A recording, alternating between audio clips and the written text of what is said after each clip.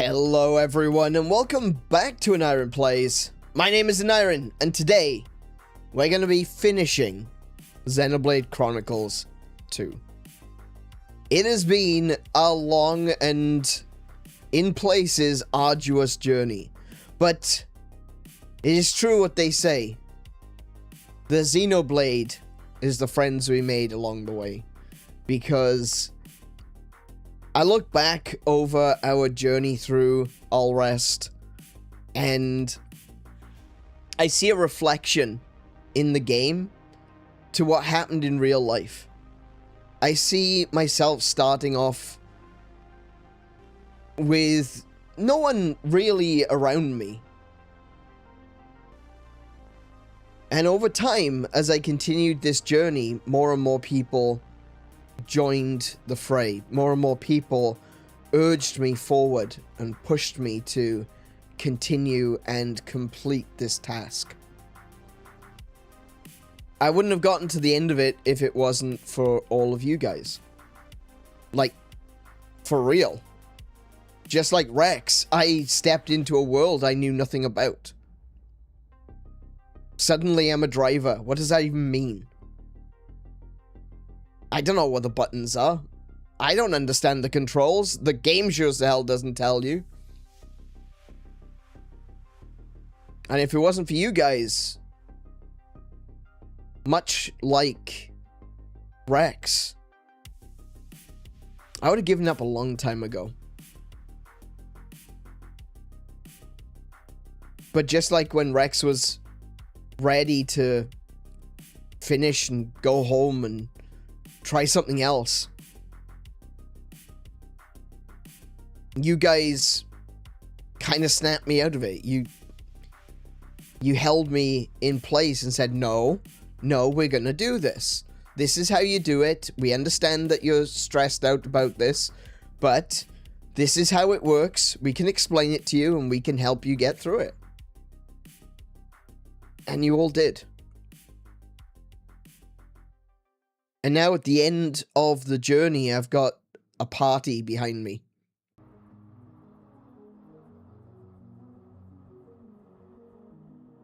I've never seen a game, I've never played a game that has had more of a direct, personal reflection than Xenoblade Chronicles 2.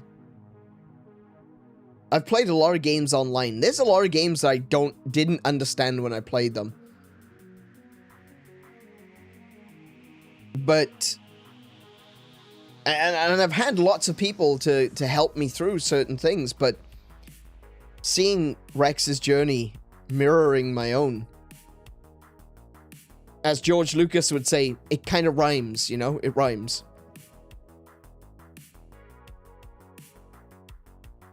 It just gives me so much more of a personal connection to this finale that's going to be happening today. And I don't think I would have, well, I know for a fact I wouldn't have gotten this far if you guys hadn't kept me going forward. I've already given up on this game once. I've already done that. I started playing it. I didn't understand, and then I stopped playing it.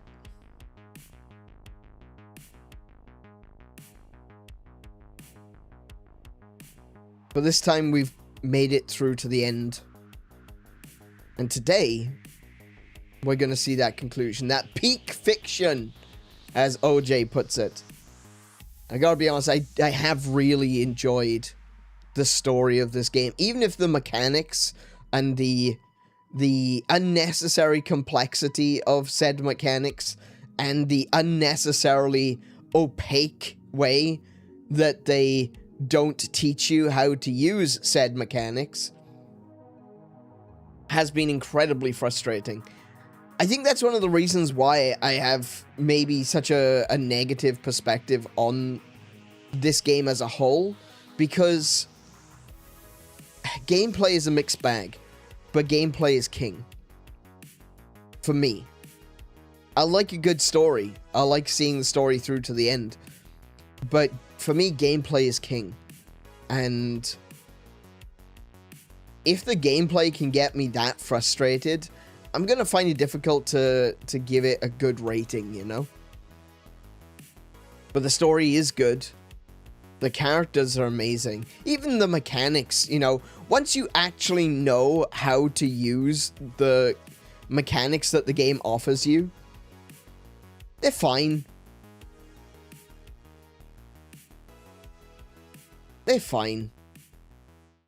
But, like, the combat really locks you in. And I like that. I like feeling that when I'm in combat with a monster or a boss, that I need to be present. There's so many games out there where you can just zone out, you know? After a certain time, you're in the groove, you know? You know exactly how to use your attacks. And so you don't have to think about it. You just have to keep moving. You just need to keep healing. But Xenoblade Chronicles 2, it keeps you present because there's always something that's about to happen. Something different, something you need to pay attention to. Switching blades, attacking different enemies, the change up of the battle, so that when another enemy comes in, and you know, sometimes that can be a bad thing too, but a well-scripted boss fight, like the spider boss fight, I really enjoyed that one, when we were coming through the caves, and the spider would drop lots of little spiders that you had to deal with that. You couldn't just focus on the boss, you need to get rid of the little things as well. That big bird that we fought in the last one that completely trounced me the first time, but when I came back, it felt like a real fight and kept me going for a while and kept me paying attention. Same with fighting Amalthus. Amalthus fight was, he kicked my ass the first time, but the second time I understood the mechanics better. I understood what he was doing. I was able to switch up my team and approach him and beat him the second time we tried. And that comes from understanding. And understanding comes from the game explaining to you, this is how the game works. But short of that, I had you guys. You guys have been way more important than the tutorials. Not a word of a lie. So before we do jump into Xenoblade Chronicles, I want to thank each and every one of you for being here, for helping me see this through to the end. Because I would have given up. If I wasn't playing this on stream, if I was playing this elsewhere, I would have given up. Without a word of a lie. And I wouldn't have looked back. And maybe I wouldn't have even played Xenoblade Chronicles 3.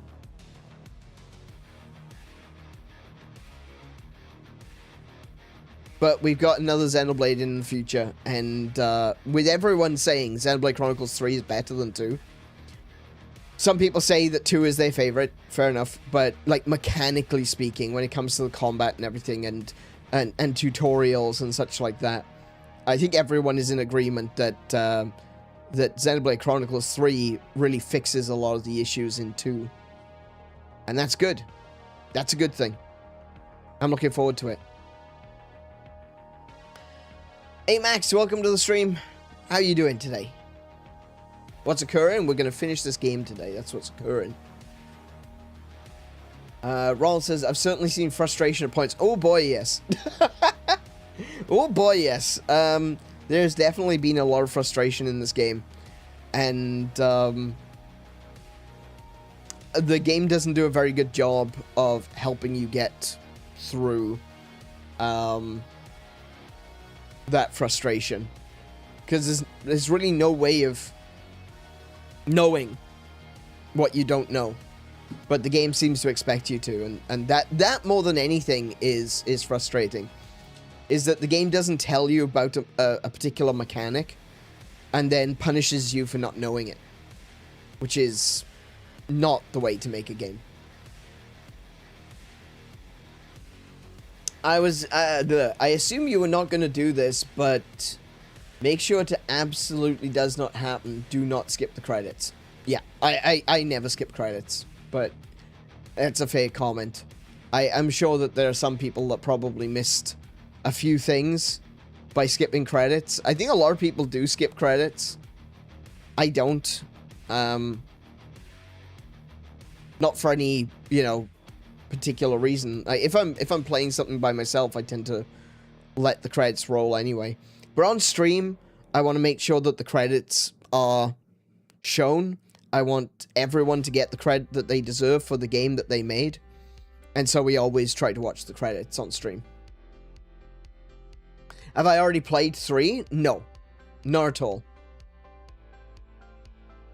Not at all. I've played some of X, but not 3.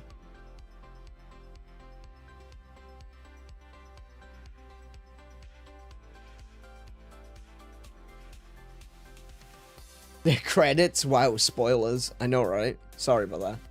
Sorry about that. Nah, I should... that's my bad. I shouldn't have told you there was credits. I dare say that there are a few people that have actually seen them. I gotta be honest. If anyone was as frustrated as I was by about halfway through this game, I imagine that a lot of people were just like, you know what? I'm peacing out. They probably didn't even get that far. Man. Xenoblade 2, for me, at least, has more satisfying gameplay loop, assuming you get the full context and understand everything. On the other hand, Xenoblade Chronicles 3 explains the gameplay 100 times better, which makes it way easier to play and comprehend. And that's the other thing, like, and this isn't like a criticism or anything, this is just observation more than anything. If you played this game more than once, you're probably going to have a... you'd have the understanding of playing through it the first time. And then the second time, you just get enjoyment of playing it. Because you know what's coming. You know what's happening. You know how to play the game. So it's very easy to turn around and say, do you know what? I actually really enjoyed this game. When you've played it more than once. But if you've only played it once, what I'm currently experiencing now, the future, it's not future, not really the future. It's the game. The game doesn't feel very rosy, you know. It doesn't tell you much of anything. A lot of the stuff you gotta do off, you know, outside of the game, looking up tutorials and stuff like that. And but I imagine that when you know, if I was to play it a second time, and I know how to use the controls now, I understand the gameplay loop. I think that I would be able to just enjoy the story more. But that's the thing, isn't it? We're not playing this for the second, third, or 20th time. I'm playing this for the first time for the most part.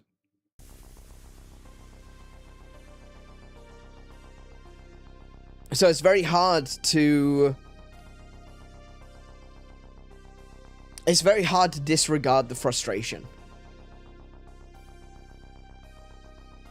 And I think it would be disingenuous of me to say that frustration doesn't matter. It absolutely does. It absolutely does. The frustration is important to be recognized, because the last thing I want to do is turn around and say, oh yeah, this game is perfect, there's nothing wrong with it. Now that I've finished playing it, now that I've gotten to the end and I understand how everything works, oh yeah, it's basically a perfect game.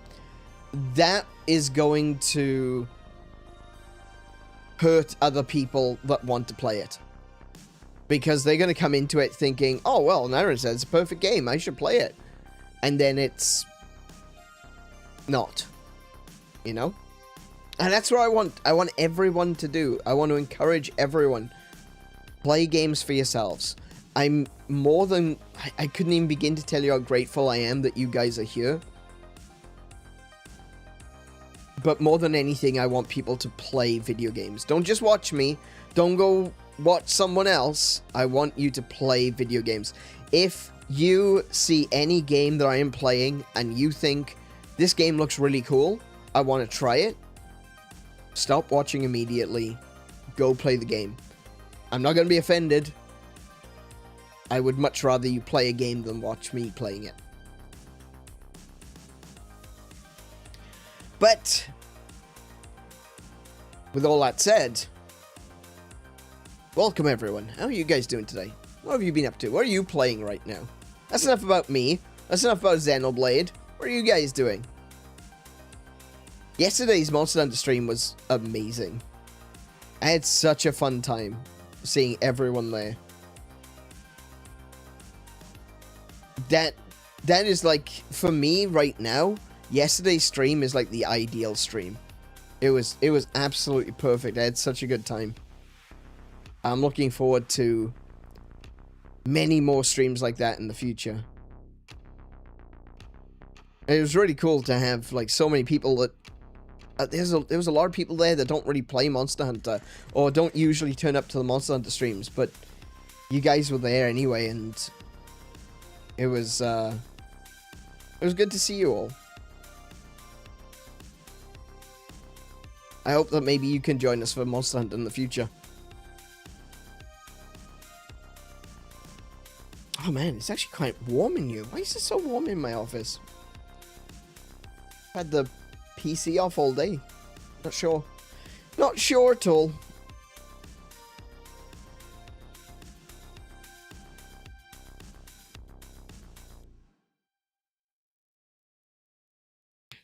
We're going to get a little funny glitch. Assuming you start from the main menu, it will play the wrong ODT track while loading for some reason, which is funny. Okay.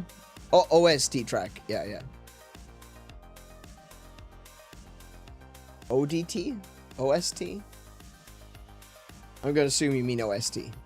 Soundtrack. Yeah. Okay. That's interesting. If it's like your office was frigid 30 minutes. I know. I don't know what's going on. I'm sitting here now in my chair and I'm like, this is, why am I feeling really warm? I don't understand. I don't get it. I don't know what's changed, but I feel quite warm right now. I'm convinced that I'm about to get sick. Excluding what we talked about yesterday, I did wake up today with a bad headache and like stuffy nose, and if I sound a little bit off, it's because of that. But I don't think I'm sick yet. I just feel what should I, not myself. I feel a little bit not myself. But yeah, I don't know, I feel warm. I feel really warm. The air conditioning is on. The office is about the same temperature as a fridge, because that's the way I like it. It's also nice and dry in here, so it doesn't, you know, all of my games, all of my classic games on the shelf, they don't get sweaty, they don't corrode, it stays nice and dry.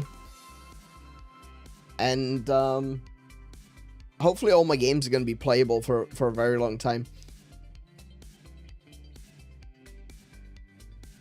I know all my SNES games and N64 games are fine. I need to fix my N64 though. Complete tangent, I realize. I do need to fix my N64. Both mine and Kiko's N64, I think, has gotten a little bit of moisture damage. And so I think I want to do like a recap of both of them, just to make sure that that everything is fine. Swap out all the capacitors on the board, clean up the board if necessary, and yeah, basically get a new N64 out of one of my old ones.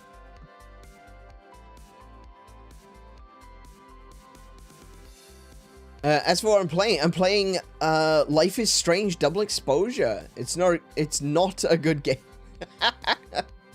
It seems to have two modes, boring and insanity. There's no in-between.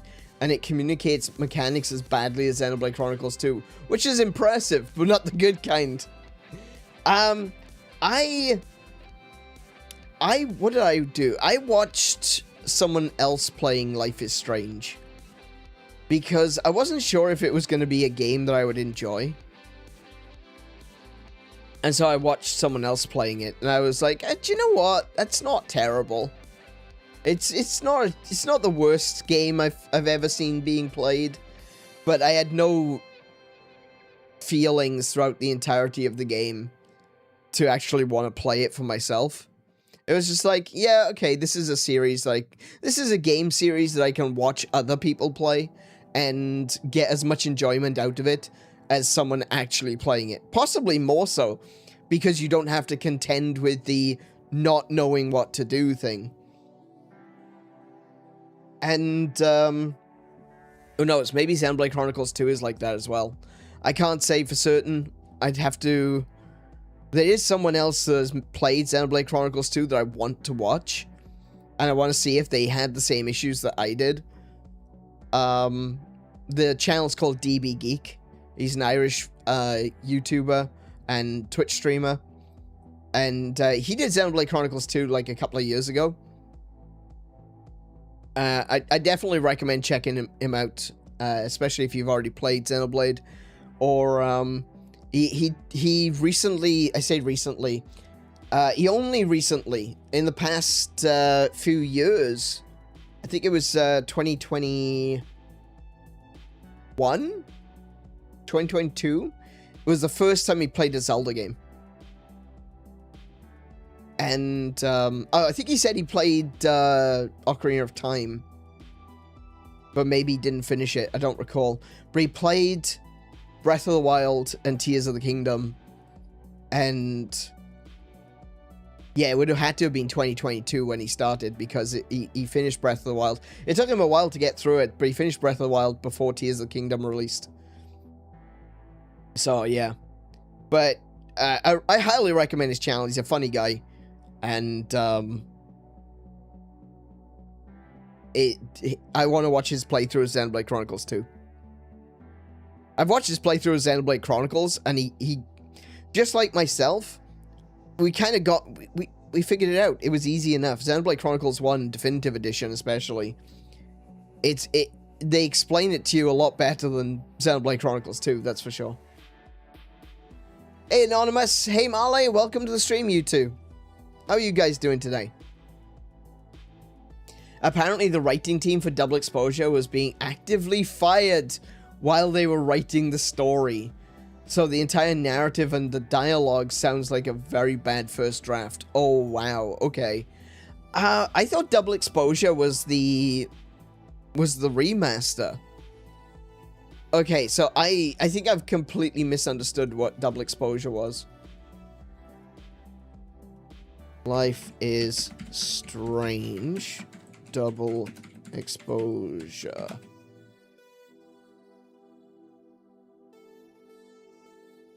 Oh, okay. Yeah, that is a different, that's not what I thought it was. That is not what I thought it was. I've watched people playing the original Life is Strange and Life is Strange True Colors. I thought Double Exposure was a remake, like a remaster of the original. Just goes to show I'm not paying attention. Yeah. Actually, I tell you what, a really good way of watching Life is Strange True Colors is the explained video. So if you know anything about Internet Historian, he's got a channel called Story Mode. Is it called Story Mode, or did he change it to Explained? It used to be called Story Mode. I don't know if it still is.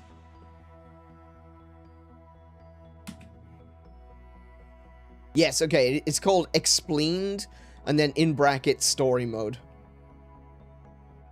And, yeah, he did a full version of Life is Strange True Colors called Life is Explained.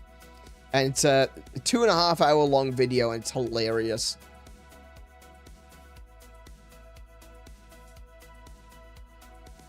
I really enjoyed that one.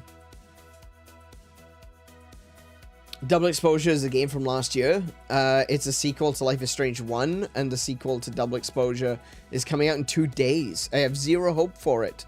Fantastic.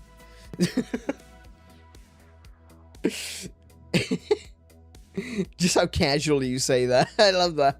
Maybe it wasn't intended that way. Maybe it's just the way that I said it, but yeah. The sequel is coming out in 2 days. I have zero hope.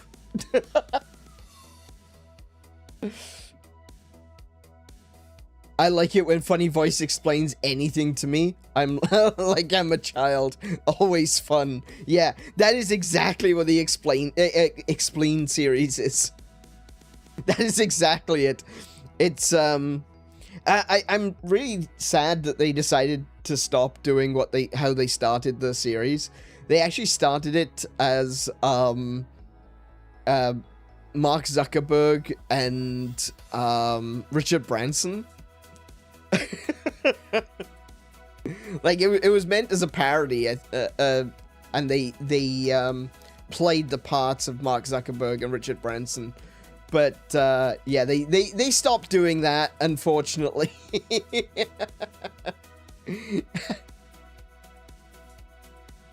But it was I loved that. I thought that was great. Oh wait, no, some of them is Bill Gates actually. It's Mark Zuckerberg and Bill Gates. But there was one where Bill Gates was swapped with Richard Branson. Oh, there's Jeff Bezos as well.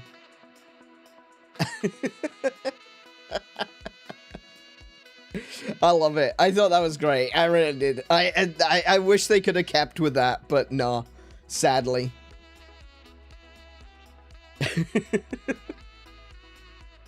To be fair, that does sound like OJ. The best part of this is the fact that I bought both of them in a bundle. So I'll be cursed to have that game in my library, and I'll probably even play it. Oh no, okay. I mean, I don't know. I think that experience is its own reward. Maybe. Maybe. Yes, the way you read it was how I intended. Fantastic. I'm starting to understand OJ on a deeper personal level. I think experience is important and beneficial, even if the experience itself isn't positive.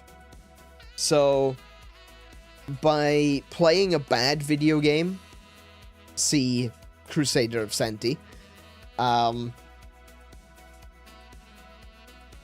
or going through terrible tutorials, see Xenoblade Chronicles 2, you can come to appreciate when someone does do something right.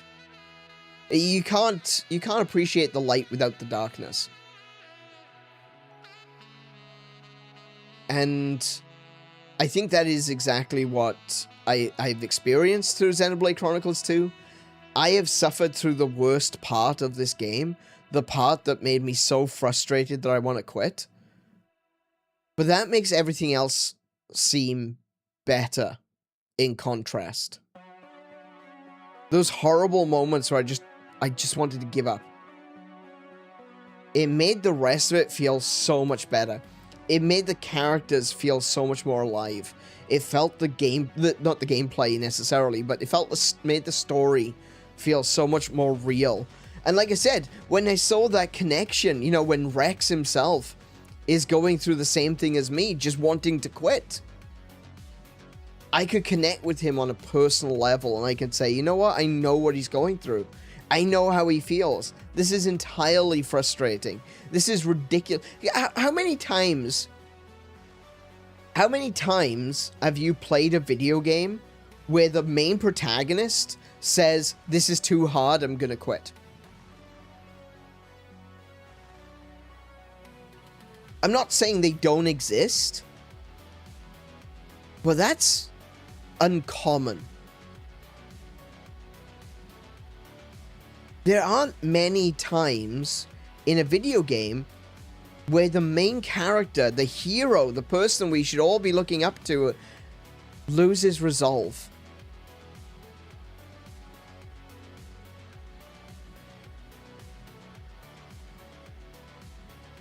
That is so real.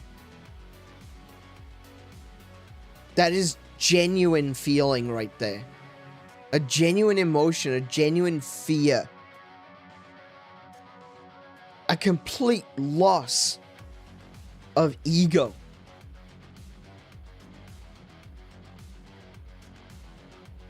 And the realization that I can't keep going. I'm gonna drag everyone down with me.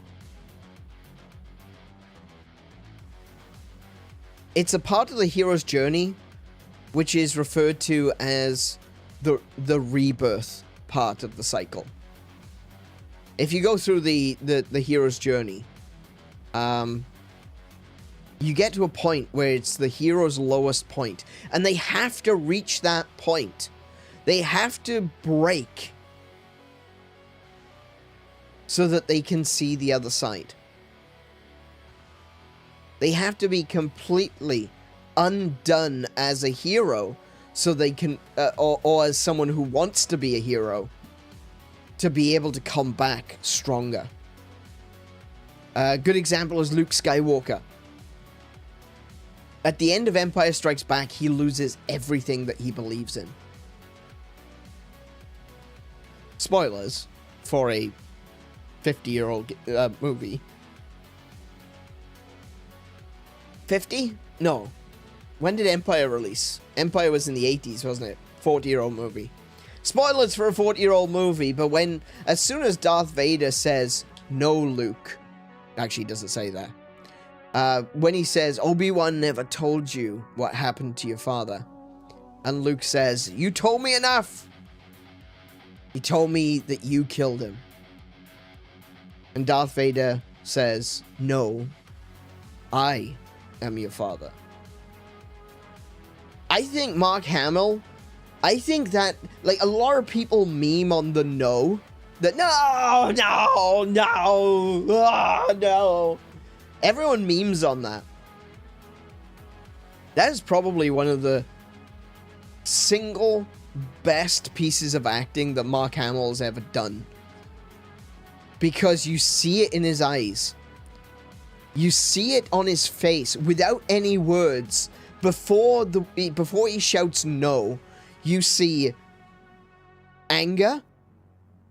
He told me enough. He told me you killed him. You killed my father. There's the anger. But it goes from anger to disgust. Why would Darth Vader's lying to me tell me that he's my father? To fear that it might be true. Confusion, realization, and then back to fear and acceptance and the horrible truth that leads into the no, and then, you know, throwing himself off Bespin.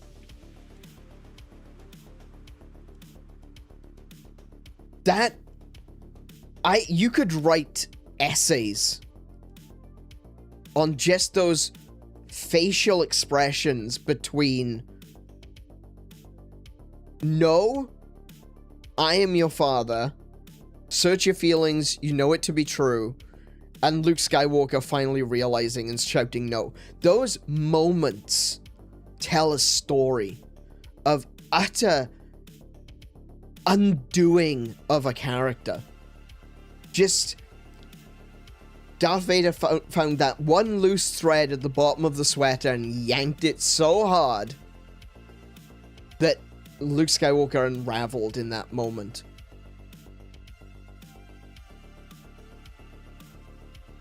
And the silence at the end when he gets found and he's taken on board the Millennium Falcon. The silence, the emptiness, the realization that everything you believed in was wrong. Everything you thought, you thought you could be the hero? You? Stupid kid from a backwater planet?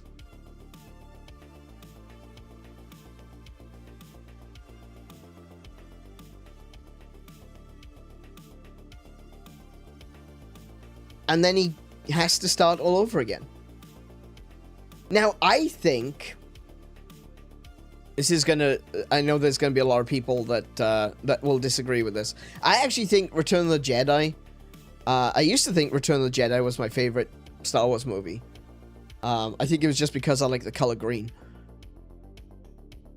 But in retrospect, I'm not a huge fan of the way that Return of the Jedi starts. Because we see... In Return of the Jedi, we see the rebirth of Luke Skywalker. The acceptance, the acknowledgement and the rebuilt Luke. Literally and figuratively. You know, he's got a new hand. Literally rebuilt. His ability to fight has been rebuilt. Restructured. That's a really good metaphor. That the hand that he uses to hold his lightsaber has been literally rebuilt. So now he's able to become the Jedi that he always should have been, because he was holding on to something that was a lie. But I'm actually really disappointed at the beginning of Return of the Jedi, because I feel like we need to see more of that. We need to see him fail more. We need to see him struggle more. And the way that they bring him back, you see the struggle, you see the pain at the end of Empire. But then, as the first time that you see Luke Skywalker in Return of the Jedi, he's returned in glory. You know? He is now almost a Jedi Master in his abilities. And he's not afraid of the dark side anymore. Like, one of the first things you see him do is he uses a force choke on a Gamorrean guard. He's no longer afraid of the dark side. He can use it when he needs it.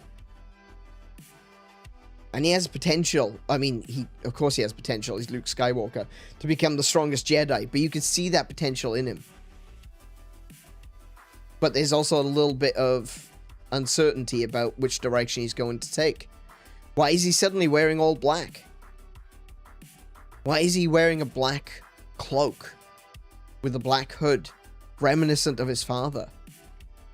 Is he starting to turn to his father's side? We don't know. We don't know yet. Not in Return of the Jedi. We don't know that.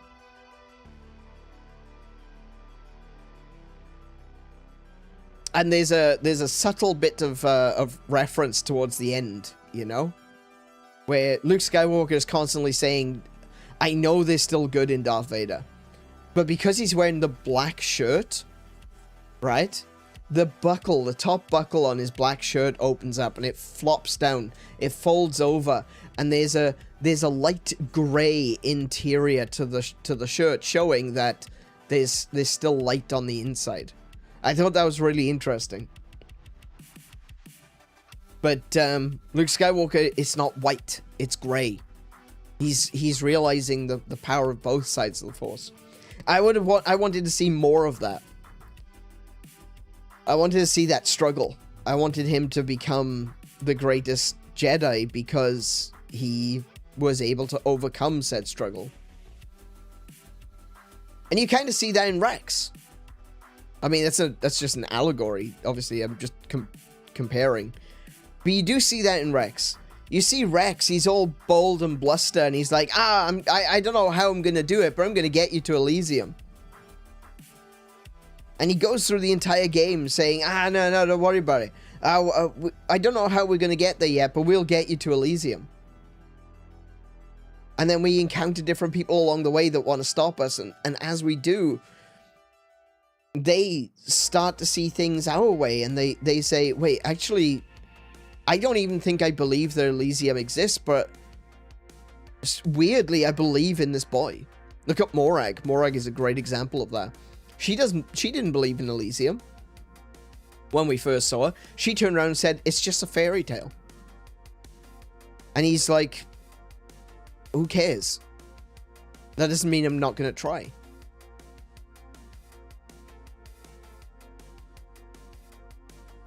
And he started to win people over.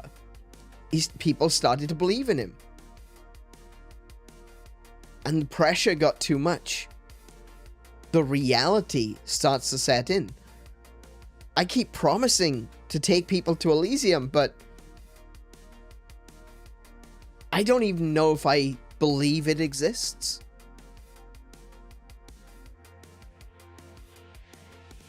And that breaks him. Brings him down to his lowest point. He doesn't know what he's doing. He's not a driver. He's not a real driver. He hasn't been trained. He hasn't been to the Praetorium. He's just Rex. He's a salvager. That's it. That's all he is. Even if Elysium did exist, he wouldn't know how to get there. I've just been lying to everyone. That's the lie. For Luke Skywalker, it was the lie of his father.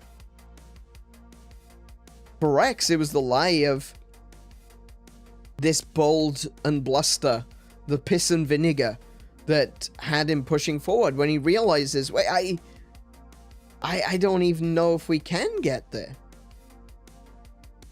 And it's his own failings that makes him want to quit, want to finish.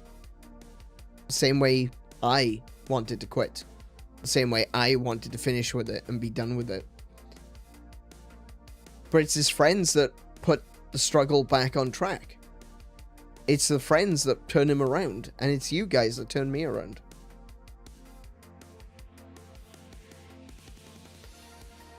It's a fantastic moment in any video game, in any movie, in any book.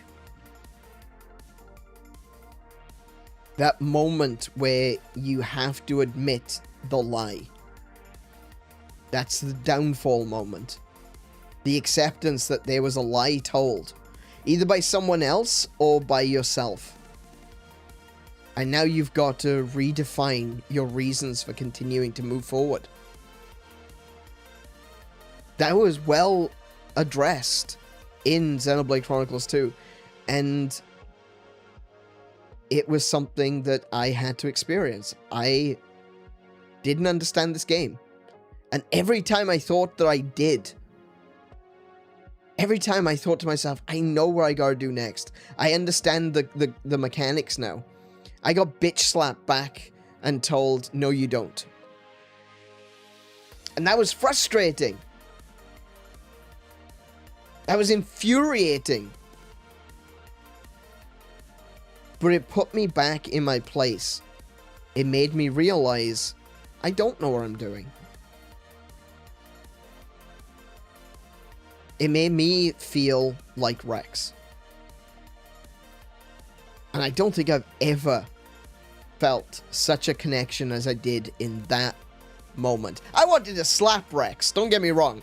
I did. As soon as Rex turns around and says, oh, I don't think I can do this anymore, I'm just like, oh my goodness, don't you start. I've already been through this. Don't you start.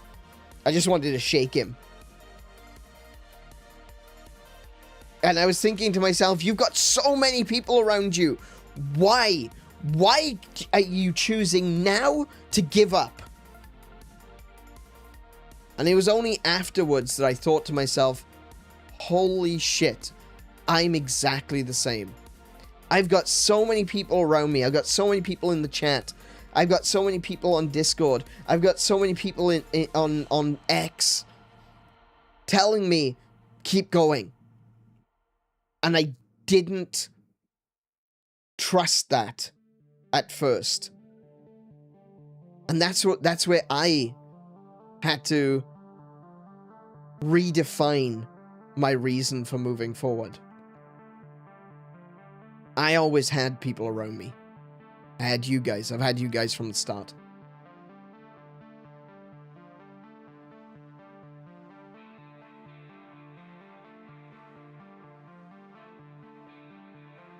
For that reason, I'm gonna say that this, yeah, do you know what? This game's amazing.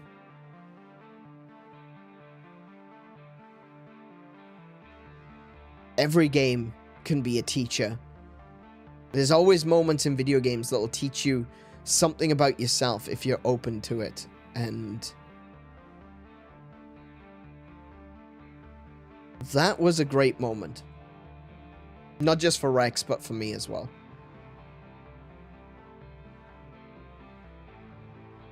Welcome to the stream, Stylish. How are you doing?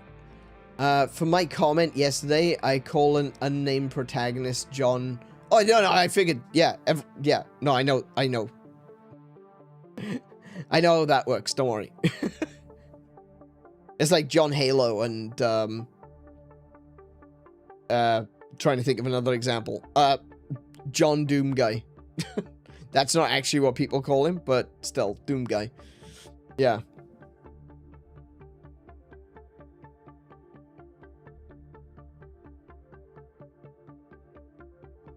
Talking about irony at its finest. I think you're right. I think that is a good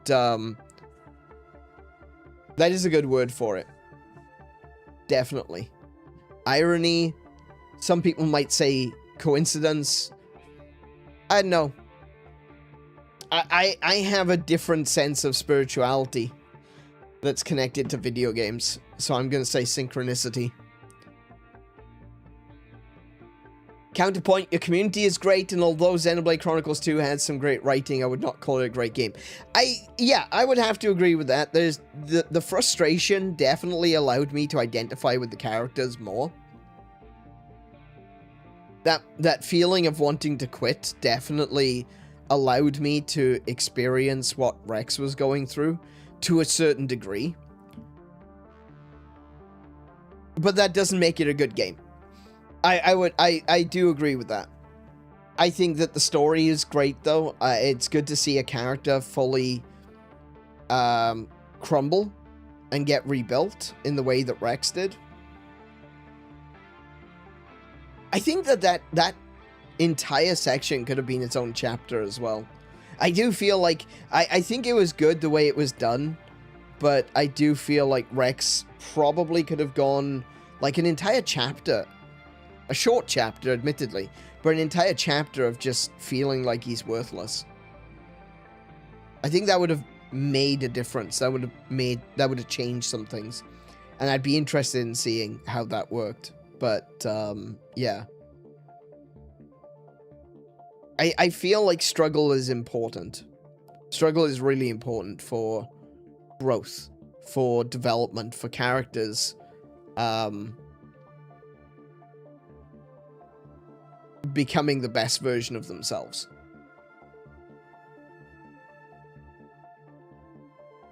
If Frisk didn't have a name, I would have called him John Undertale. 200 IQ from the game designers? Yeah, definitely. Make the game so frustrating that the player wants to quit so that they can identify with Rex. Yep, perfect game design, actually. There we go. Perfect game design.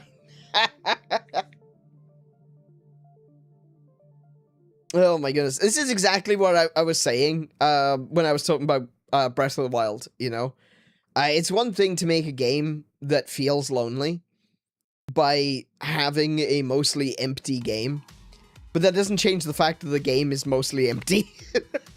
It's just like, did you really need this giant world? No, probably not, but okay.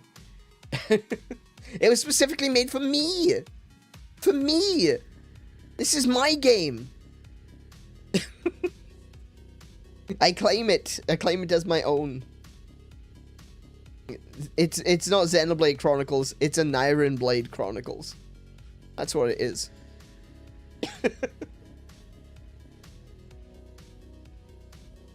Anyway. Yeah. Thank you for listening to me ramble while I talk about all the reasons why, yeah,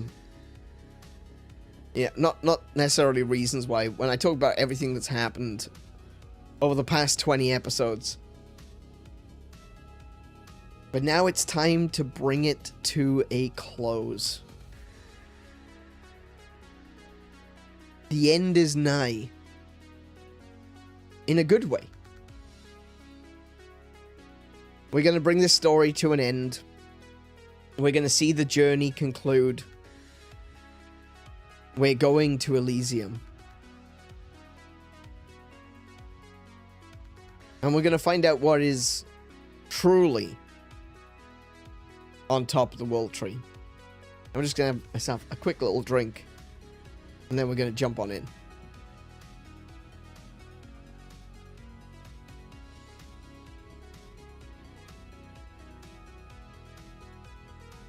Episode 20, what a perfect ending number. Almost makes the filler episodes worth it, huh?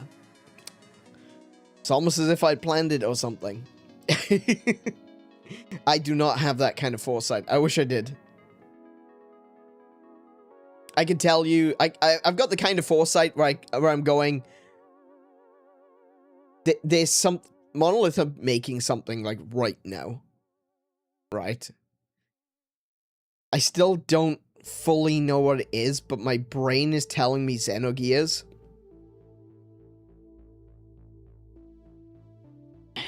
I don't think it's actually going to be Xenogears. That's the frustrating part. So it's probably Xenoblade Chronicles X2. Right? But I think I'm pretty sure Monolith are working on something with mechs. That's the kind of foresight I have. That's something in my gut tells me Monolith are working on something with mechs. Part of me is saying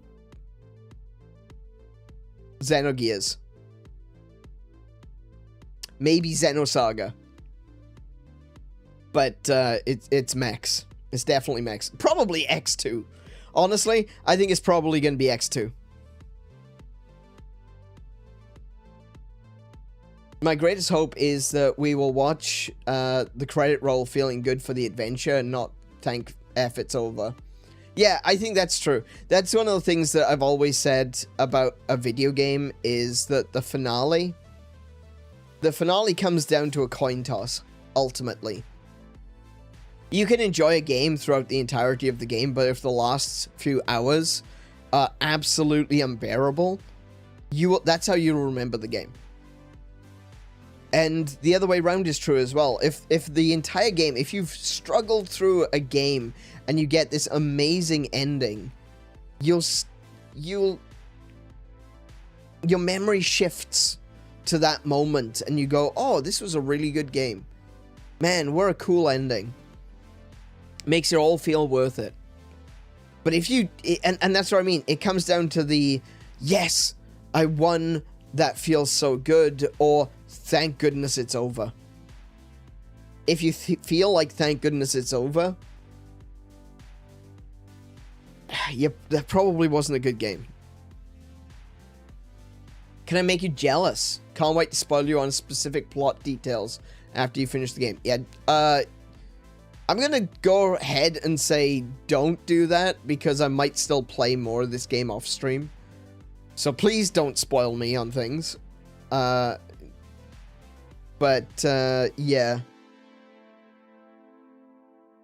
I think there's probably going to be a lot that I'm not going to understand the first time.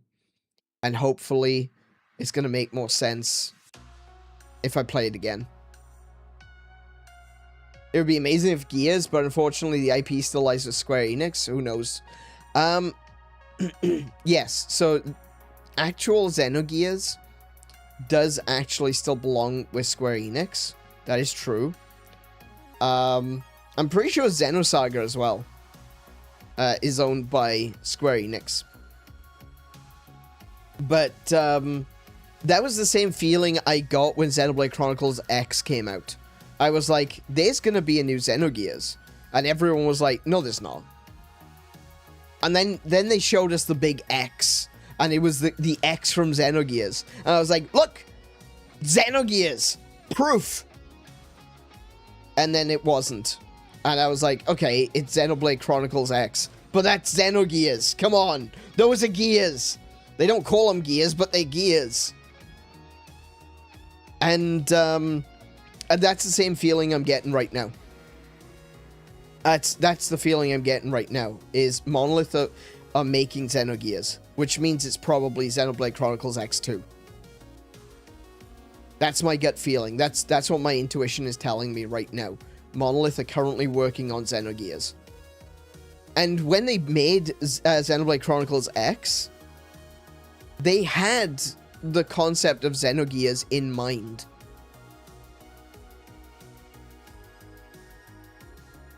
Which is why I think that's the reason I'm picking it up that way. Is because they're looking at it and they're going, we want to make Xenogears, but then they call it Xenoblade Chronicles X. And I think that's where I'm picking up now. I'm pretty sure that the next one is going to be X2. Oh yes, you're right. Sorry, Bandai. Yeah. That's right. Xenosaga was Bandai. You're right. You're absolutely right. I think even though they removed it from their website, they do still own the IP, but Bandai Namco do work with Nintendo, so they could do a Xenosaga remaster. I don't know if they necessarily bought the rights. It could just be a part of their agreement, you know, to develop games for Nintendo, that they've reacquired the Xenosaga story, or maybe they'll do like a remaster or a remake or something. I would be interested in seeing, I'd be very interested in seeing Monolith doing Xenosaga, but then doing like what they did with the definitive edition of Xenoblade Chronicles X, and Xenoblade, well, just the Xenoblade series in general, and see if they can fit Xenosaga into Xenoblade. I think it wouldn't be, I really don't think it would be too difficult, honestly. It still falls on a lot of the similar ideas that we saw in games like Xenoblade Chronicles X. And it's got a lot of similar ideas to what we see in these games. Without getting too deep into it, because I don't want to spoil, for anyone who hasn't played Xenosaga, I don't want to spoil it.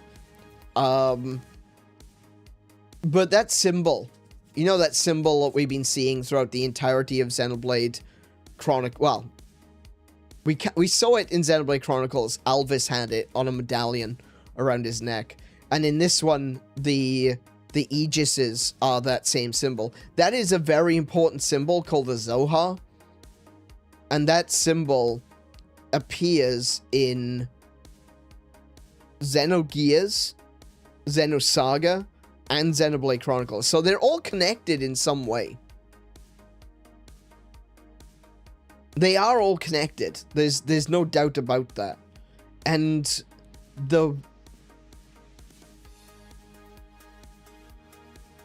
I'm trying to figure out how to say this without spoiling it too much. There is a bit of a connection between the meaning of the Zohar in Xenosaga. It's got a similar meaning as was revealed in Xenoblade Chronicles Definitive Edition. It's not exactly the same, but it's close. And in this one, it seems to be the symbol of the Aegises, so people who were directly connected to the creator. And I'm very curious as to who the architect slash creator slash god is in this world, and why the symbol of the Aegises is the Zohar, and one of them is green and one of them is black. That's the same as, you know, Bionis and Mechonis. There's a lot going on there. There's so much going on there, and we got a cutscene through it during this during this game where the world was cut in two. There's only one thing that can do that, and that's the true Monado. So, ooh, wonder what that means. I guess we'll find out today. Interesting to note that the symbol was not there in the Wii and 3DS versions. No, that's right. That's why I said Definitive Edition, yeah. Yeah. But they definitely intentionally in Definitive Edition reintroduced the Zohar, which is a symbol from Xenogears. Like it was in Xenogears. I shouldn't say it's from Xenogears. It kind of is. It was in Xenogears, but it wasn't like a major. It wasn't as major as it ended up being in Xenosaga. without going into detail. You know, this is the thing. I'm trying to avoid spoilers of Xenosaga and I want to play Xenosaga, so I kind of hope that it is Xenosaga that Monolith are working on. But like I said, my intuition is telling me that it's going to be Xenoblade Chronicles X2.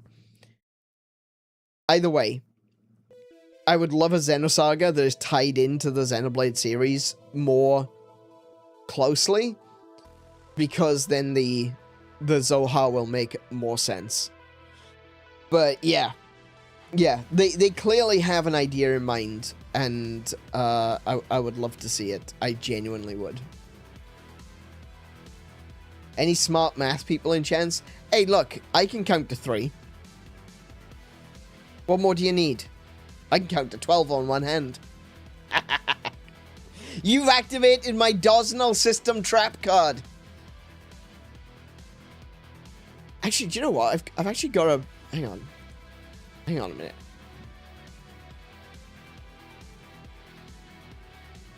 Where is this? Where is it? I swear I've got one. Hang on. I do actually have one. Where is it?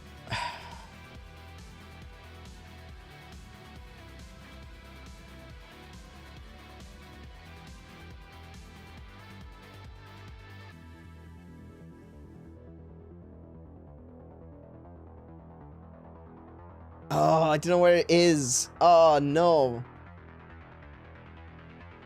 Maybe it's in my projects folder.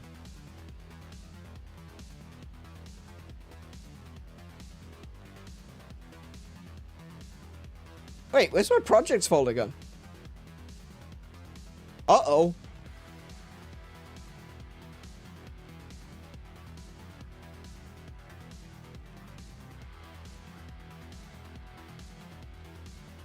Uh-oh. Uh-oh. Hang on. There's an entire folder missing from my PC. I hope it was what... Oh, I really, really hope I saved that. I'm gonna assume, I'm just gonna... For the sake of my sanity and for this evening, I'm going to assume that it's safe and sound on my other PC. Oh, I really hope not.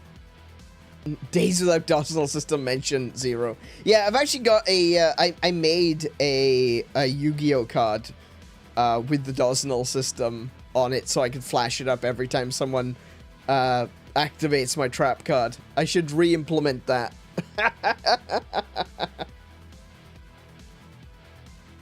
How do you draw a bisector of a complex number to define the area? Easy. That's easy. With a pencil. Come on now.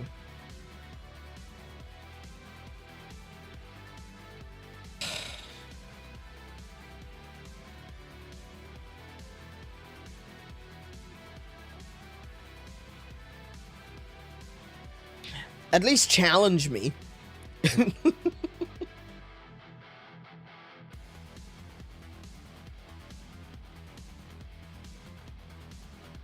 Anyway, how about we play some Xenoblade Chronicles? Is it? Shall we? Hang on a second. I think Ronald said something. Oh, Ronald said have a good one. All right, so Ronald's heading off. Sorry, mate. Sorry if I missed you. Actually, I've missed you twice now. Oh no. I wanted to say thank you to Ronald because yesterday Ronald sent a super chat and I meant to thank him at the end of yesterday's stream and I actually forgot. I was really tired. So I wanted to thank him again today for the super chats. And I'm looking forward to in the future we're going to have a weekly video that is going to be coming out on this channel, hopefully. Where I can then, you know, thank everyone that sent super chats and stuff like that. Like a way of credit, you know, giving credit to people who have been dropping super chats and donations and stickers and all that kind of stuff. So like really I owe you guys so much, so much thanks for people that, for everyone who has sent super chats and the like. It really does mean a lot to me that this is slowly becoming something that I can make a living on, you know?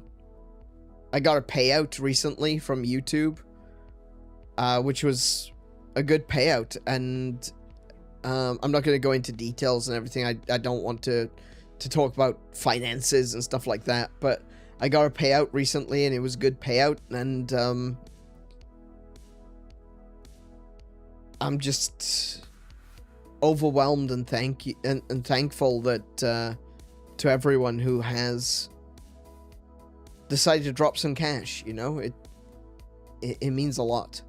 It really does. And I want to be able to give my thanks back. But at the moment, I don't really have a means of doing that. But my plan is that we will be starting up the loading zone, like the proper loading zone. For anyone who has only been here since the beginning of Xenoblade Chronicles 2, you guys probably don't even know what the loading zone is, which is fine. But when the loading zone actually goes live, we're going to be using that as a means to be able to say thank you. So, please look forward to that.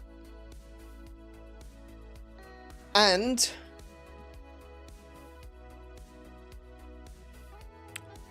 let's play some Xenoblade Chronicles 2.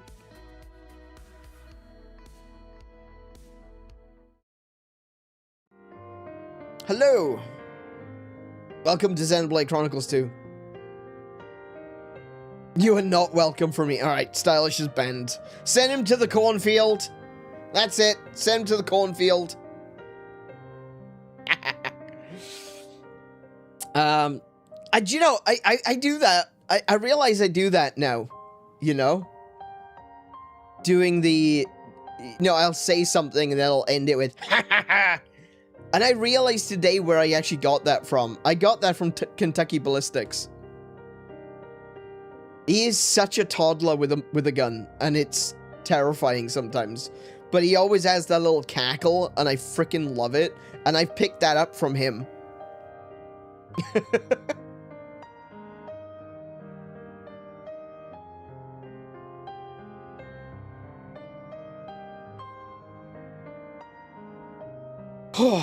All right.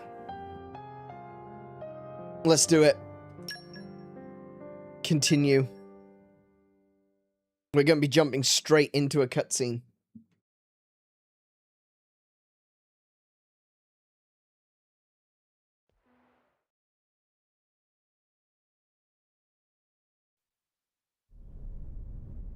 And thus boy met girl. Look! Look! Oh my goodness!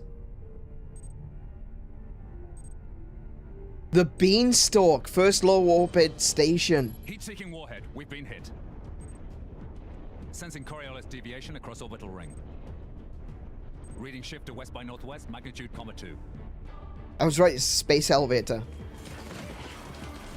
Correcting tower balance. Releasing anchor bolts 127 through 214.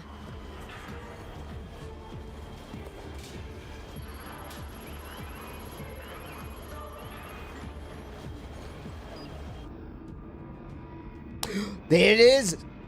That's it. That's the Zoha.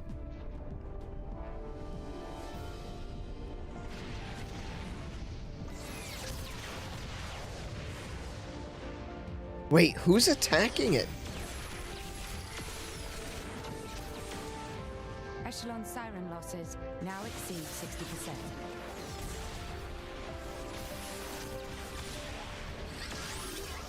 So we got Gundams. I'm okay with Gundams. Gundams is good. Director, the Beanstalk cannot hold. The Saviorite rebels are very close to capturing it.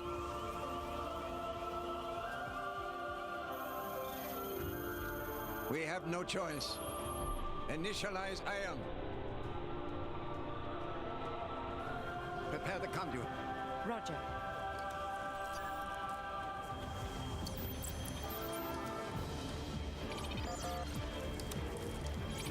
So this must have been a... The conduit's authorization has failed.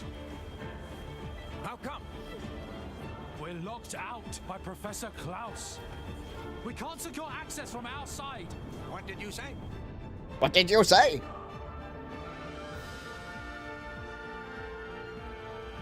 Trinity processes sync rate at 96%.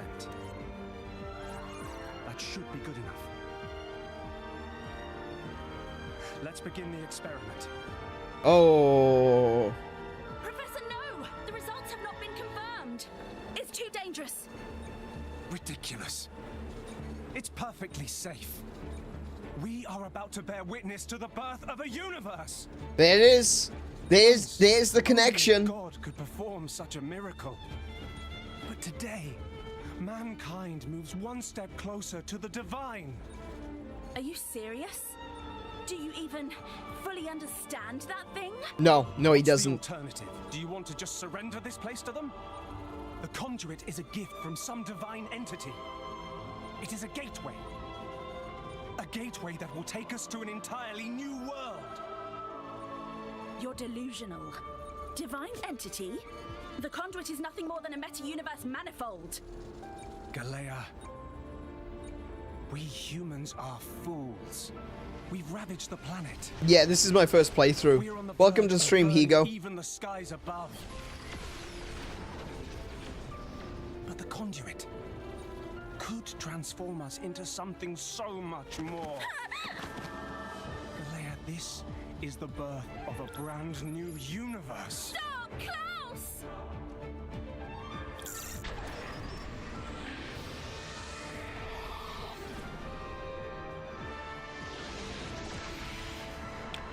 Oh, that was the universe split in two.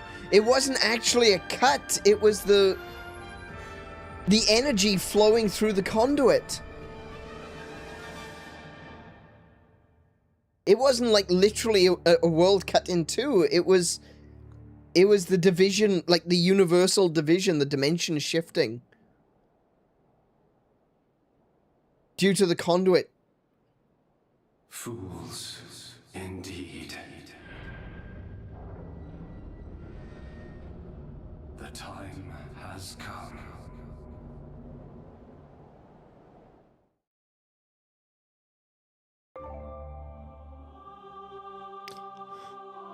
You for real?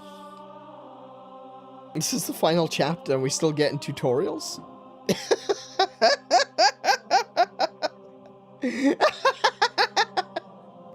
Oh my goodness.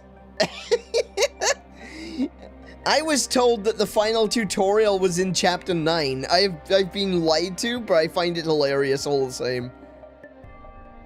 Everyone drink. Yep. Let me tell you about a special 3-person attack which only Rex can use. Oh. Oh, then it doesn't get any use then.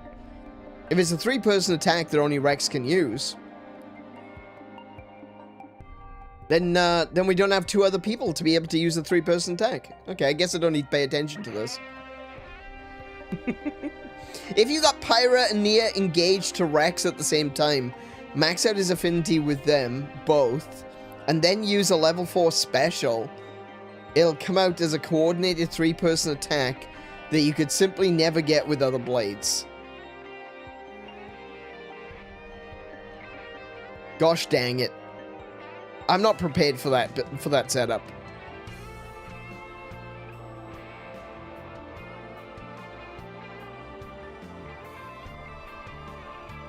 Its destructive power is also a cut above regular specials, so if you've got Pyra or Nia engaged, be sure to use it to its fullest. Okay. Well, we've got Nia as a dedicated healer, so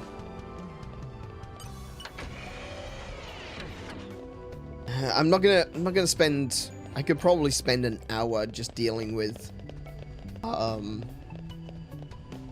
you know, rebuilding every the build, the squad build.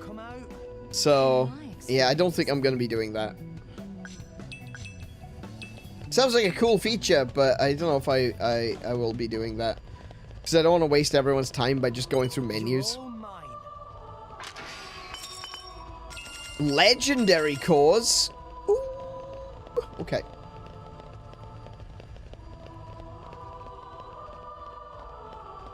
Come out, come out.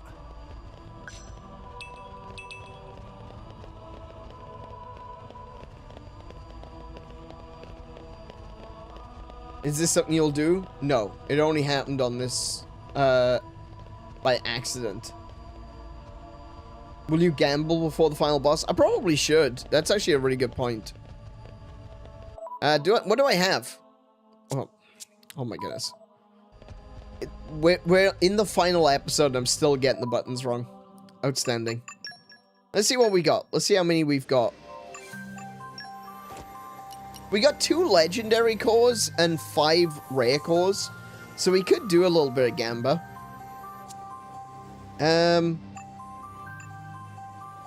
Let's put the choker on Morag.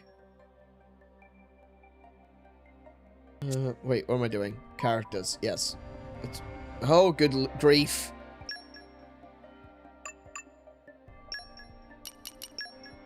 So she's currently wearing a breakstone. And I want to give her the goddess necklace. Oh, too far. Goddess choker, there we go. Zeke is currently wearing it. That's alright. A little bit of luck, that's all. A little bit of extra luck. Now then, everyone in the chat, send me your energy. I need all the energy in the world. I'm going to use 1 legendary core on Morag and 3 of the rare cores. And then I'm going to use the other legendary core and 2 of the rare cores and probably a common on Zeke.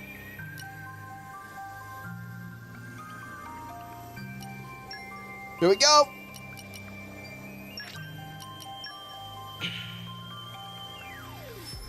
I will no longer send energy to Morag. She's best girl, so shush. I will not have your naysaying. That is a common. That was a common.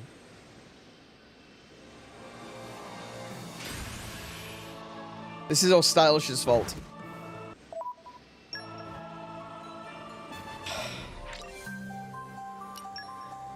Okay. We'll do 3 of these.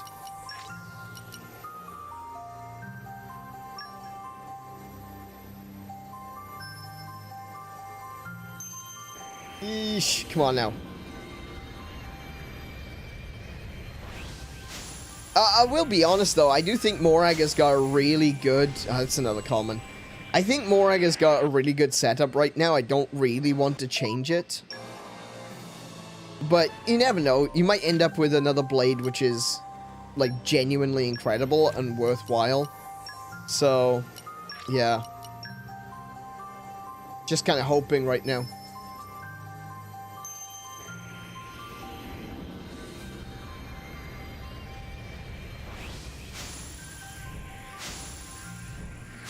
Oh, I got the ball! I got the big ball! I have no idea what this is.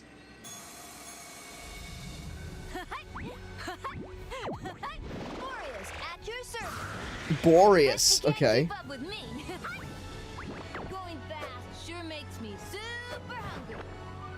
What the heck is that?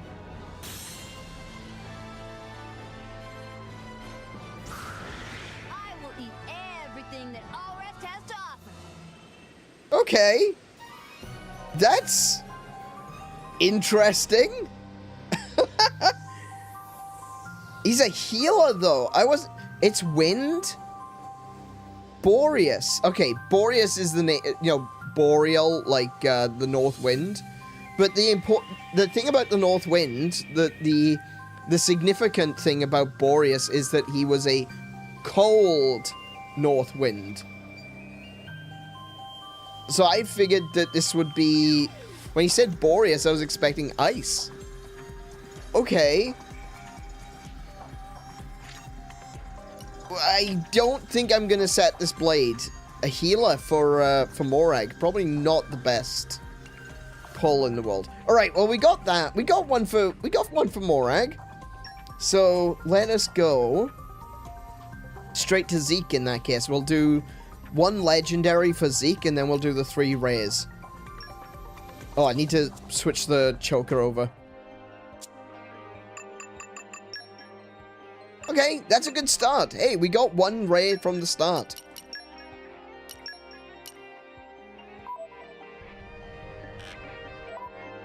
Forgive me. I will never remember the controls for this game. I don't know why.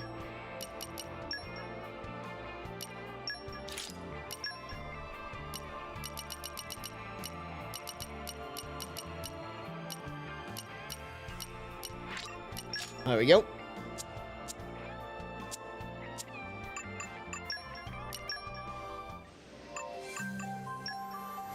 Legendary core crystal. We don't need to do a justice boost. I do really want him to get a light-based character, though.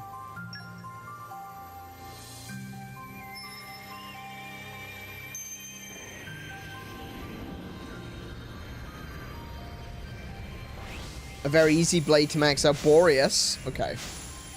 That's another common.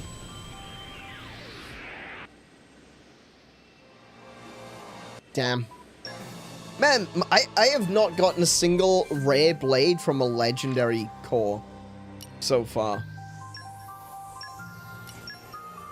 I think I've actually gotten more rare blades from common cores.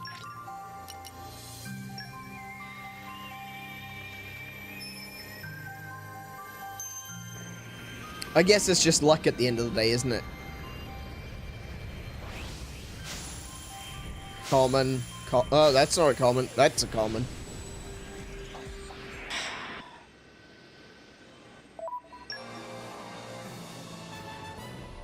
Okay.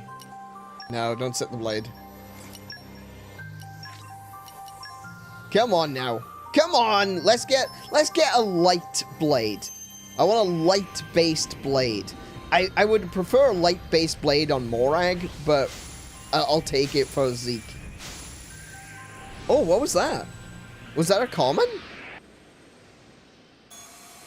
That is not a common. I am Aegis. Lower your gaze, underling. I already hate him. You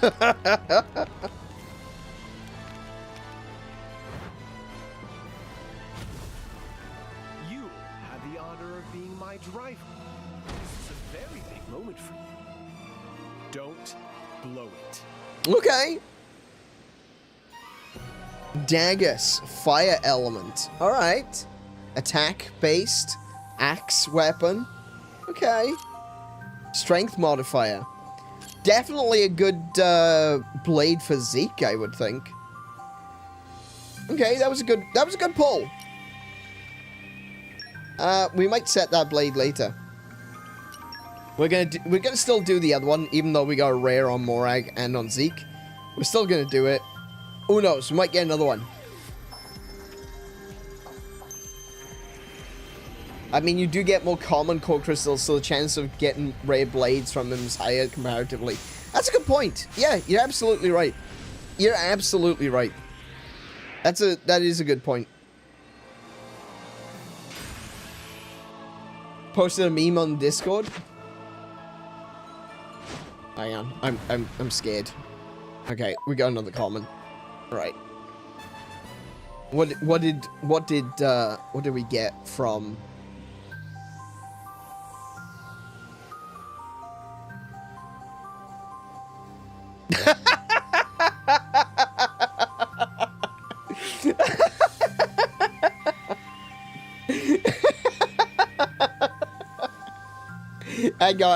I'm gonna show that. I have to show that. Wait, why can't I save it? It's not letting me save it.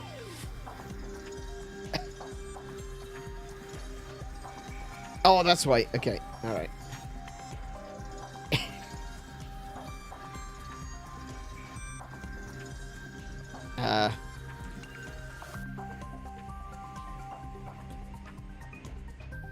Hang on. Sorry. Hold on a second. This is a good one. Here we go. Add image.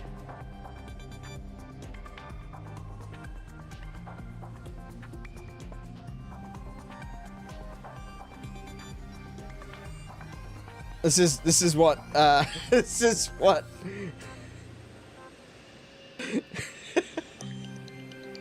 this is what Stylish posted on Discord.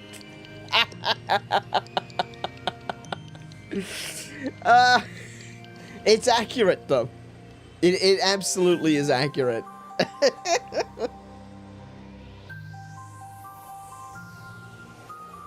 Oh my goodness. I mean, yes. Yes, it is entirely true.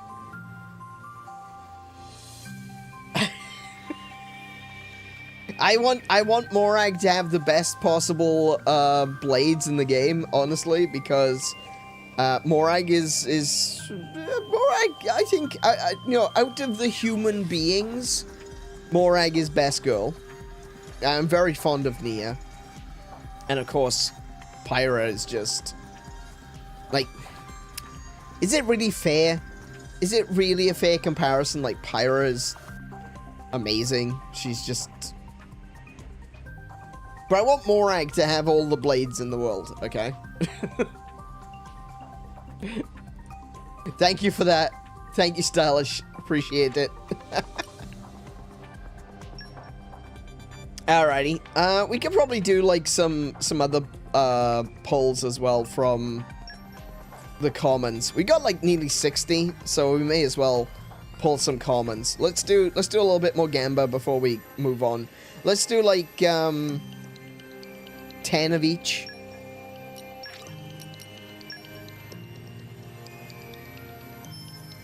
I'll switch back to Morag after that.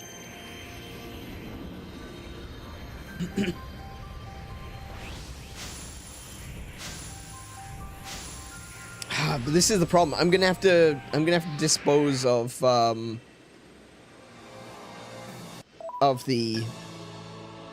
crappy commons as well. So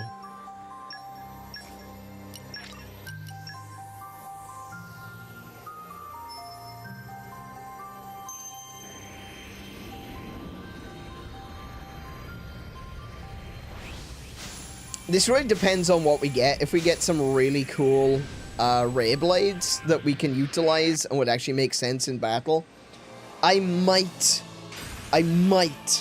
try to do a build, a squad build that doesn't include Nia as a healer. It sounds like a really cool function to be able to have the dual wielding. That's a really cool idea. And it kind of makes sense for Rex, being that he is the master driver.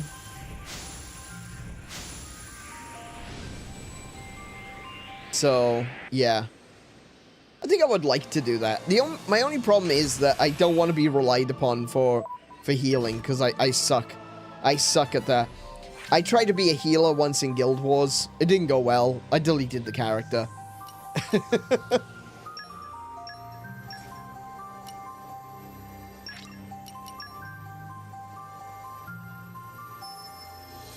Just a bit too much to keep track of, you know? You want to make sure that people aren't dying. You want to heal them at the right time. Honestly, I think the AI does a better job of that than me.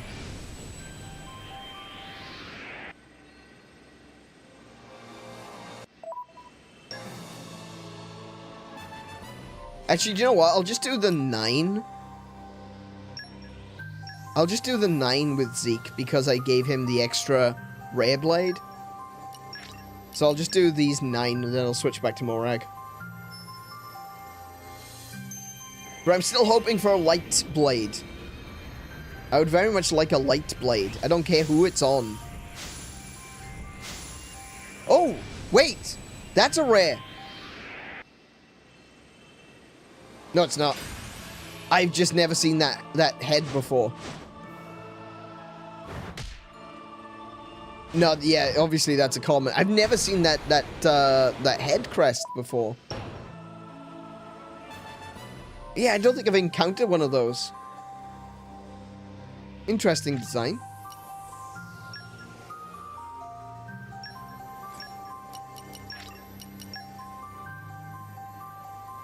Come on now. What do we want? We want a light blade. So let's do it. Let's get a light blade. Come on now.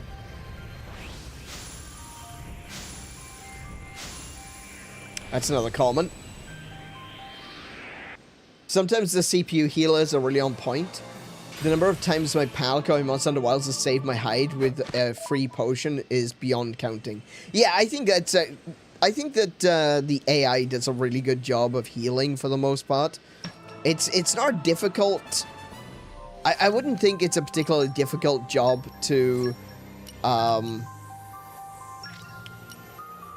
program, you know? It's just one of those ones where, you know, if the characters require healing, use a healing spell. Try not to attack. Avoid being hit. It's pretty straightforward.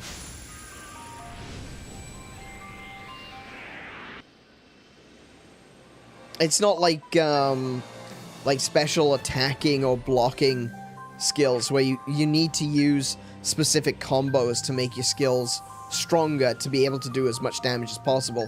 It's just simply a case of keep people healed. Stay out of the way. I don't think I've ever played a game where I have been frustrated with the healer. I don't think you missed anything. I've gotten... What was that? Was that another common? Yes. You haven't missed anything. I've gotten nothing but commons so far. Alright, now I'm gonna have to get rid of all those blades. Chronological. There we go.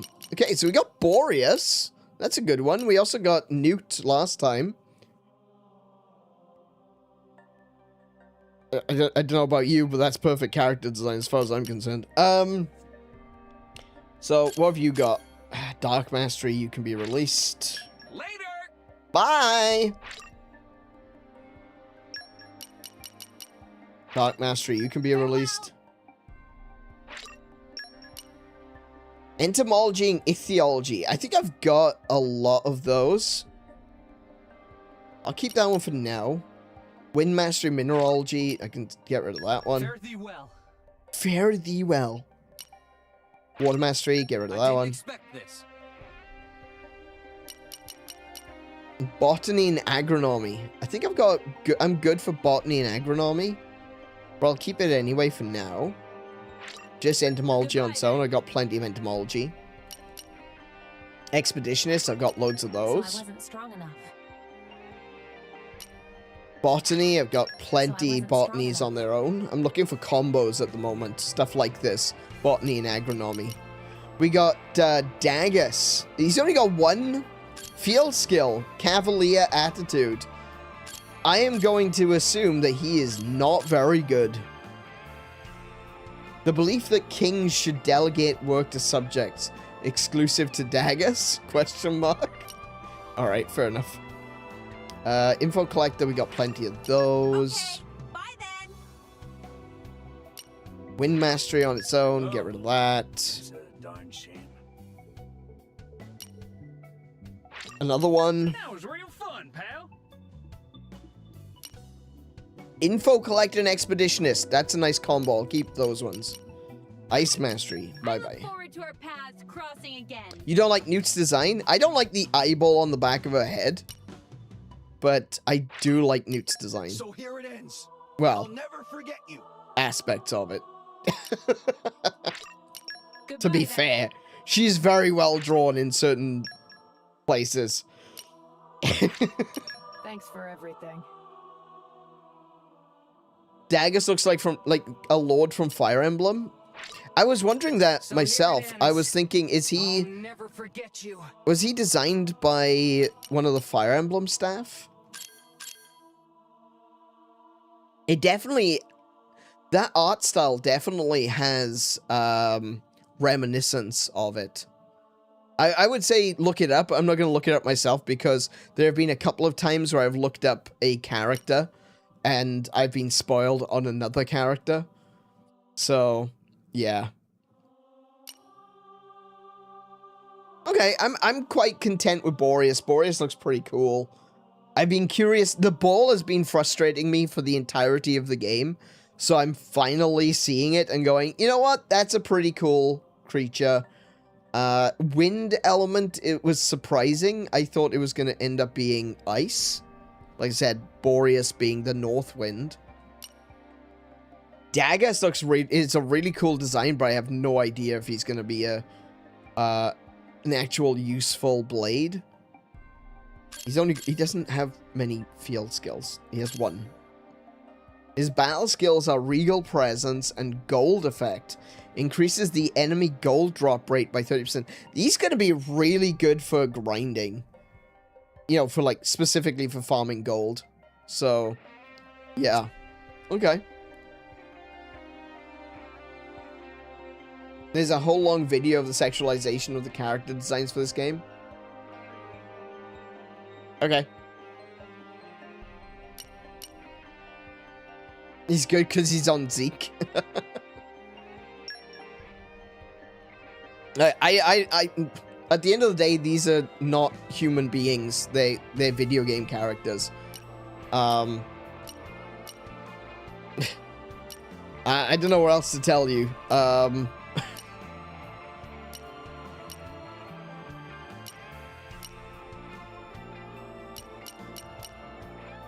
I've got no problem with it whatsoever. Except for this one. I've got a lot of problems with this one. This one shouldn't be in the game. This is an abomination. This is offensive to me. And I would rather not. Thank you. Man, I love that design though. Adonine's design is still one that's really appealing to me. That and the giant dragon mech. Yeah, exactly. Like Kiko says, I'm just going to enjoy looking at pretty cartoons. It's not hurting anyone.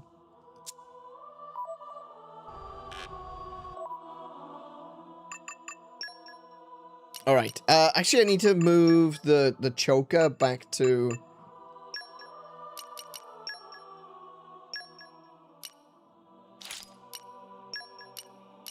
Morag.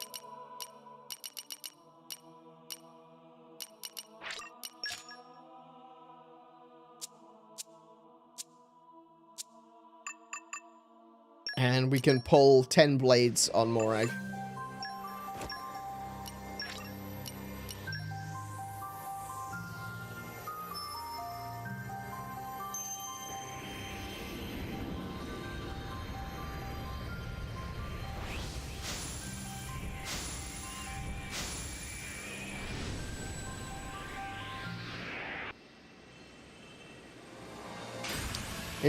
Its design direction looks dumb to me, to be honest, and I'm glad that they largely moved away from this for default appearances. Sure. I'm gonna say agree to disagree at the end of the day. I think a lot of the blades look kinda silly, and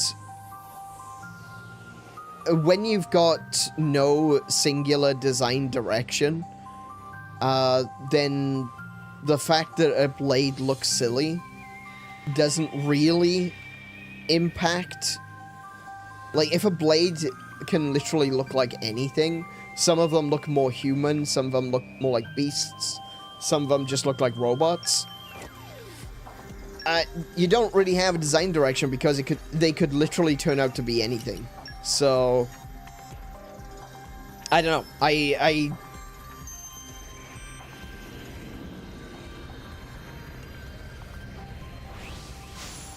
I think that Nim's design really stands out, and in a bad way, and honestly, I think Nim's design is far worse than...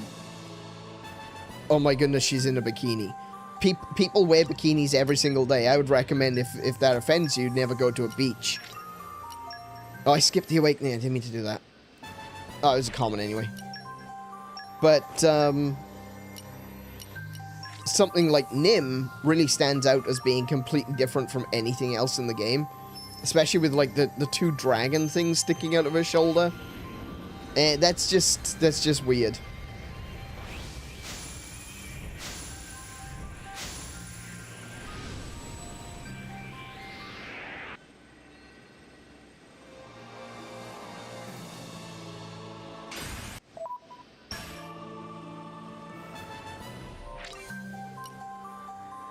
The blades are designed by a lot of different artists. Yeah, that's what I mean. That's exactly what I mean. I know they're designed by different artists. What I mean is, like, there's no underpinning artistic direction for any of them. It's not like the developers, it's not like Monolith went to someone and said, okay, I want you to design this character, but it has to look like this. You know?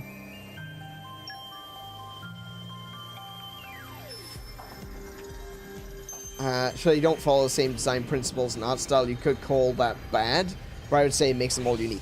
Yeah, and that's what I'm saying. That's the point that I'm getting at. There was that fairy-looking one again. I still don't know where that fairy-looking one is.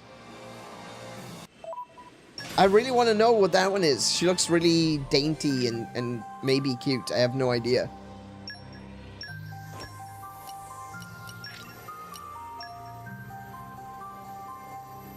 But yeah, ultimately that's where I'm getting at, is that they didn't turn around and say you can't do this, you can't do that, you can't do the other. They just wanted people to make designs, and that does make them unique. It makes some of them look like they stand out from the rest. But I would take, personally, I see Nym's design as being more aesthetically offensive than someone wearing a bikini.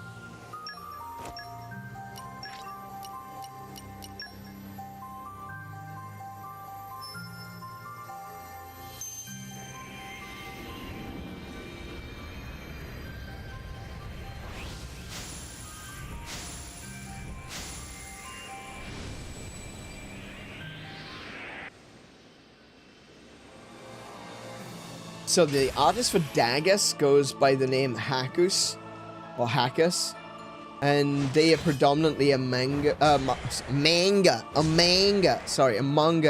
doujin artist. Okay, interesting. I will do all that I can.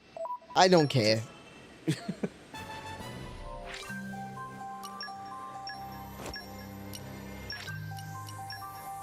I really don't like Mythra's default design. Is straight up, I don't like it, and I think it does an active disservice to the character, because she might be my favorite character in the game, but her default design makes it hard for me to take her seriously. Well, all I can say is that definitely seems like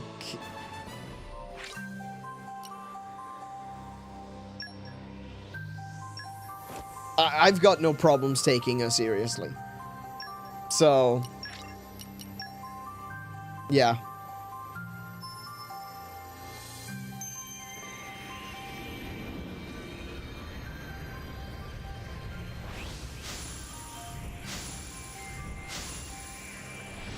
That's another comment.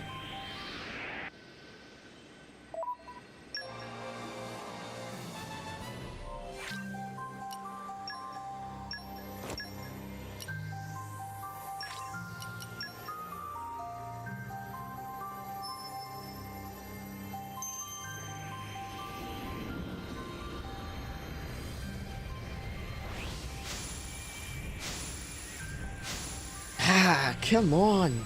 Man, I'm doing well, I say terribly. I got 2 rares immediately, and I haven't gotten one since. Alright. Skip that. Okay. Let's see. How many do we have left? We still got another 40 left. I could probably do another 10 for both Morag and Zeke. Kiko made mention that I might want to use a truth booster for something. It was a character that was wind related, I think. So let me just see where I get from that. Are we gonna do an hour of this? Nah, no. I just want to check some truth boosters on and see what happened.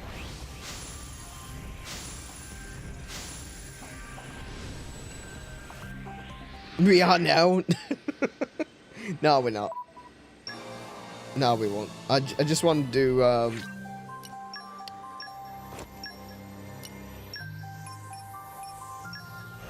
just see what I can get. Like, I don't know if I don't think the boosters give you any, bonus luck towards the character that you want to get, like a Ray Blade or something, but it just influences what element you get. I was just kind of hoping maybe if I use a truth booster, maybe I could get that, get a character that Kiko was talking about. Alright, well, that's turned out not to be particularly great. So now everyone has been talking, well, I say everyone. People want me to put Zeke into the squad, so trying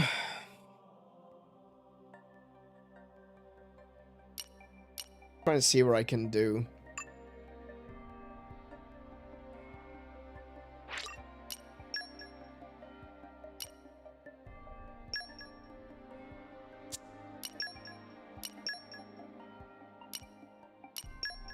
Switch out Rock for... switch out Perun for Nia. Showtime! Switch out Rock for Adenine. Oh, wait, no. Adenine is a blocker, isn't she? Or she... no, she's a healer. I'd have to make Rex a healer. I don't know about that.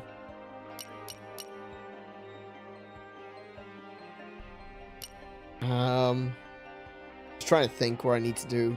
What would be the best build from you? I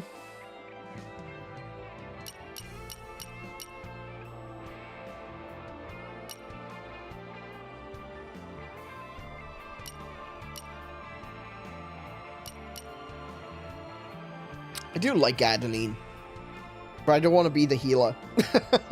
I really don't want to be the healer.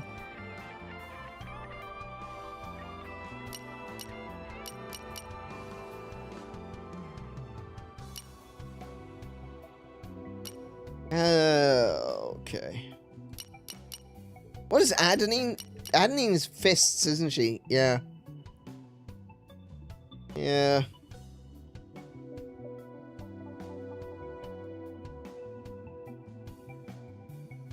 By people, you mean me? Yeah, essentially. Essentially. I don't think you're leading me wrong. Let's put it that way. I don't think you're wrong. Using Nia as a blade is probably a good thing.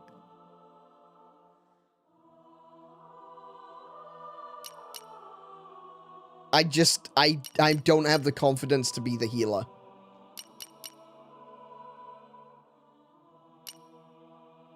I especially don't have confidence to use bloody fist attacks. I guess I prefer the ball. I could go with Vess. Or I could go with Boreas, actually. Boreas is wind. I don't know how good he is. Give him a shot. I'm pretty good. I'm quite confident with the ball. More confident with the ball than I am with fists. I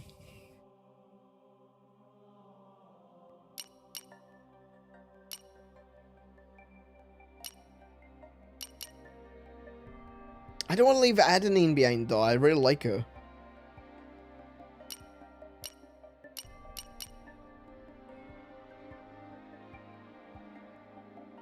Why not Dromar? Because then I've got 2 water on Dromar. Got 2 water on Rex.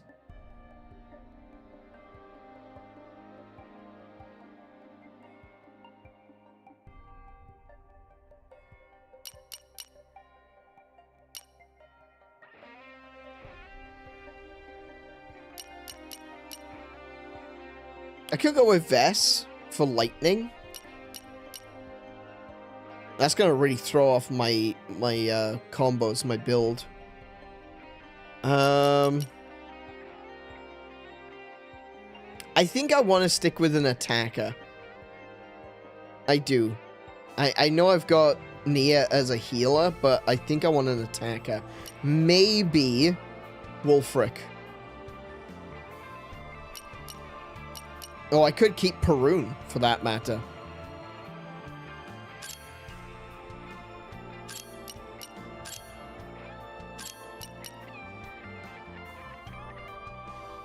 Yeah. Actually, I could stick with Perun. Don't let me get rusty.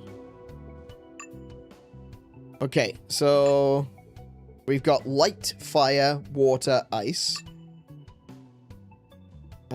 We've got water, fire, darkness. That's good.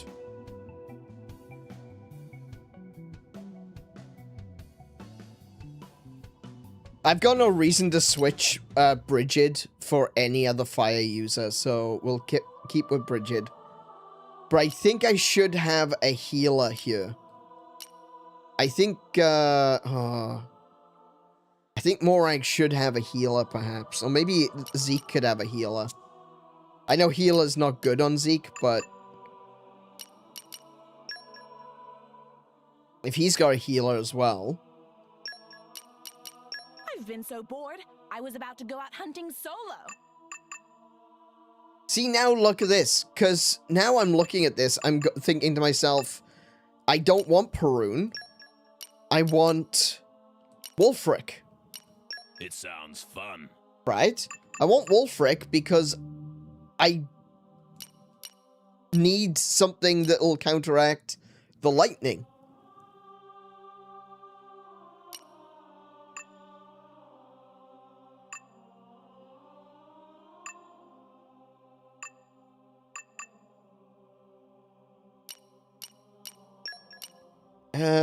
We could chuck... he'd have 2 lightnings then.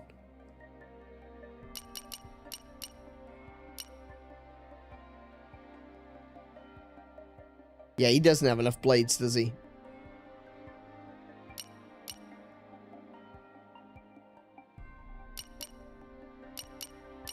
Yeah, this is my fault for not giving Zeke enough attention. I just didn't see the use of another attacker when I needed to prioritize a dedicated healer for this long.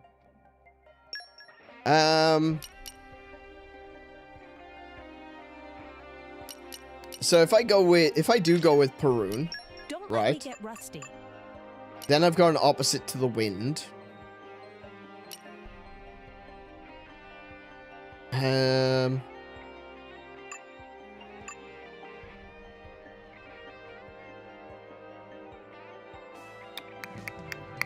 Oh my goodness. Yeah, it's just trying to balance all of these different characters, like which ones I actually want to use and which ones I don't.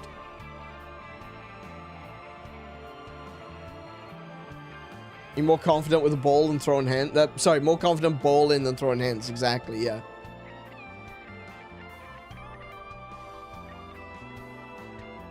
I wonder why. I know.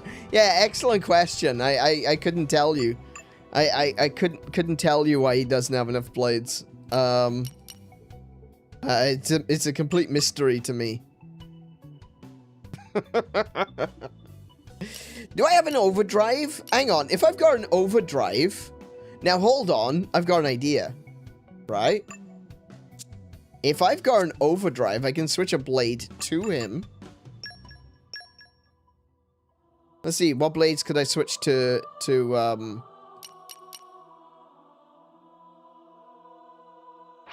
I don't have one. Okay. Never mind. I don't have one.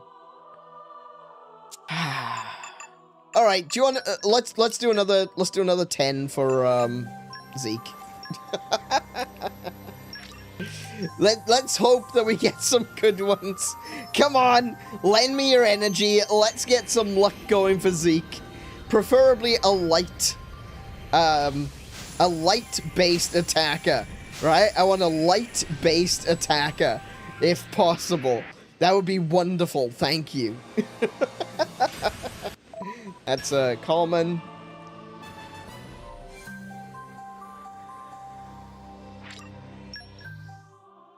No, I don't want to. I don't want to. I didn't mean to do that. There we go. Wait, hang on a minute. Oh no, I don't need. I've got full justice, so. Ain't happening with common cause, bruh. Nah, no, it's not. Who knows? I could be very, very lucky, right? I could be incredibly lucky and get, like, the rarest blade in the game. If I don't have them already, and I don't think I do. I'm sure you guys would have told me if I've got the rarest blade in the game. I'd like to point out that every time chat cried about pulling blades with Zeke, Zeke would proceed to nub up every single one of his pulls. That's true. He did. Everyone's like, oh, you gotta pull with Zeke. You gotta pull with Zeke because he doesn't have any blades. And I was like, I don't want to use Zeke. And then when I did finally do it, they were rubbish. Hang on. I'm gonna max out Justice. Right? Oh. Okay, I thought it was gonna max out at 10. But apparently it goes all the way up to 11. I'm gonna max out Justice to... Well, I'm gonna make Justice into 10. And see what we can get. Come on now. I'm right, you're wrong. No. I'm right, you're wrong. You all suck. Sorry.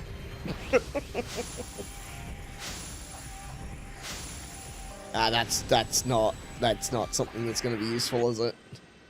That's a common. Xenoboob chesticles. Funny, we've been talking about that a little bit.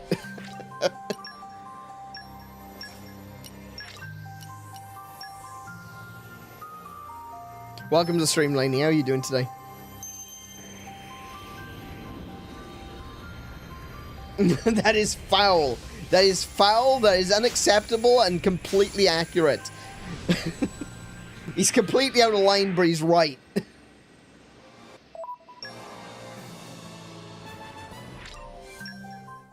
Oh, I didn't mean to do that. Doing good and stylish. Foul is my middle name. It actually is, yeah. It's Lanykins Foul Von Oopsie Daisy. I know it doesn't sound like a real name, but that is actually his name. Lanykins Foul Von Oopsie Daisy.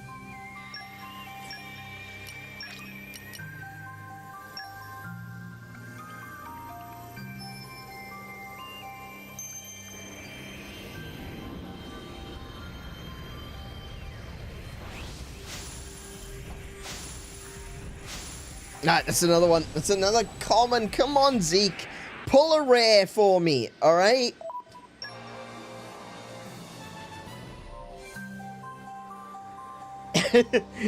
Lanykins Foul Von Banhammered III.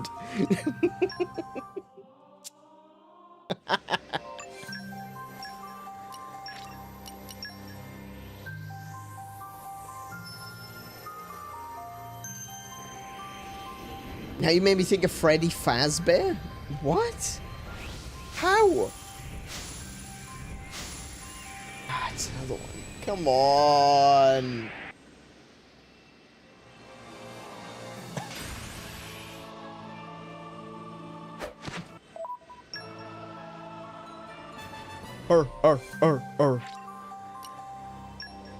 Oh yeah, that laugh. Yeah. Okay, got it.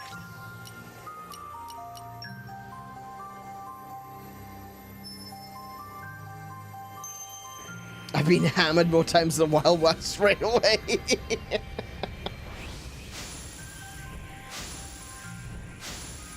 Oh, what's that? Hold on. What's that one? Ah, another common. Alright. See, this is exactly what I'm talking about, right? Zeke needs to pull a rare. He refuses to, so I don't use him.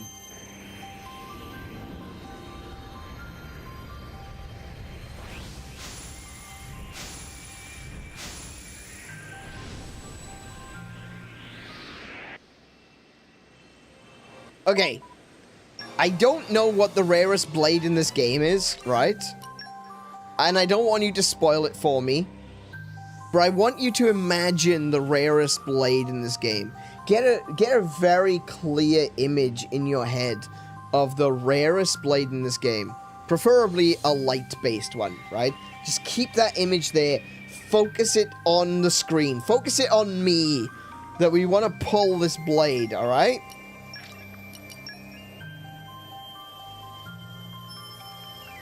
The rarest is actually LeBron James. I tell you, if I actually pull LeBron James, I'm going to start swinging.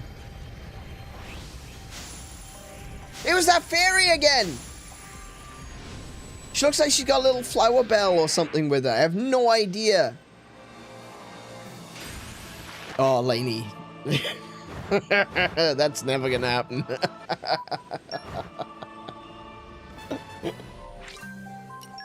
That is never going to happen.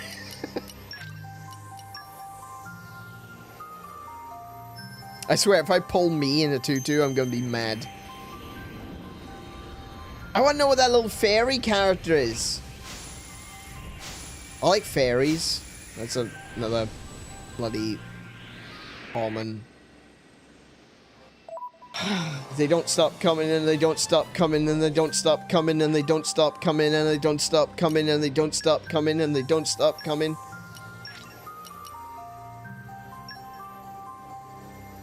Just give me one. Just give me one. One. That's all I'm asking for. Admittedly, I am asking for, like, a super rare blade. But, just one.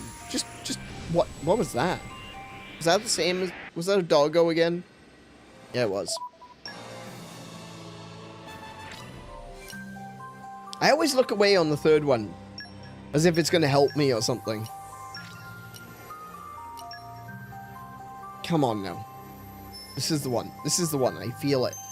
I can feel it deep in the cockles of my heart. Maybe in the subcockle region. Maybe in the liver. Maybe in the colon.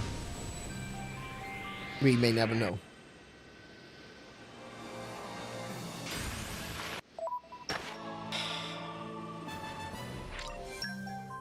No.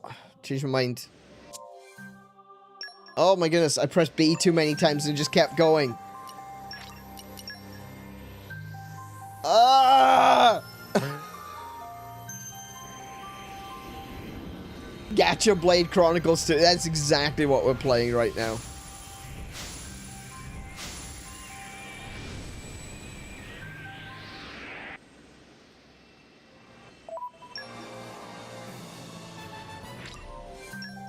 Oh, I didn't mean to set the blade.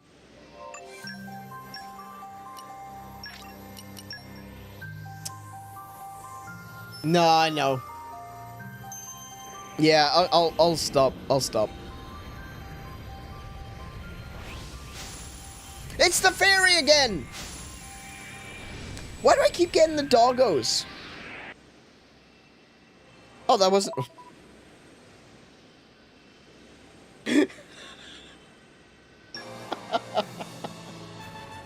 Why do I keep getting the dogs? Perfectly normal girl walks forward. See what I mean?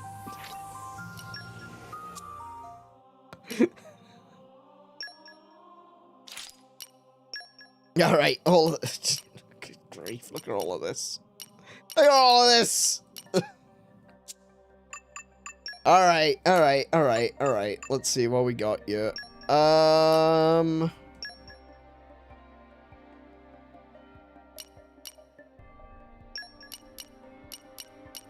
I could chuck in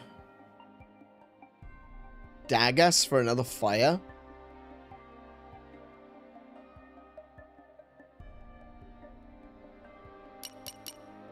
Oh, I could chuck in Herald for another lightning.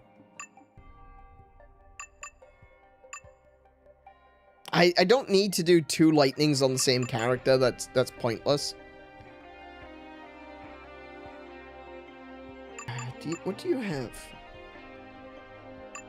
Okay. Honestly, I would really like to give Perun to Zeke. And then I could have Herald.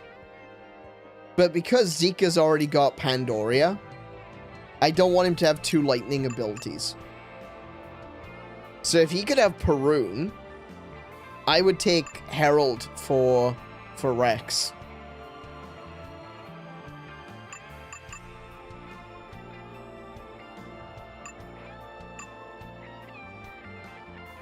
I'm gonna have to give him Daggers, aren't I?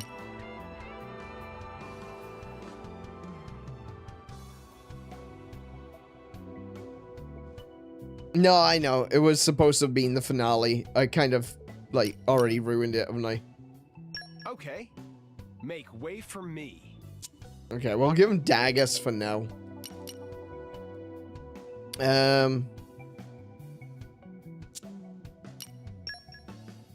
We'll level him up, see what we can get out of him.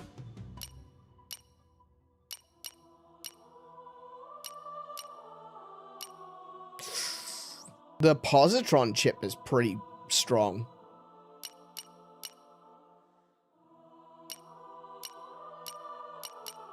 I also like the Knacklight as well for the plus 30 for the 33% crit rate. But that's just like straight damage, the positron chip. Might give him the positron chip.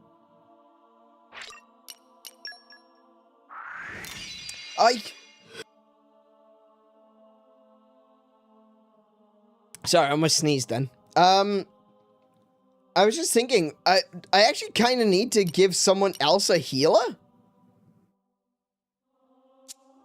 Does he have a healer?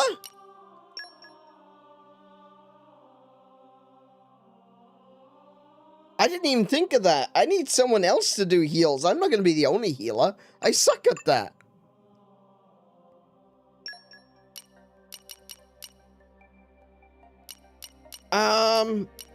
Damn. I hadn't even considered that. I'm like the only healer.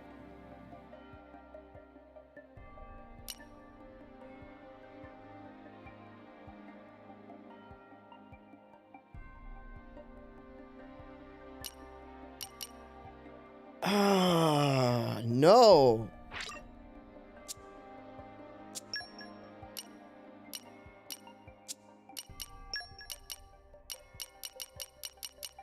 Eesh. Okay. I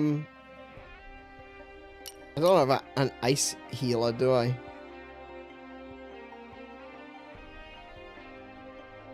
I ain't using Nym. I could use, Vess, I guess?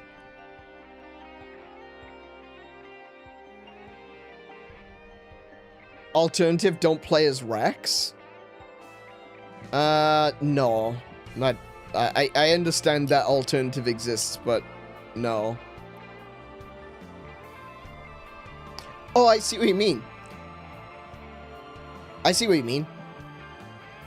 That I could just play as Morag or something instead of Rex and let Rex be the healer. That's actually not a terrible idea.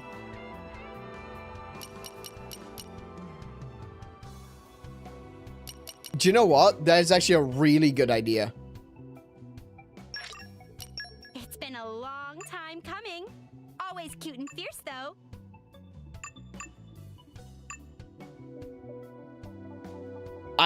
Yeah, that's you're bang on there, mate.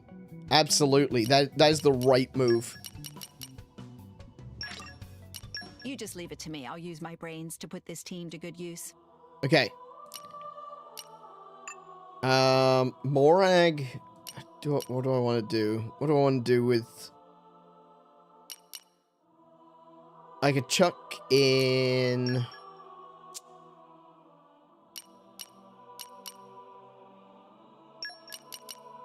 Percival instead. I understand the katana's a little bit better than the hammer. I wasn't getting my timing right with the hammer. You know what? I can learn. Wherever, I can learn. Then Zeke can have...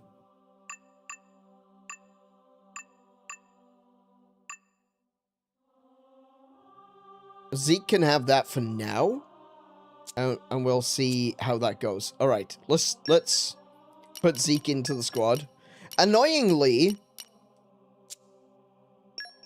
I can't use Tora right now because I was in the process of building the poppies into something else and realized I couldn't do what I was doing, and I haven't gone back to it yet. Okay, so we're gonna go play. Oh no. Can check the arts, see if I can level anything up. We're gonna go with that one.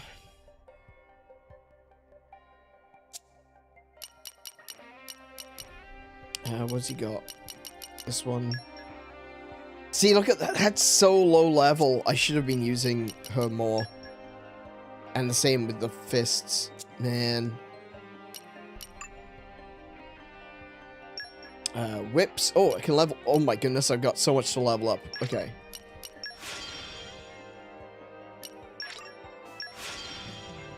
Okay.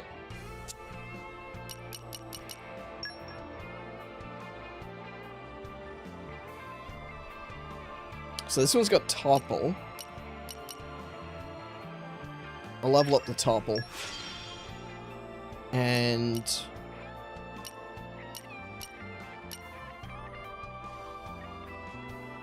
increase damage dealt to launched enemies. It doesn't actually smash. Just does more damage to launched enemies. Okay, we'll go with that one. Katana can be leveled up. That one's got a smash effect. Cool.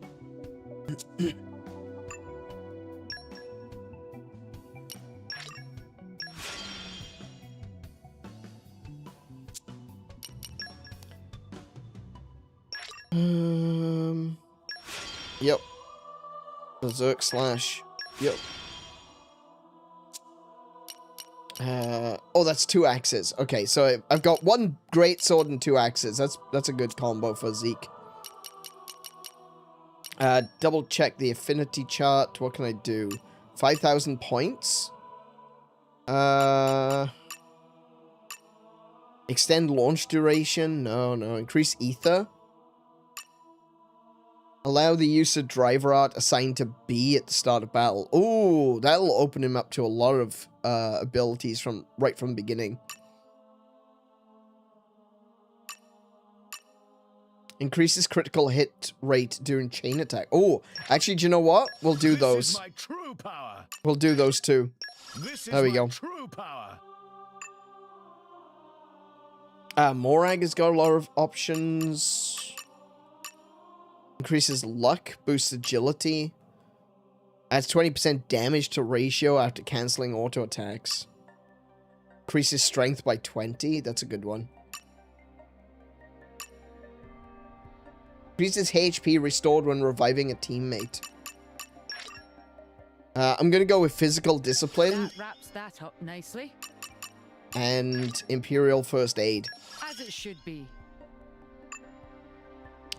Rex has got 6,700 points. Increases attack power ratio at the start of a chain attack. That's probably very useful.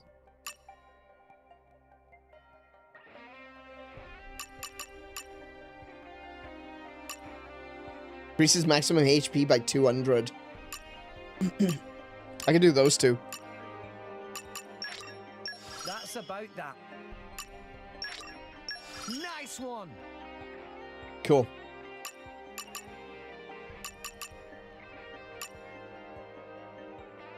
Cool.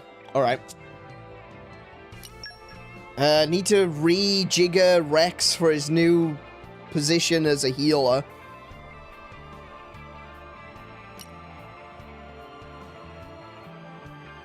He can heal himself with the round table medal, so I'll keep that one.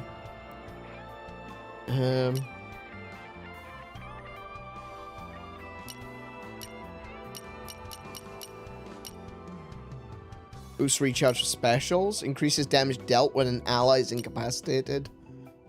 Improves the effects of healing arts by 20%. Holy necklace. Do I have a better one? I do. Improves the effect of healing arts by 24%.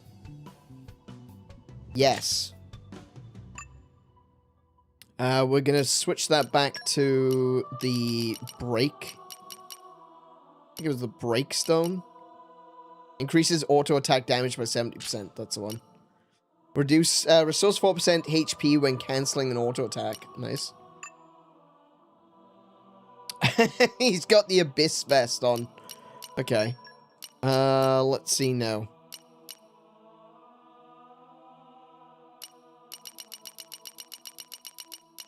Absorbs critical damage dealt as HP. I've got a lot of those.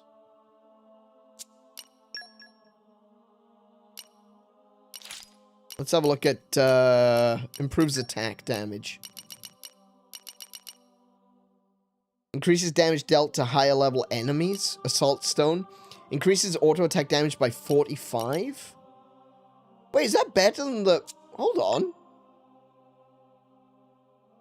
No, the Break Stone is 70%. No, my bad.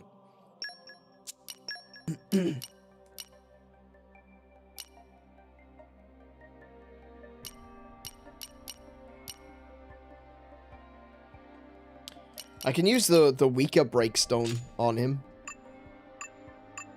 But then again, what if I just go... What if I use the Breakstone, Morag's Breakstone on Zeke, and give her something else, something that's going to improve her...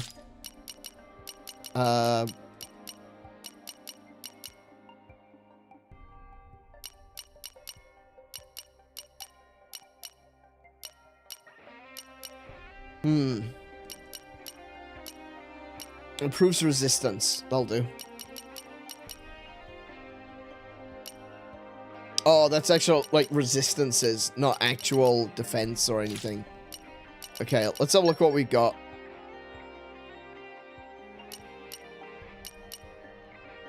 Boost the effect of HP potions. That might not be too bad.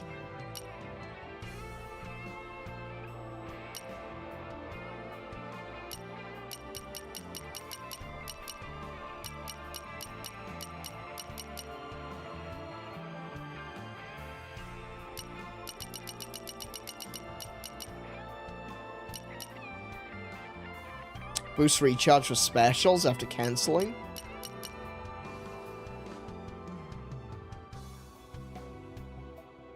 That might not be terrible.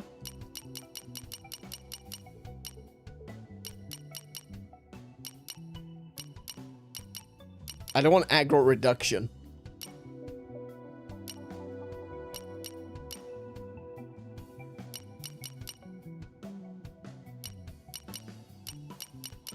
What was that one I had on the round table medal? Do I have any more of those?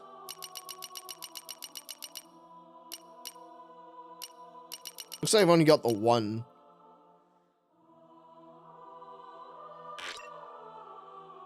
Oh, wait.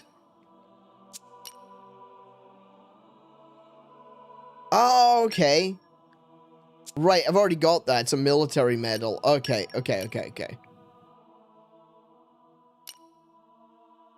Revives driver each time a chain attack is initiated. Interesting. That sounds powerful. Heals 60% HP each time a chain attack is initiated. That's probably a good one to have. That's pretty damn good, actually. Maybe everyone should have that.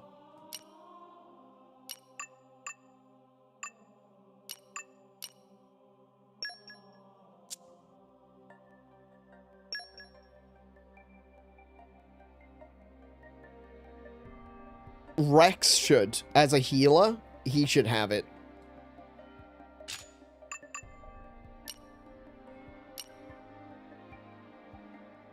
Okay. Improves healing, increases HP. There we go. What have I got for HP? Actually, the Abyss Vest is actually the best thing we've got. Which I said it would be. I said it would end up being, like, the best thing. Oh, hang on. No, we got Titanium Vest. We'll give him that one. There we go. Alright. I'm gonna call that done. Now we'll take a look at the blades quickly. Can we improve anything? No.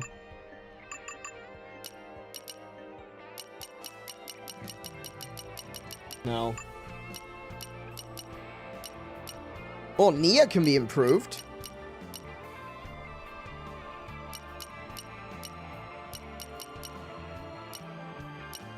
That block rate goes down quick, though. That block rate goes down real quick. Maybe I'll keep that where it is. Thank you very much.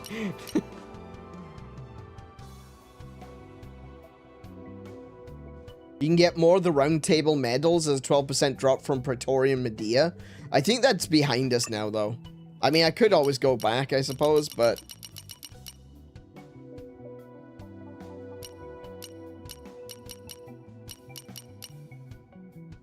No, I want to keep a block right up. See, this has been the hardest part of this game, honestly, is finding improvements to blades that actually improve block rate. It's like every time I get a new upgrade, it always reduces block rate. Every single time. And I don't want that.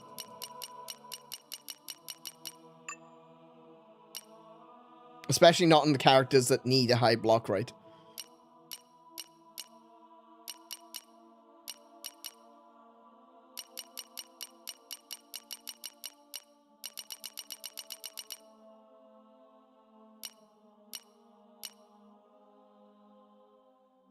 Axion chip looks pretty good on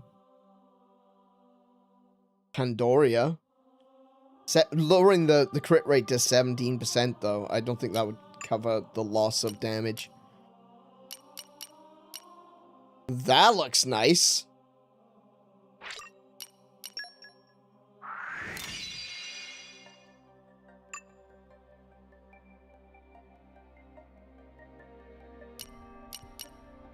Okay. Alright. And, oh. I haven't done, Pyra.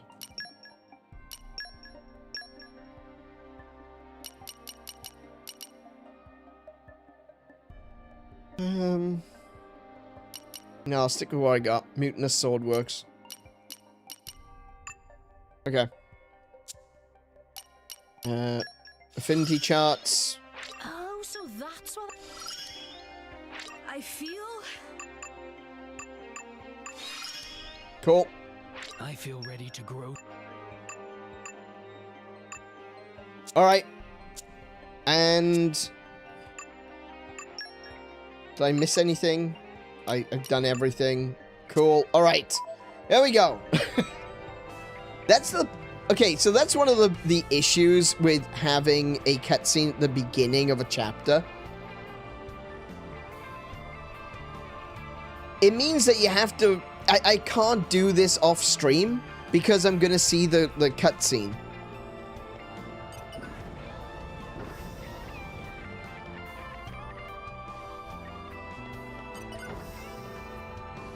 Oh, wait, I do need to do one thing. Oh, I'm going up. Uh-oh. I can't do anything. But yeah, now we'll actually get into the, you know, the actual game. Wild. Sorry it's taken so long.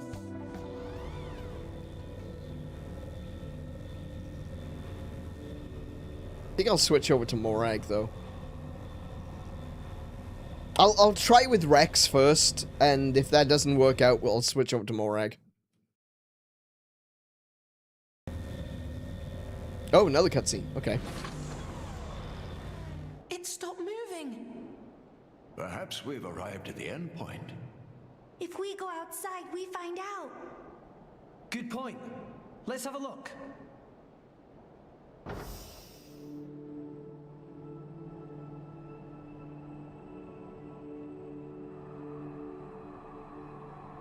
Look up. The stars, they're close enough to touch. I don't think so, but I see what your point view is. is quite something too. Look at the cloud sea all the way down there. So this is the top of the world tree. Oh, That bell. That's the bell. Huh? What is that? It's Elysium. Elysium. That's the bell we hear. Yeah, at the very beginning.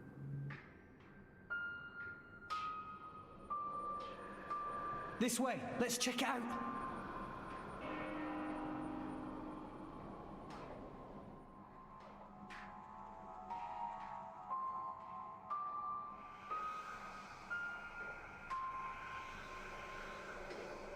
It's been a while, Father. Logos. Logos. Is that my real name? What's it mean? Word. Logos. It has no meaning. All it represents is the ego of those who named you.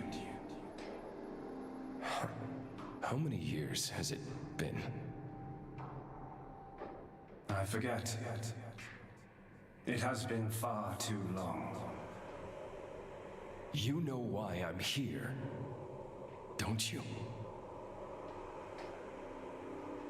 I know it all. All that you experience is passed on to me here. Then, let's get straight to the point.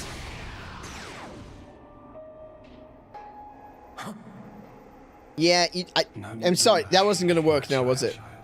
That wasn't going to work now, was it? Let's be real. I'll be gone soon enough. Is that right?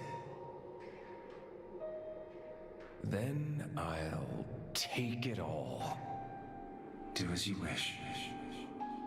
If you believe that is your role.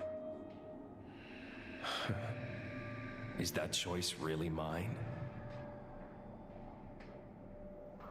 Answer me. This is what I came to hear. It is a choice you made together. Good answer. Thanks for creating me.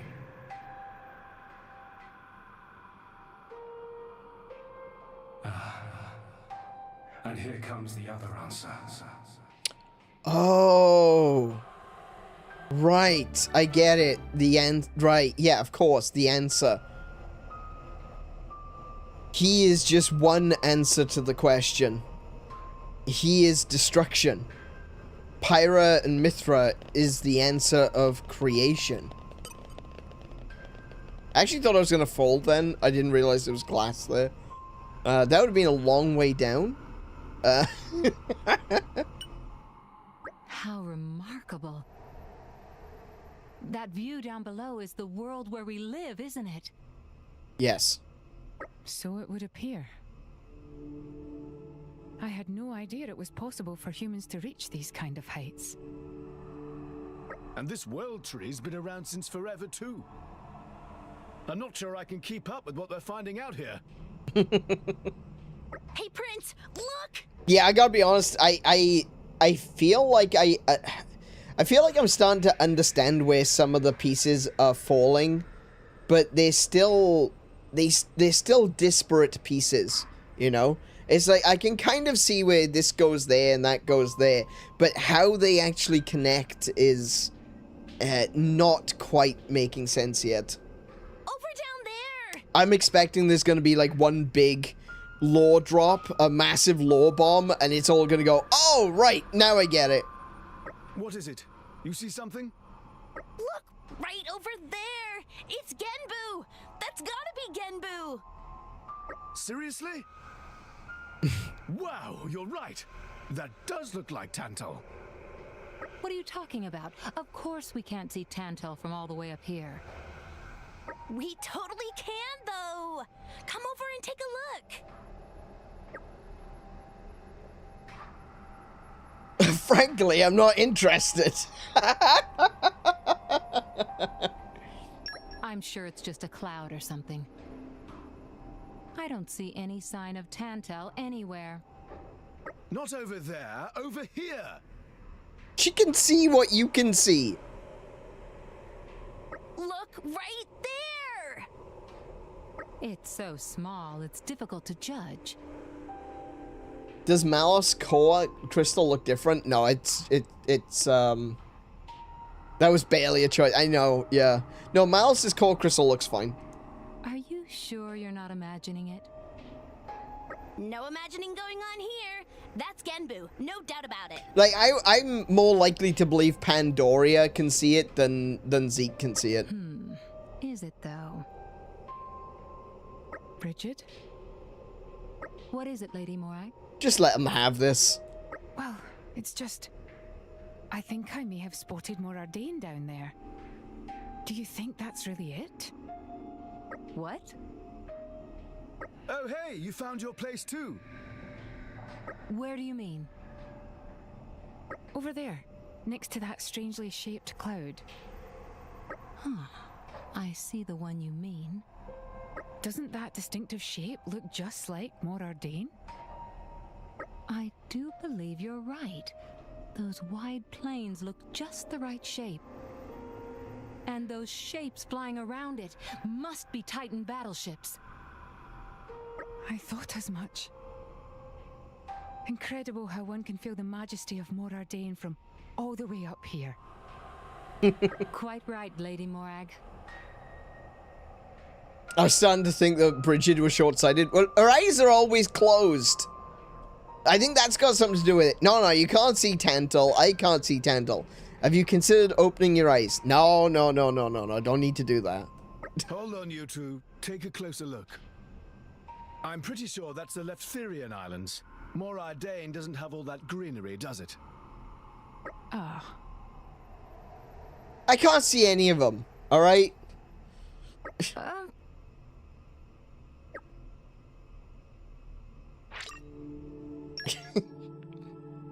That's a cute little interaction, though. Can I fall off? No, there is actually glass, look. So I can't just fall to my doom. Hey, goodness, we're all the way up.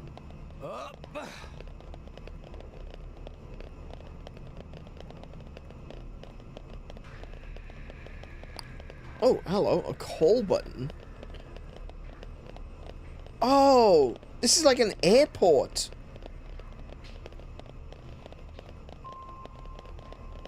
This is for people waiting for other people and like mail and stuff that's coming up the space elevator.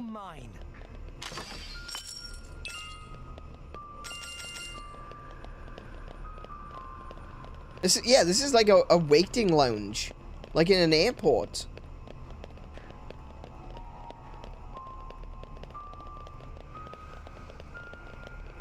Looks like they left some stuff behind too. There's chests everywhere. You're all mine. Oh, a rare crystal. Nice. Can I go in these? No. Because one thing I've noticed here is there's these doors here which I can't open. But there's doors on the next levels up as well. And I was thinking maybe I could go in through the lower doors and out through the top doors. I don't know. Doesn't look like I can. See, you can see the door up there, like. Up there.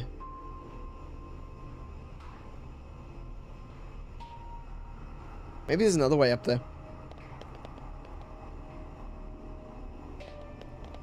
Like I'm trying to get up there. I have no idea if there's any reason to go up there, but I'm still trying to get up there.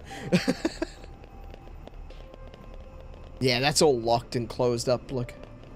Okay.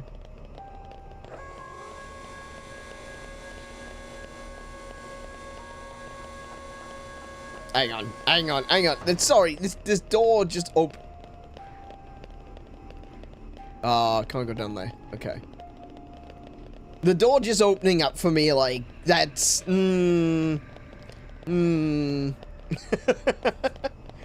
Do they know we're coming? Oh, I need to switch my character, don't I? No, I'll stick with Rex to begin with, and then, like I said, I'll switch to 𝗏𝘗𝗰𝗵 if I'm having trouble. I should probably save, though. Let me save right here. There we go. Oh, it's lightening up.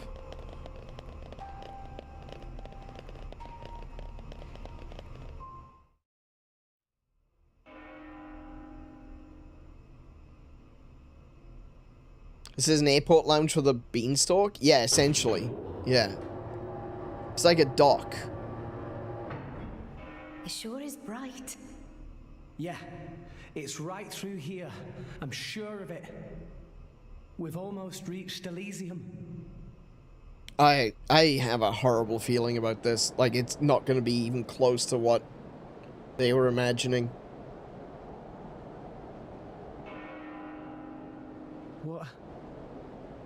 What is this place? No.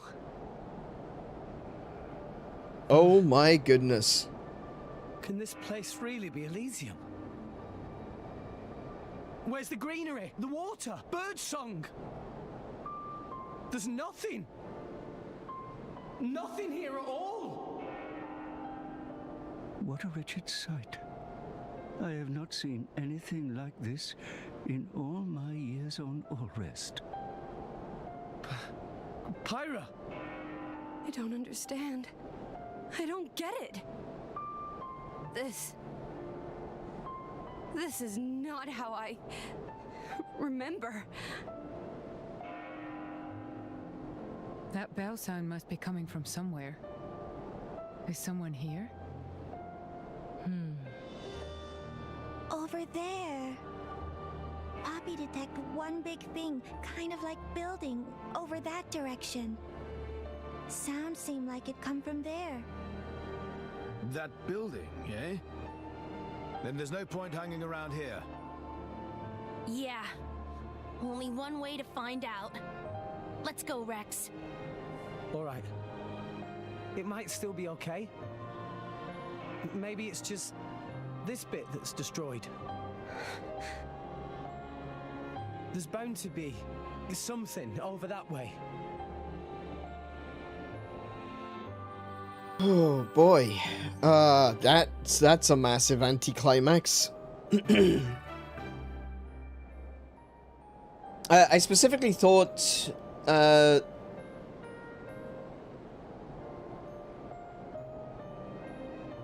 it was a space station. Yeah, it is. It's a space elevator. So it's basically the beanstalk is an elevator that takes you up to an orbital station, but the orbital station is still connected to Alrest. And this was clearly at some point designed as a biodome. So this is Elysium.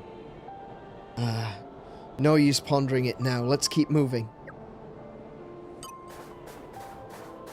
I could talk to a tree.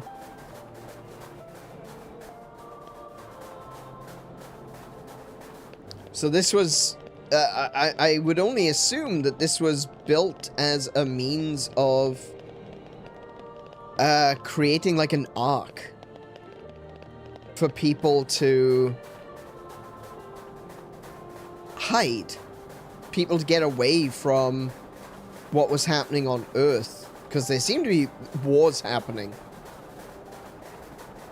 Maybe the event, you know, when Klaus... I never met a tree I didn't want to climb. Database. When Klaus activated...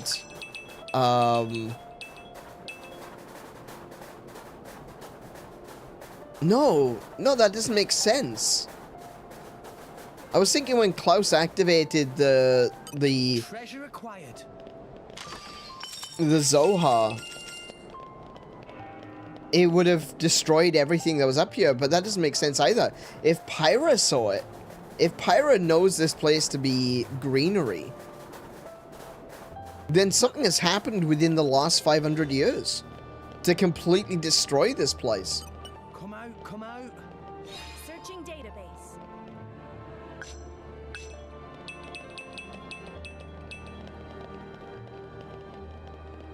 Something's gone horribly wrong. Looks like there's no way through. I wonder what's past here. It's the highest point of all Alrest, but there's so much space. It's kind of unbelievable. Treasure acquired. I'm still getting common core crystals. I would have thought I'd be getting rare ones by this point. I never met a tree I didn't want to climb. Searching database.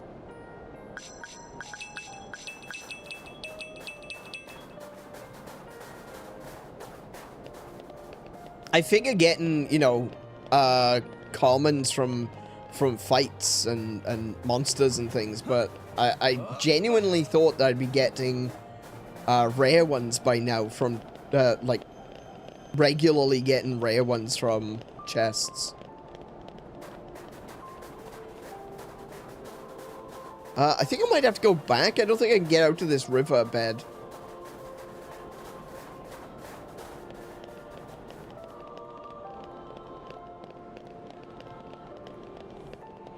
Fallout from the Aegis War? Maybe. Come out, come out. I never met a tree I didn't want to climb. Yeah, the music choice is really good. It's just a solo piano with choral music, with, you know, choral voice. It really emphasizes the loneliness and emptiness of what we're seeing. It looks like a water tower. Maybe this place used to be covered in trees and flowers like 𝗬𝗏.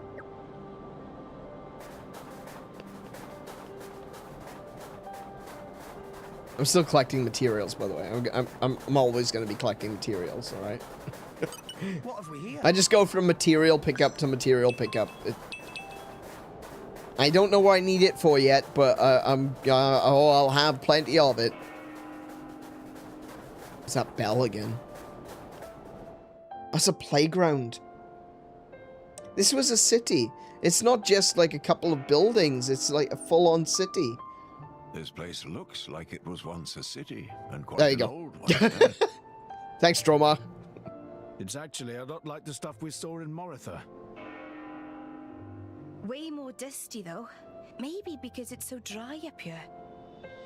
Huh? Nah, looks about right for 𝗦𝘄𝗏.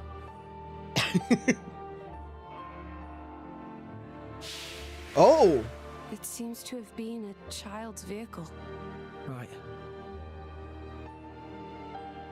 So that means This was so... It was so old, even something made of metal and plastic. It must have been a grand old city. It stretches further than the eye can see. This would have taken thousands of years. You could fit the entire population of Alrest into this place, and with room to spare.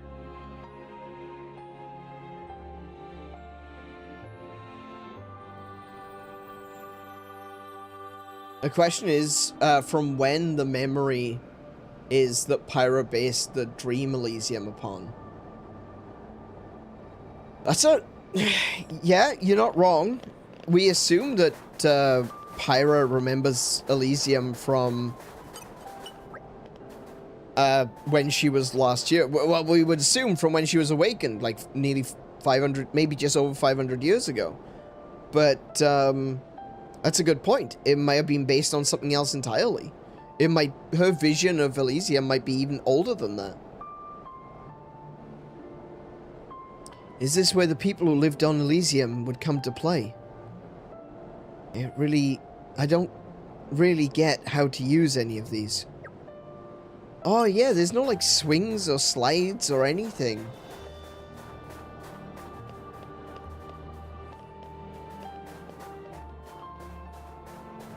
Oh, excavation? treasure acquired. Come, winds. Can I stir up some wind? Transient. That's not gonna happen. I need more wind mastery. I'm fine for 𝗏𝗏𝗏. It's wind mastery I need. Hang on.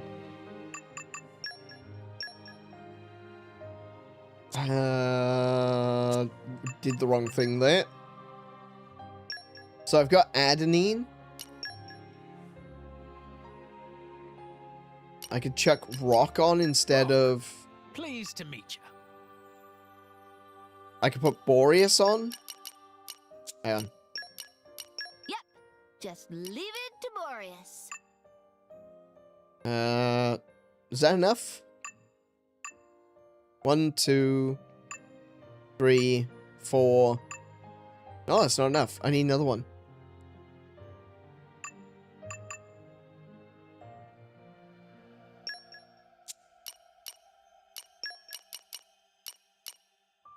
Okay, let's There get we the party started. Remember, she was never awakened here. She was awakened by Adam in Alrest. We don't know what this place looked like when Amalthus took Numa and Malos from here. That's true. But that's also assuming that, that they weren't previously awakened at some point in Elysium. Treasure acquired. The wind is my mate. Come, winds. Can I stir Lend up me some your wind? transient fleeting aid. Wait, Yes, what? I see. Very well. Optic nerve auxiliary circuit unlocked. I'm still short by 2? It's actually 6 I need, not, Hang on a second. Do you have wind... Yeah, she does. Wind mastery, wind mastery. Oh, Boreas doesn't have wind mastery. Oh, okay. Okay. Let's go with a common. Let's prove our new powers. And another common. I need another wind common. I don't have another wind common!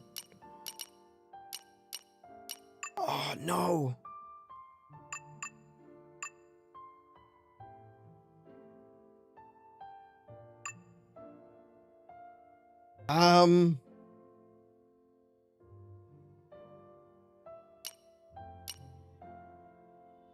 Oh, I'm just...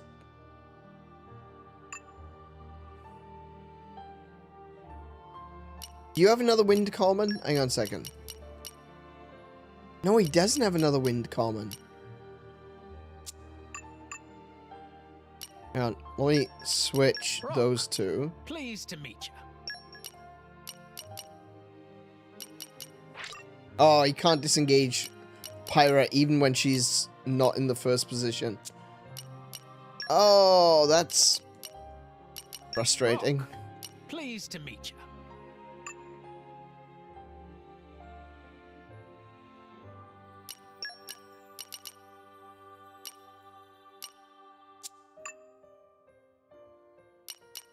Yeah, I'm just SOL.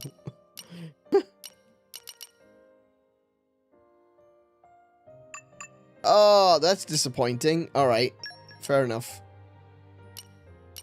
Showtime! Who did I have? Who did I have? Hello there. And, Okay. There you Make go. way for me.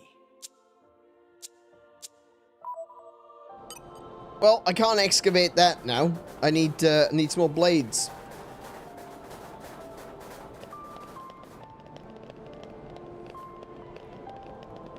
I think the reveal of Elysium is so well done. You build up to it for 9 chapters and then you get here and this is a desolate wasteland, and yet you can still see clearly it's the same place. Yeah, that is one of the things, like, when you see Elysium in the dream, the only thing you can really see is the church. And the church is still what's driving us forward. What have we here? I never met a tree I didn't want to climb. Searching database.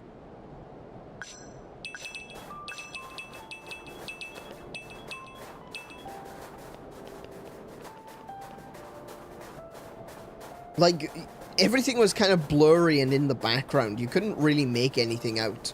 But the church was obvious. The church was clear. And that was something that we knew would be important to us even back then. Because the bell was ringing. Come out, come out. I never met a tree I didn't want to climb. Searching database.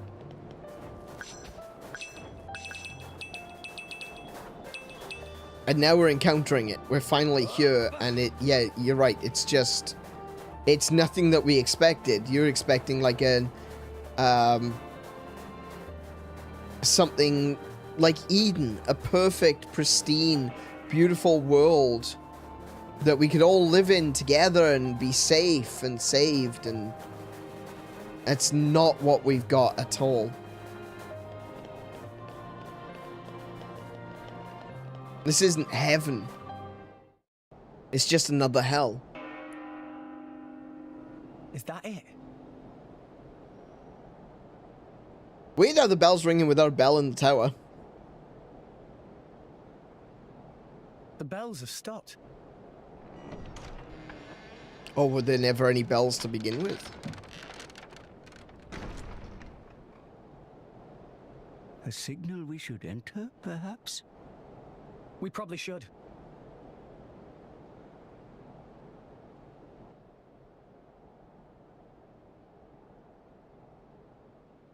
Welcome home, my children. Who's there? Father? What? You don't mean...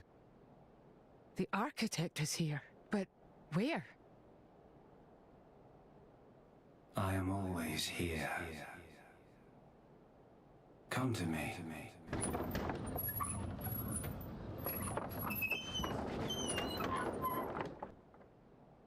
That was awfully creaky. Over there is staircase. It seems to lead to a lower level. Oh yeah, yeah, and the tree, of Guess course, we have yeah. to. There's a part of me that was expecting something like this, but I wasn't ready for the scale of it. Yeah, I think I was thinking the same thing. I was thinking there was, you know, there's no way it's going to be that easy. But at the same time, I wasn't anticipating this. Looks like a pipe organ, but it's not making any sound now. Then who's playing the piano? Dun dun dun!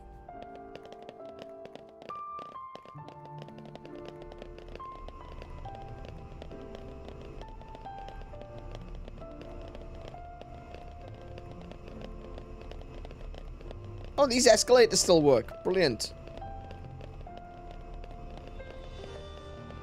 We climbed all the way to the top of the world tree. Now we're going all the way back down. Fantastic.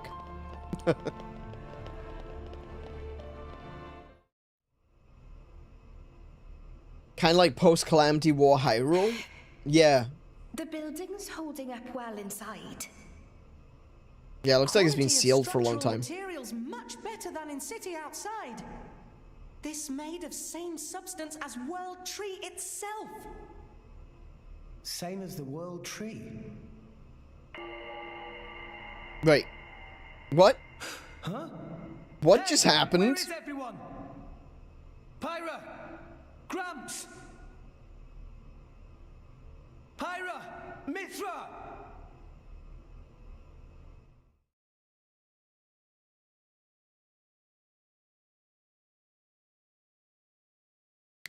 I was thinking that was a glitch for a second. I was like, whoa, what just happened to the game? Where did all the characters go? No, that was a part of the story. That was actually a thing. Yeah, that startled me as well. More Ardain. What is that? The Ardanian Imperial Army. But their equipment looks ancient. Like it's come from the past. What is up with this place?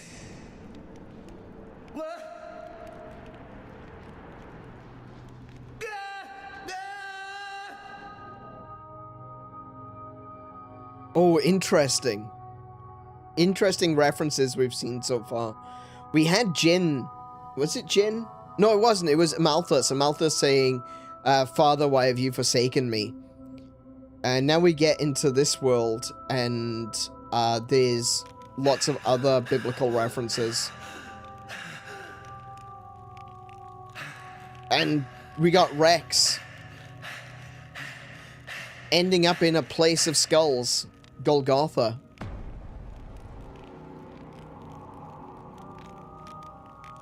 Nia, Dromark, I'm so glad you. Why, Rex? Huh?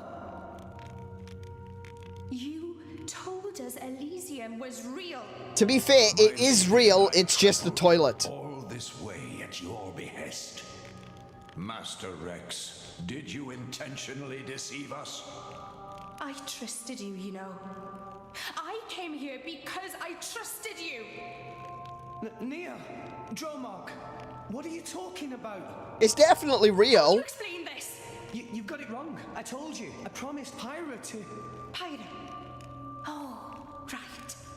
Pyra. Pyra. Is that it? You've only got eyes for her. Get your head out of your ass. Nia, you're being weird. What is going on?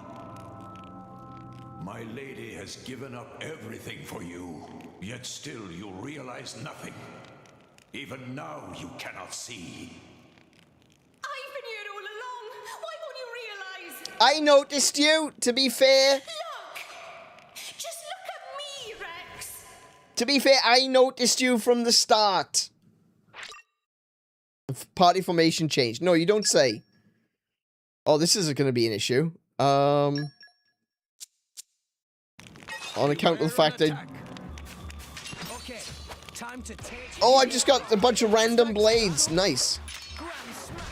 I can see that you place great trust in me. Trust me, we can handle it. Eagle Eye. Why not?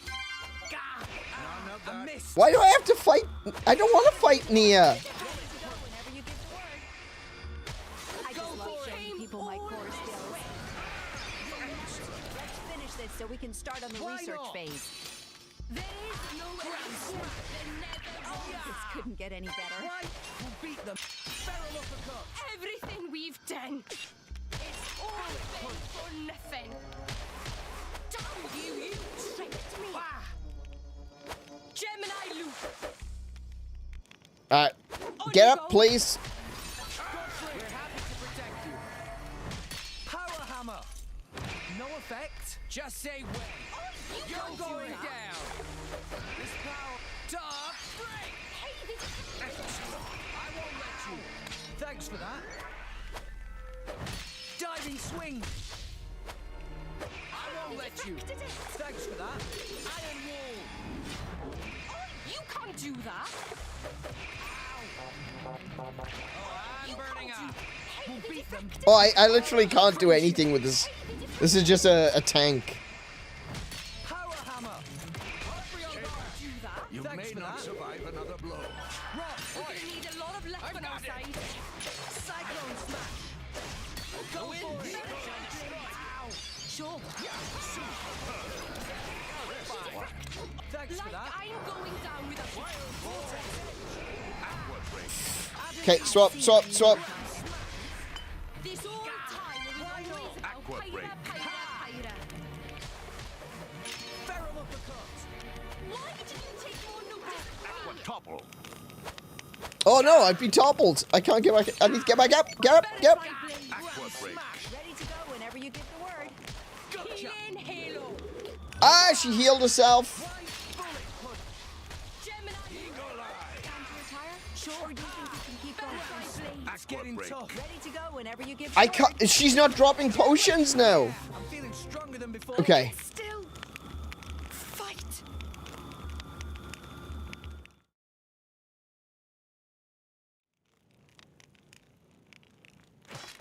I'm sorry. Answer me, Rex. Why did you lie to us? How could you betray our trust?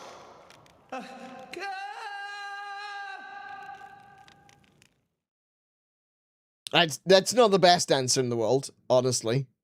He could have done better. Is not really an answer to that question. To be fair. We're in more Ardain. Alright, I'm gonna have to fight Morag now. Why would Nia and Dromok? You really are a fool. I might not survive this one. Morag? Bridget? Huh? More Ardain? I might not survive this one. You're so thoughtless. Morag? No, I'm not looking forward to that either.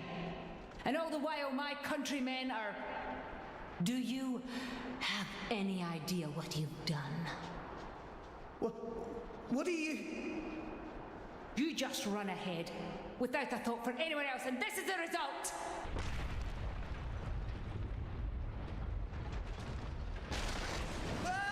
Oh, okay, thank goodness I don't have to fight her.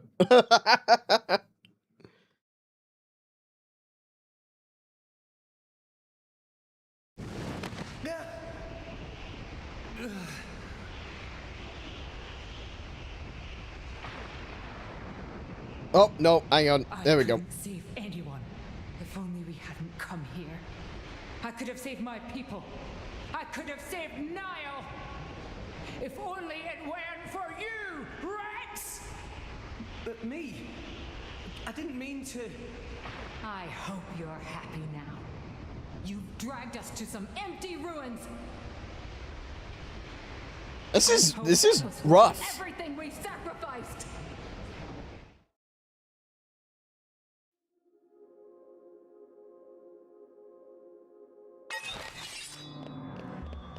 Thank goodness I got Adenine. Oh my goodness. Let's show him a thing or three. Too predictable. Much obliged. Ow! Feral uppercut. I'll provide ancillary support. I just love showing people my core skills. Too predictable. Let's finish this so we can start up the research phase. Radiance! Too predictable. I think we'll perfectly match. Ow! Feral uppercut. You'll never succeed like that. Much obliged. It won't be that easy. Ready to go whenever you... I just love showing people my core skills. You can't escape me. Let's finish this. Oh my goodness, that did a lot of damage. Okay. This is all your fault. Grand smack. Why not? Feral uppercut. Bullet punch. Unleash your power. Actually, this wasn't so bad. My dead body. Why not? Radiance! A mere flesh wound. It's a mere flesh wound. Your bloody arm's off! No, it isn't. Please, stop this! What's the use in fighting amongst ourselves now? What's the use? For vengeance! What more reason do I need? What? That's a pretty good reason. That's right. We must take our vengeance. For the thousands of lives you have stolen! I killed. No, wait, I didn't. I'll have your life for an apology, Rex! Stop right there! How dare you run!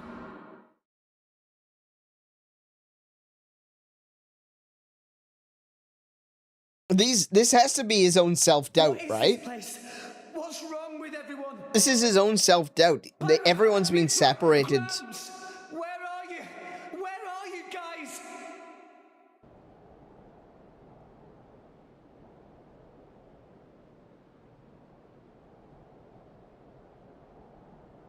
Why Rex run? Uh-oh. Tora. And Zeke. Poppy, Zeke and Pandoria. Don't tell me you're all... You having fun, chum? Playing the hero like the kid you are, stringing us adults along. That's not... Rex is bad friend. Why Rex become driver when Tora cannot become driver? That's a little bit selfish of it. So hard. For what? It's useless. Master Pawn is right. Rex just have a little luck and become driver of Aegis? Poppy never asked to be born as imitation. Poppy want to be real too. Not fair! Poppy is real. Good, didn't it? Getting special treatment from everyone, getting chosen by the Aegis. Who decided you should have all that power? How about you hand it over to the prince right now? He deserves it. Stop it already! I did nothing wrong to any of you. So you haven't worked that out either. In your hurry to get here, you never stopped to consider all the things you left lying in your wake. Okay, I'm really not looking forward to this fight.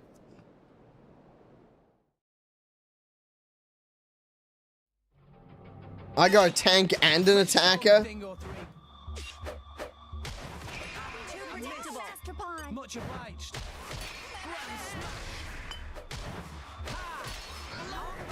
Auxiliary support. Aegis isn't for the likes of you. She needs a real man. Oh, she needs a real man. Oh, okay. People my core skills.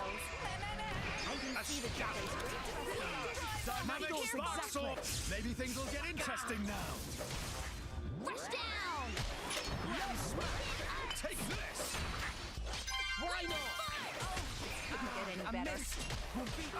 Okay, I got Zeke.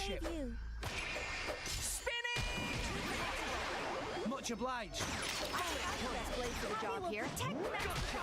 No effect. Let's take us down some enemies. Strip you of your dignity. Why not? Grand smack.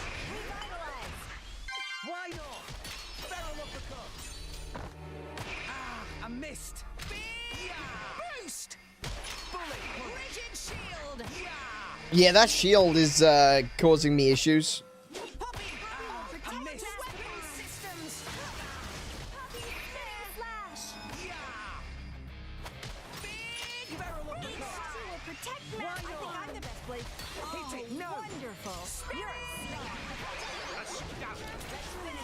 Oh, thank goodness. That blocking was making things a little bit difficult. Enough! Stop!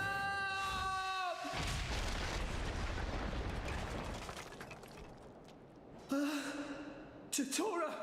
Poppy! Forget about Zeke. No. Sorry. I know what you're saying, OJ. This is, but he's like, oh my goodness, Tora, Poppy, you blew up Zeke.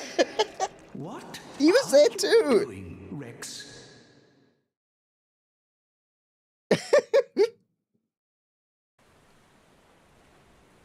What?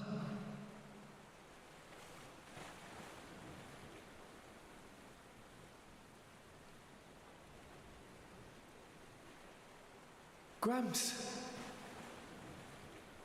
Oh yeah, no. Oh no. Oh no.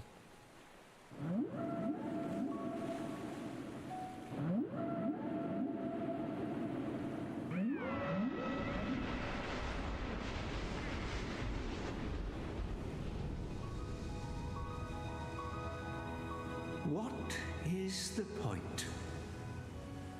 Huh, Gramps? What is the point of us, really? Oh no. We are born as blades, then return to our slumber, again and again, over countless years, until we become titans, to wander this world for countless more. And at the end of it all, we sink into nothingness. Have you ever thought about it? Actually, I have quite a lot. What it means to exist for close to an eternity with no clear purpose or goal? That's... Must be nice to be human. Living for a limited time, thinking limited thoughts. It must be so much easier. I envy your kind. Just think, Rex, would you? What would you do if you were me? Would you be happy to drift around the ocean with a human on your back? Is that all I am to be?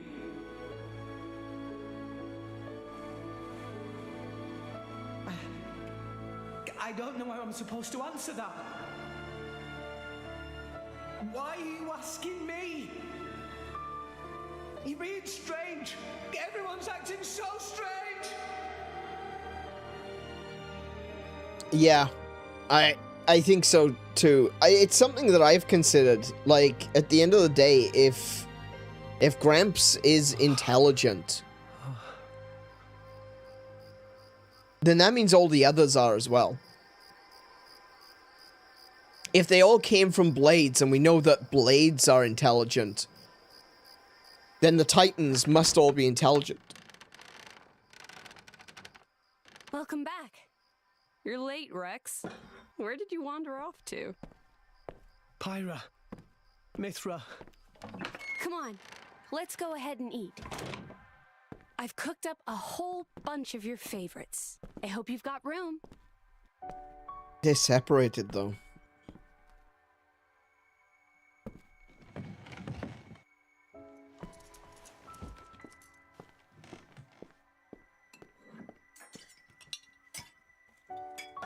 Well, eat up.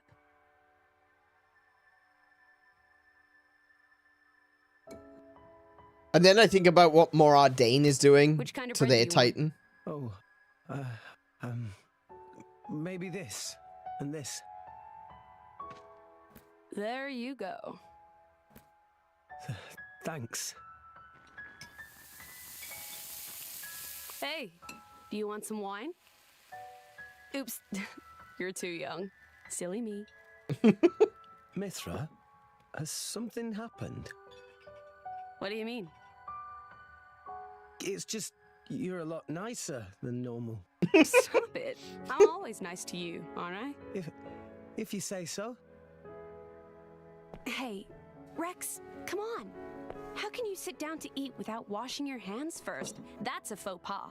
Go wash your hands right now. And take the gloves off. Sorry.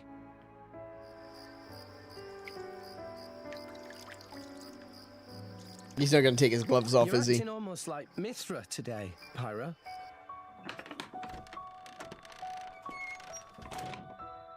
Did you scrub them properly?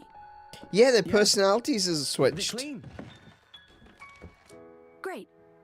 Okay then, let's eat. Thanks for the food. No, their It looks really personality is good. still there, but they've got some traits that are switched.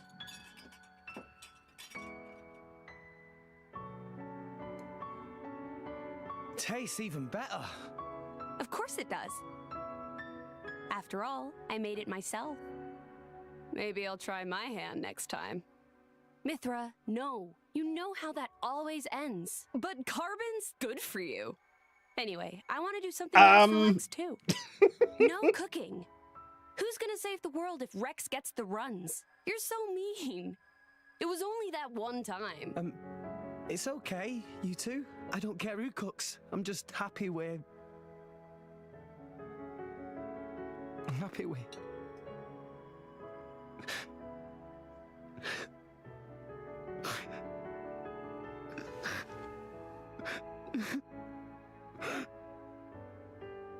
Rex. That steak looks nice. I don't even know what I'm doing here anymore. Everyone's all wrong. They all said but now you two.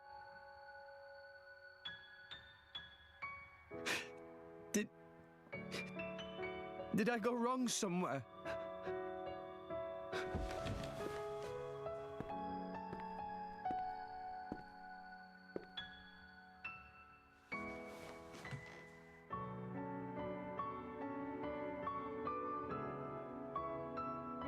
I think that's enough. Please, Father.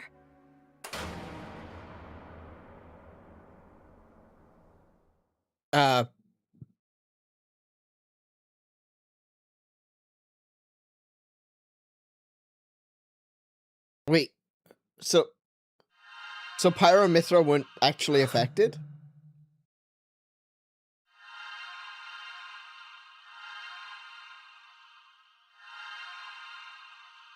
You guys. Rex. Why are we all here? I thought I was... blown up. I merely wished to examine the shapes of your hearts. That voice.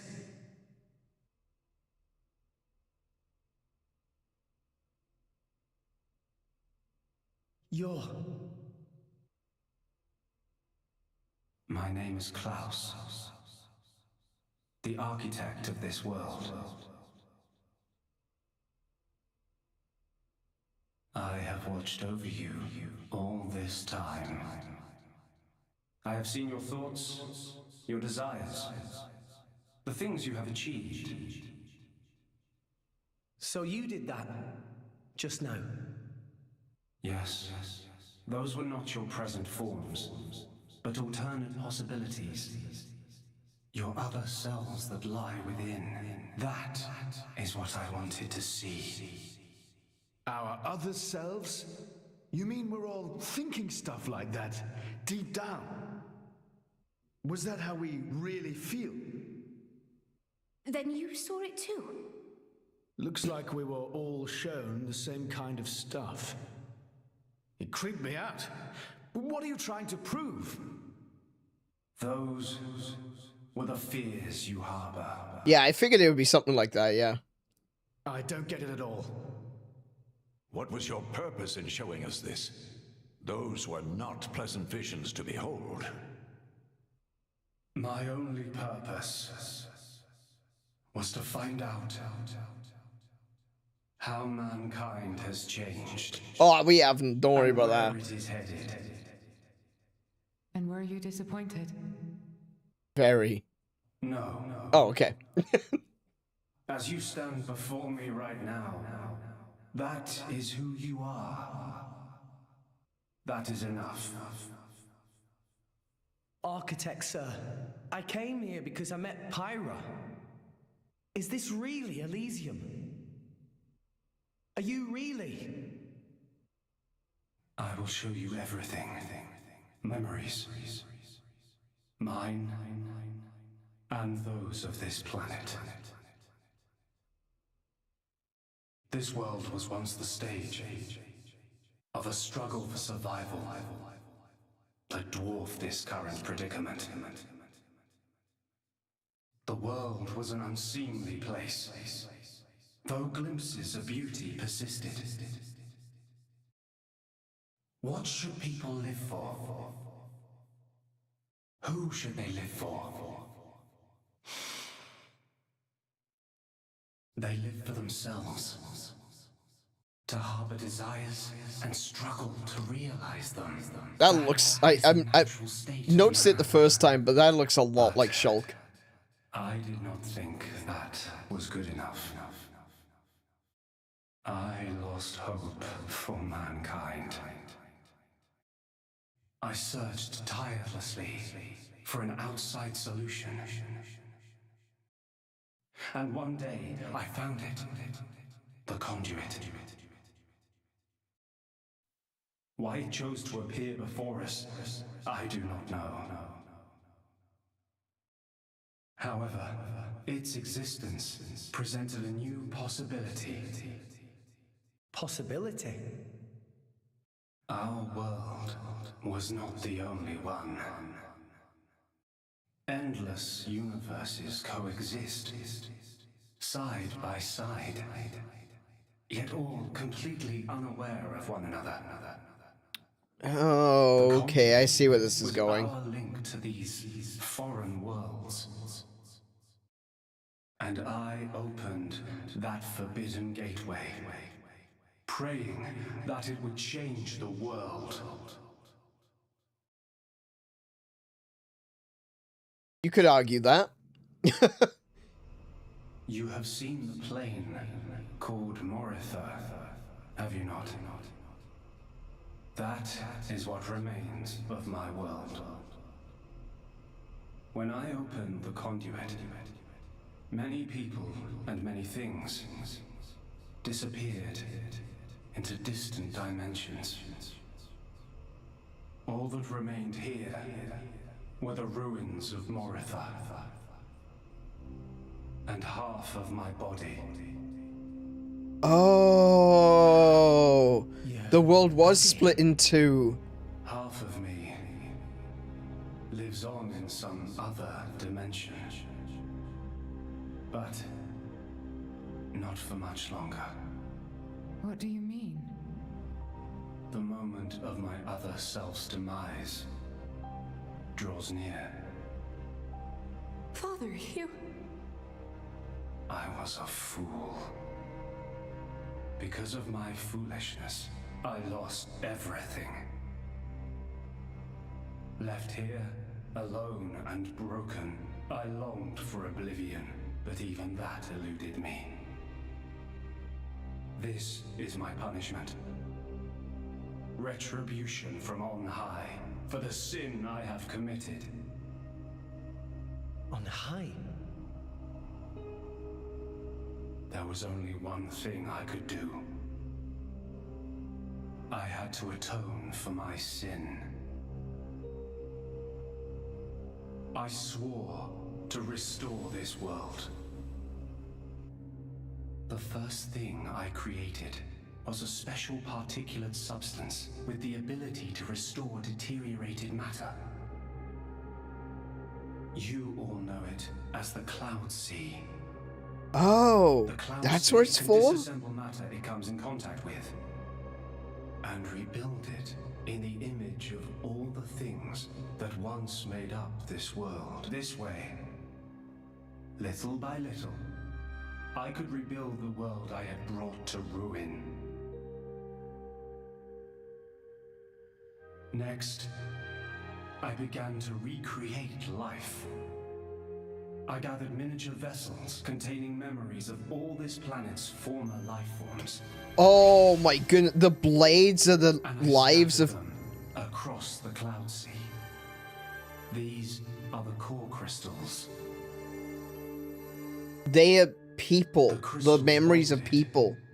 With the Cloud Sea's particulate reconstructors, and formed the nuclei of new life. Those nuclei developed into minute life forms, the Titans, who would, over time, grow larger and larger. Finally, the Titans gave birth to complex organisms based on the data in their core crystals. Right, so I was right about that. This newly birthed life, over untold millennia, evolved into a new breed of mankind. So every Titan gives birth to its own version of quote-unquote humans. To live in this world.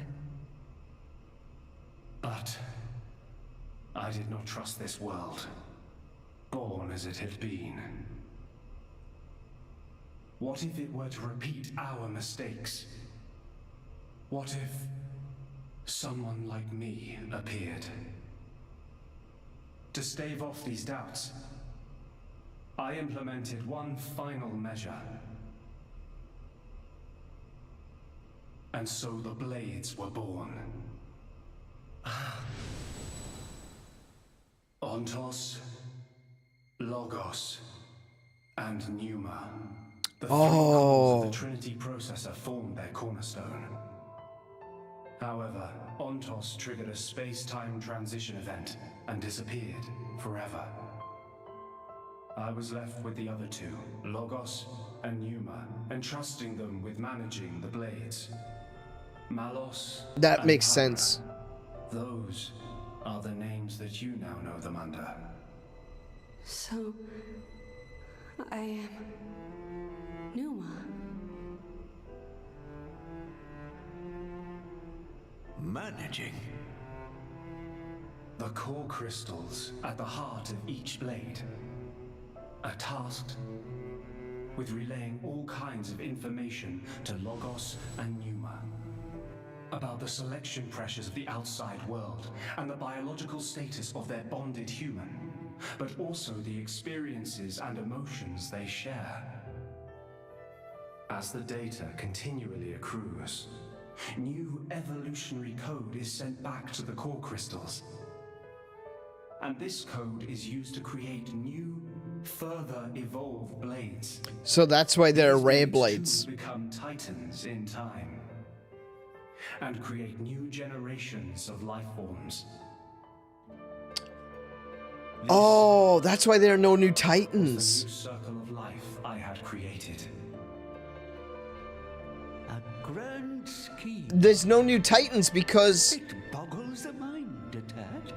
Amalthus was cleaning the cubes. This endless cycle of life.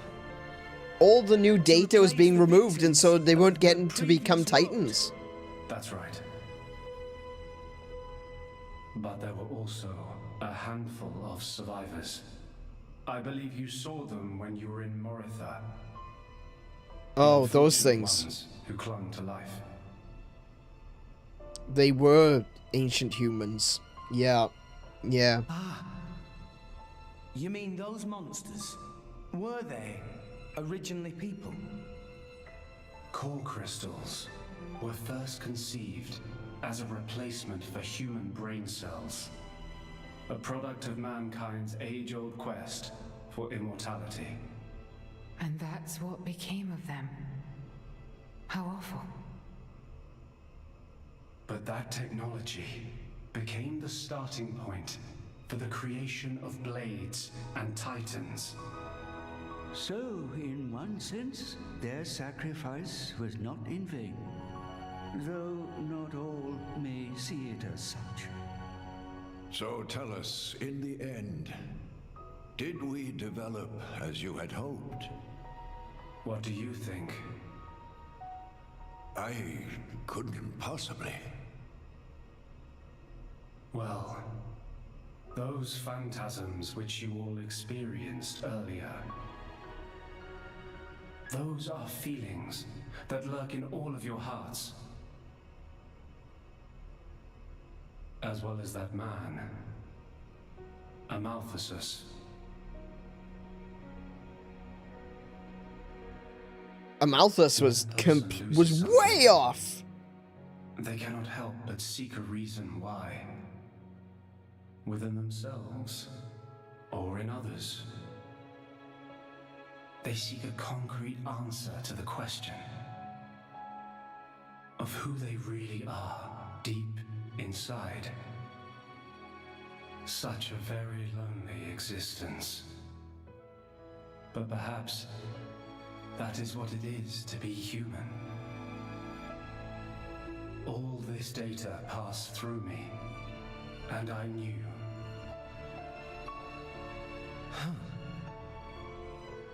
All of you. You were not in any way different from us before. That's why I did not intervene. 500 years ago, when the man finally arrived here, I did nothing when he took away Logos and Pneuma. I stood and watched as Logos, instantiated into blade form, set out to purge the world. You don't make sense. Didn't you go to all that trouble to rebuild it? Then why would you... It is fate. Fate? It is fated to happen. It cannot but happen. My atonement was doomed from the start. That can't be. I had made my peace with it. Once more, I longed for nothing more than to disappear. However, something has now changed. And that is you, Rex. You and Pneuma. Me? And Pyra and Mithra? You reforged your bond in a way I had not thought possible. And the life you share.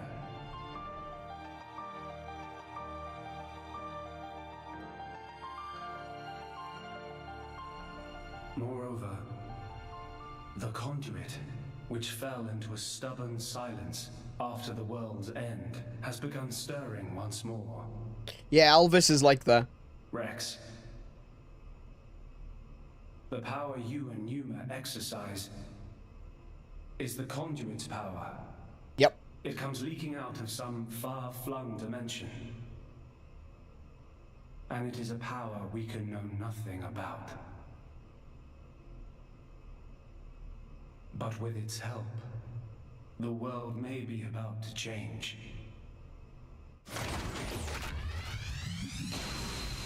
Oh wow, there's 3 of them?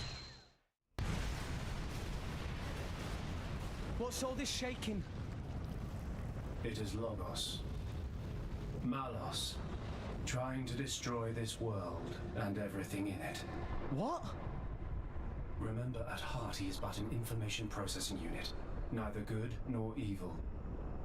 He is driven by a certain impulse.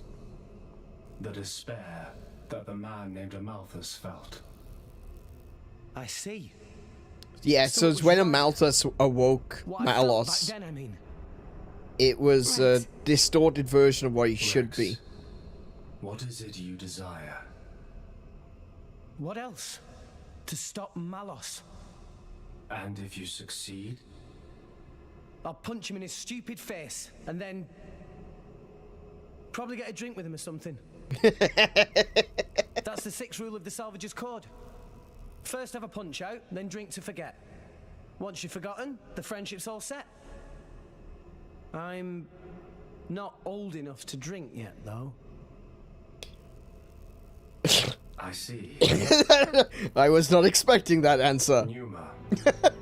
No, I should call you Pyra and Mithra. What is it? I want to apologize for having burdened you with all this. Don't worry. We're actually grateful. Thanks to you, Father, we got to meet Rex. And everyone else. Those are cherished memories.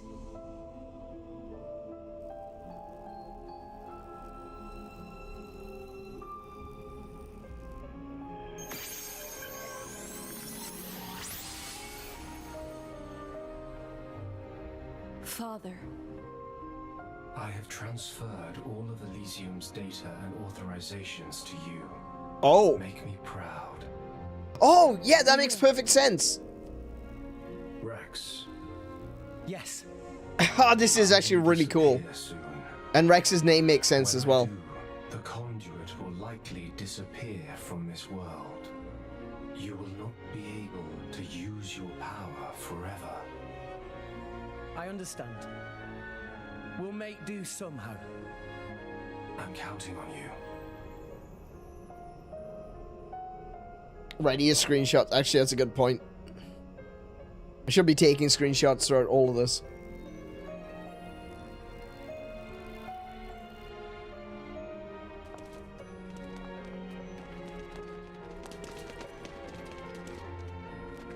Klaus. Have you changed your mind about this world? Right now, I think I am glad I met you all. Got it. Then, our answers match. Thank you for giving us all life.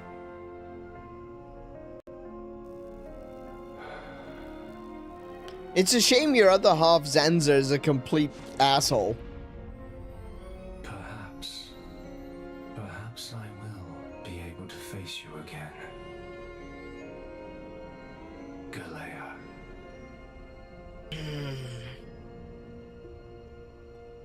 Okay, so this is really, really cool. It probably, yeah, it's gonna go straight into another cutscene. Of course it is. Pyra, where's Malos? If he is here, I know where he must have gone. Where is it? Tell us. The greatest of all artifices. The artifice that exists solely to destroy the world. Ion. Ion? So that's what Malos meant.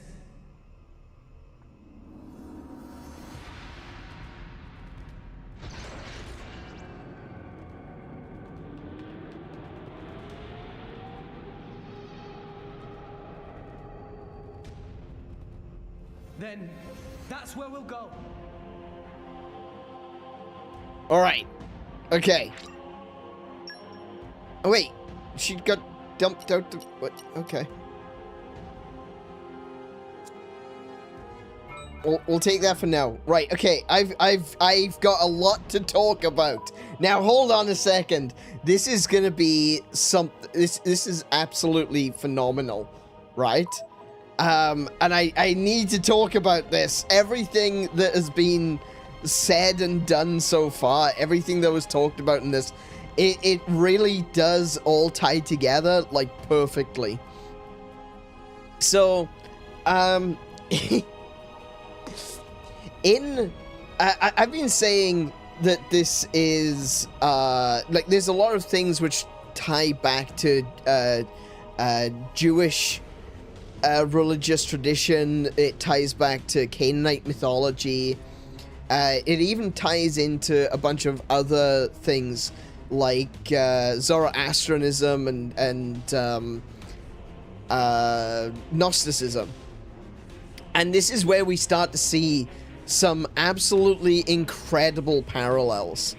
So the belief in Gnosticism is that there is no there's no good God, right? There wasn't. What happened was there was a place called the Eos, and the Eos is where the gods are from, right? And they are called Aeons. But one of the Aeons decided, like, all the Aeons were pairing up and giving birth to new Aeons. But one Aeon decided that they didn't want to pair up, they wanted to create life by themselves. So they created new life without the input from another Aeon, and this created the Demiurge. And the Demiurge was too different. It couldn't exist within the Eos, and so it was cast out into the physical space. And it became the god of this world, right? And it's the Demiurge that created the world, right? Created the universe, created the world, and it created the Archons, which are guardians and protectors in a way, but they're not. They're not good. They're evil. And this is what we would see today as demons with the Archons, okay? And I can already see the parallels in this, that there was a power that comes from elsewhere, and this fallen mortal, this god that wasn't actually a god, created a new world. And that's what we have here with Klaus, that's what we have with Zanza, right? Which are two sides of the same coin. But it's not a perfect god. It's a false god. And according to Gnosticism, later on, a new entity entered into the world. And that entity is the good god that would basically show people the way so that their spirits could ascend past the physical world into the Eos, so that the spirit of mankind could eventually return to the gods from whence they came. And this new god is considered the god of Christianity. Now, I will say this, because I think it's important to note, the belief of Gnosticism is very anti-Jew, right? It's very anti-Semitic. It believes that the god of the Jews is the evil Demiurge, and that the god of the Christians is a different god entirely, whereas 99% of Christians would never suggest that. It's, as far as Christians are concerned, that it's the same god from the beginning to the end, and there is no difference. There was no change. There was just the New Testament, that is the birth of Christ, and the new promise that God had with the world. But the Gnostics see that very differently. They see the Jews as worshipping an evil demon god called the Demiurge. And that after the birth of Christ, a new god entered the world, and that was the good God and his son Jesus Christ, and so on and so forth. And as soon as he named the Malos Logos, I knew exactly where he was going with this, and bang on. Right, the three pieces of the universe, the three pieces of creation, the three Aegises, the guardians, the defenders, the true God of this world, the good gods, they were called Ontos, Logos, and Pneuma. That is the Father, the Son, and the Holy Spirit.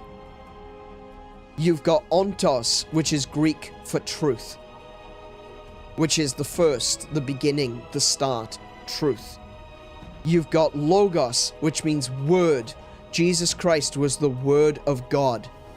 And that is the beginning. There's the beginning of John. In the beginning was the Word, and the Word was God, and the Word was with God. And then finally you've got pneuma, Greek word for breath. But it doesn't just mean breath, it means spirit. The Holy Spirit. The Spirit that walks with man. So we've got Ontos, which created the world, was a part of creation, and then disappeared into another world, into a place beyond anything that they could imagine. That's possibly Alvis. Ontos is probably Alvis, because Alvis says that it is through him that the world was made. That is God. That is the Father. You've got Logos, the one that was sent to change the world.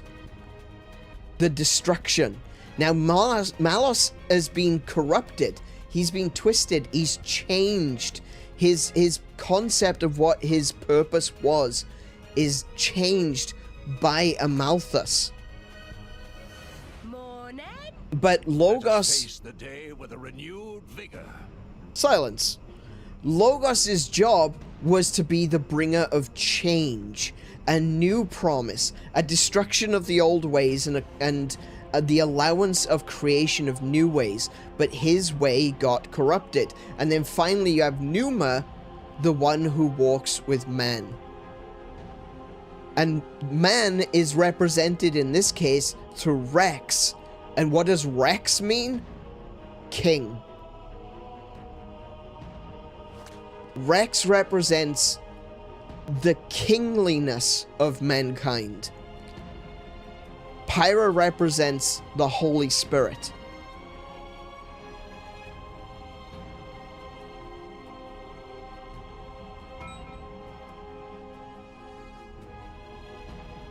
And now it all makes sense. I said there was going to be a single law bomb.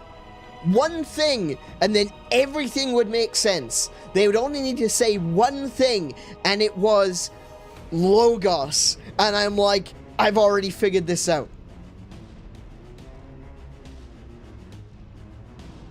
As soon as he called Malos Logos, I'm like, okay, I see exactly where this is going. You see, it connects to the garden, not the Garden of Gethsemane. It connects to the temptation of Christ.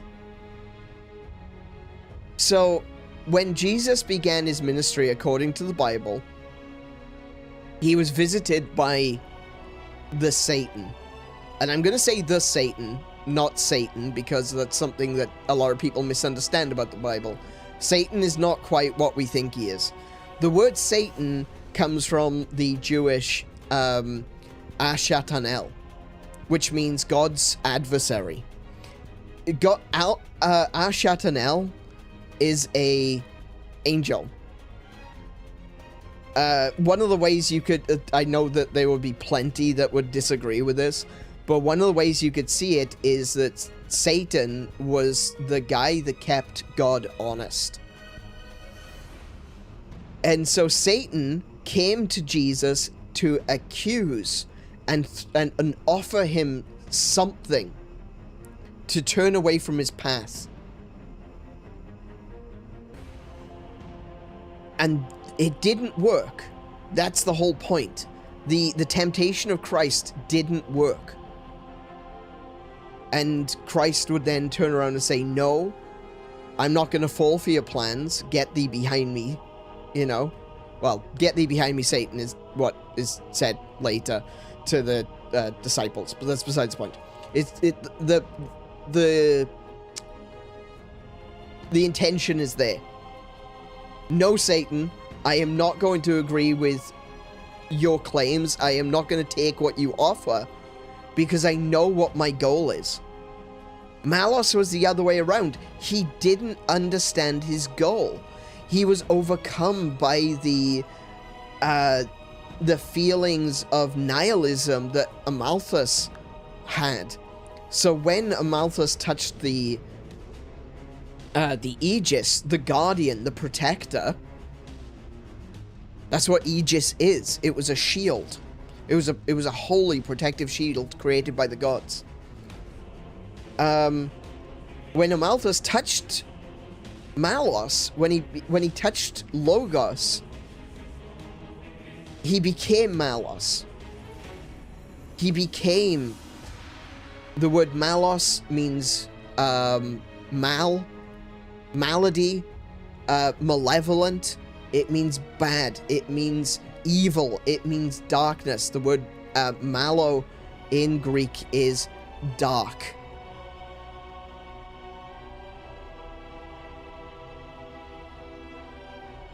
He was tainted by humanity rather than the other way around, what he should have been. Rather than being the salvation of humanity, a change, a new promise, a new testament, he was overcome. He failed the test. And he became the deceiver. He became the bad guy in this story. But the Holy Spirit, pneuma, came anyway as a redeeming force to rise up, and this is what the Bible says, we are all called to be priests and kings. Rex, the king, and the priest.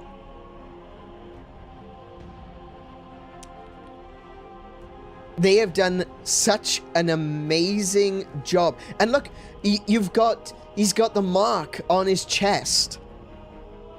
He's got a piece of Pyra inside him. It's the Holy Spirit. It's the Spirit of God that has come to reside in the kings of men. That is why Klaus is so impressed with our ability to become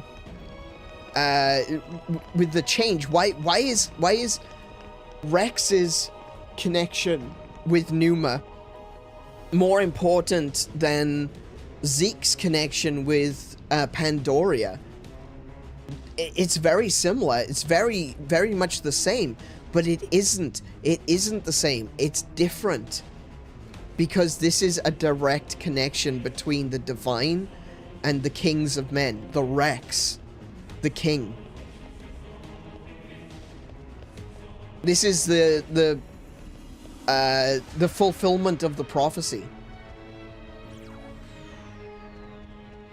Check your blades before going any further. Yeah, I will. I'm kind of curious what's down there.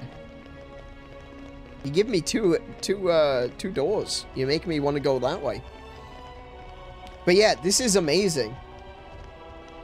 This is actually amazing. I always love it when a story can keep you going for literally 100 hours, right? Where are we at now? 102 hours. right? This story has kept us going for 102 hours, and for a lot of it, it has not made a whole lot of sense. There's a lot of doublespeak. There's a lot of confusion as to what different things mean. But then as soon as one word was said, I understand it. And that word was logos. The word. The word.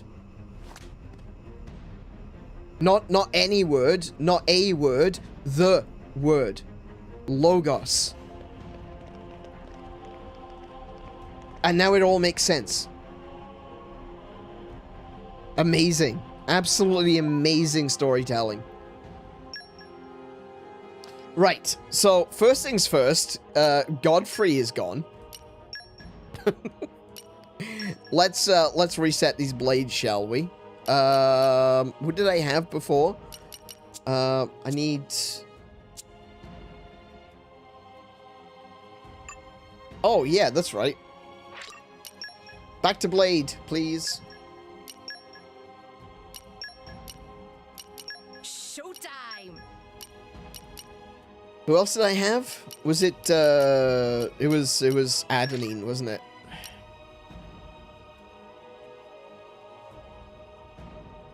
You just leave it to me. I'll use my brains to put this team to good use. Okay, then we've got... She's fine, he's fine. Now we just need to set up the order.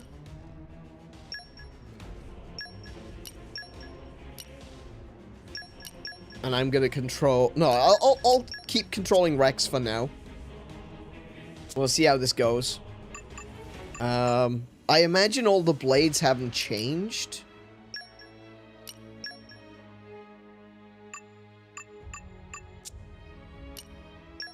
Oh, I didn't even think about checking auxiliary cores. Oh, there was something I forgot about.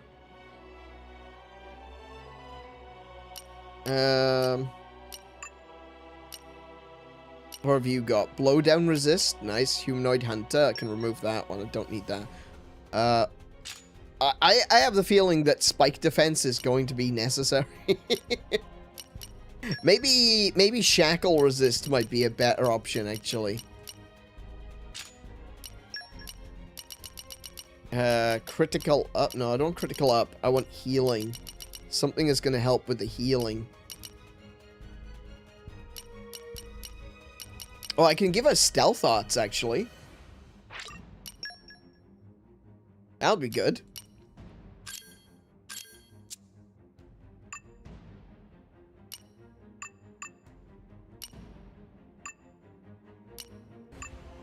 Yeah, these are all fine. I might be able to, like, replace, like, something like aggro boost for a better aggro boost, if I've got one. I don't. But then again, I might have, aggro boost 4. Yeah, okay. So I kind of need to do some of that. I'll think about that in the future. I don't think I need to worry about it too much right now.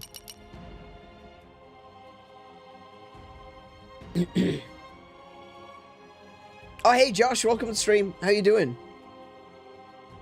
Higo says, as someone who didn't grow up going to church or knowing anything about religion on a deep level, the Xenoblade series basically is kind of a foundation for my very limited understanding of spirituality. It's incredible what they've managed to do. They've really told these stories in a way that it ties back on a very personal level, because at the end of the day, religion and faith is very close to, you know, people don't choose a religion just flippantly, you know. People find a calling. They feel like they are being called to be a part of something bigger than themselves. That is what ultimately religion what faith is supposed to be. It's supposed to be a close personal relationship between you and whatever God you believe in. And the fact that they've taken these elements and they've used them like tropes, they've used them like stereotypes in a way to be able to say, hey, do you know that thing that you believe in? Well, it's kind of like that, you know? And some people might take that offense, you know, take offense to that. I don't think that you should. At the end of the day, it's fiction. But you know, it's one of those things where I'm gonna get for that one. There we go.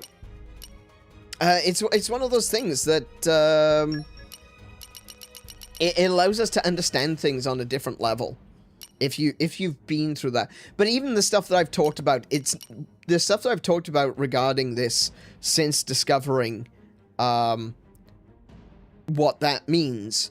You know, like I said, a lot of it is based in Gnosticism. That's not standard Christian teaching by any stretch of the imagination.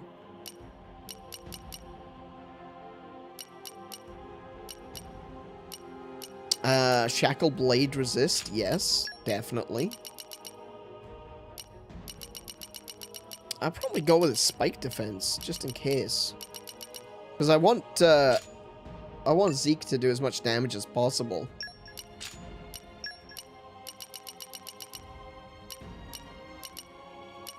I could take that one off draw mark.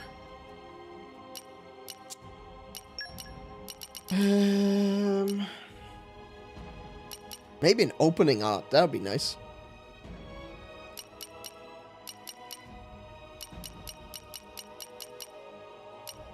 Emergency guard. Boost block rate by 10% when HP is 30% or lower. That sounds good. Yeah. And you've only got one? For goodness sake, Dagas. Come on. What can I give you? Perun? We're not currently using Perun, so... Boost to your critical. That'll do.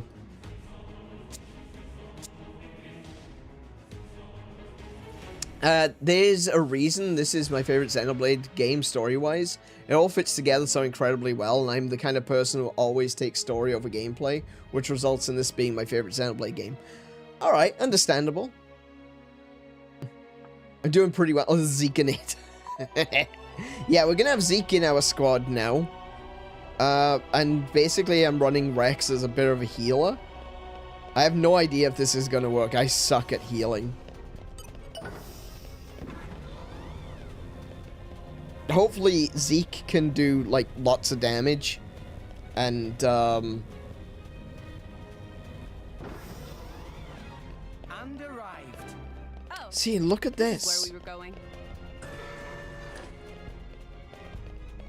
Oh, heck. Those sirens are attacking. That's a lot of sirens.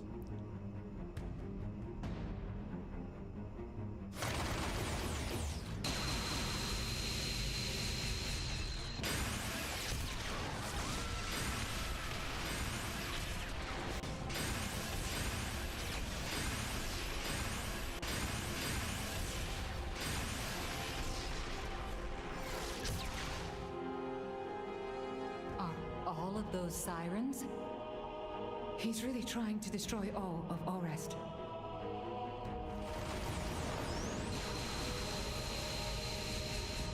Let's hurry, guys! So, one of the things they haven't mentioned or haven't explained is why... Sorry, excuse me. Why Numa can't control sirens anymore. Is it just oh... Whoa. Is it just because Malos has control of them at the moment? Or is it that she's lost her connection for some reason? What's this? That is an energy door. How do I get past said energy door?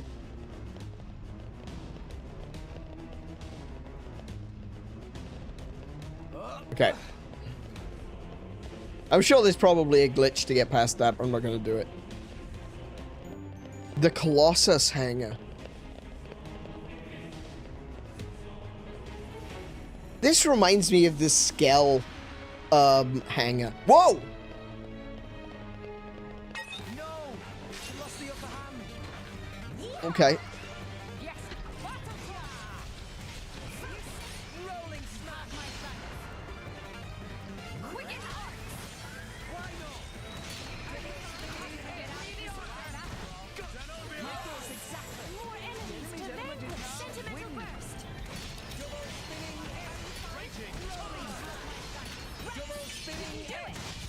Blade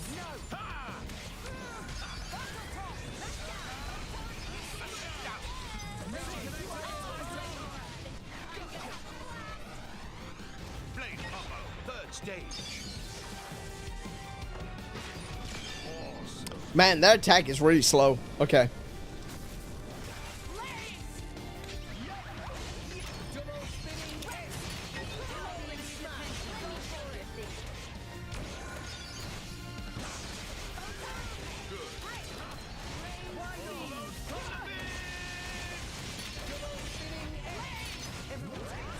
I'm trying to watch everyone's HP. If it gets to a point where I'm a little bit concerned about how little HP they have. Oh! I'll switch to Nia.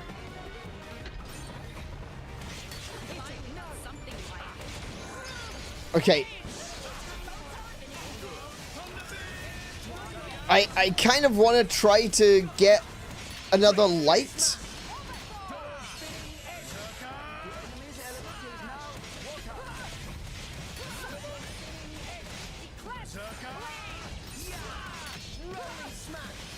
Come on, so close. There we go.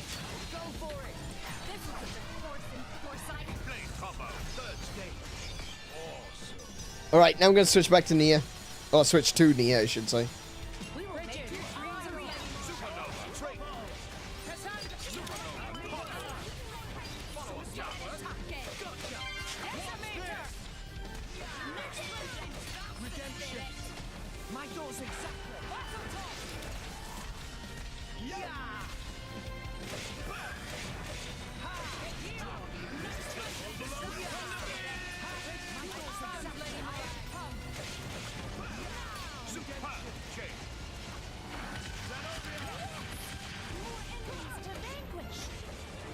More enemies to vanquish? Where?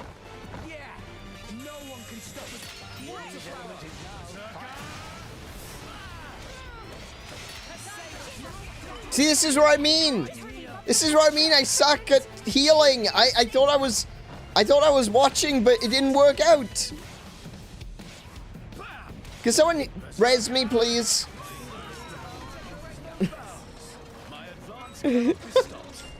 Such is the destiny of those who bear the eye of shining justice. Actually, I kind of felt like as soon as I switched to being a healer, that's when everything went wrong.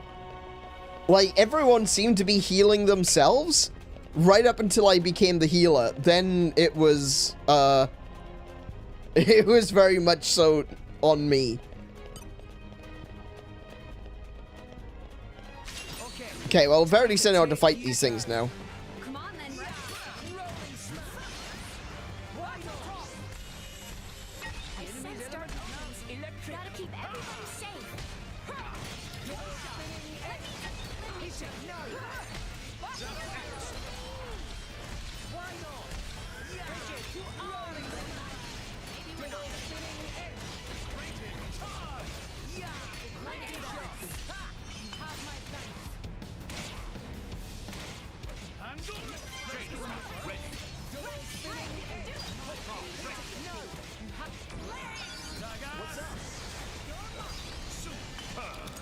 Oh, he's down.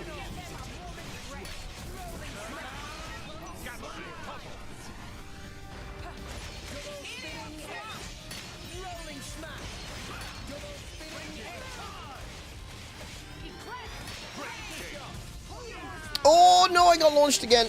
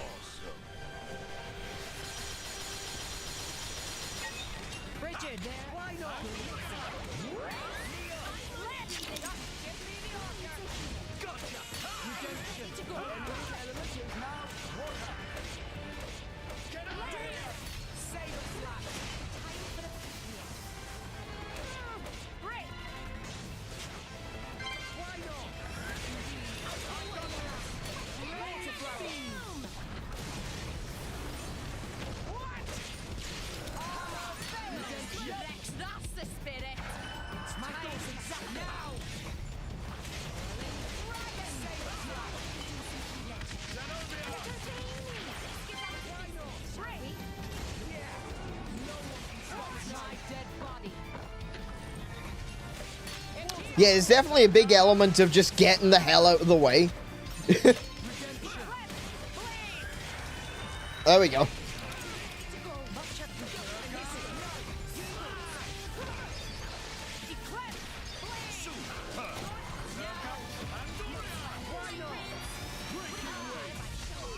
Oh no, I got launched again. Damn it.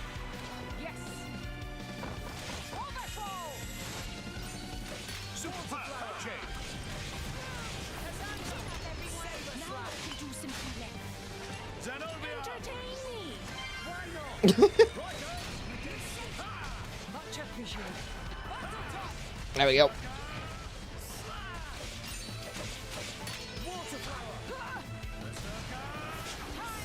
There he goes.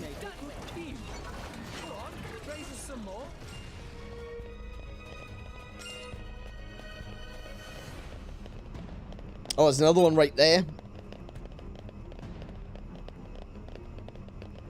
Let's show him a thing or three. Leave it to the Seekonator. Rolling smash. Battle time. The enemy's armored is wicked darts. Why not? Why won't you target me? Why won't you target me?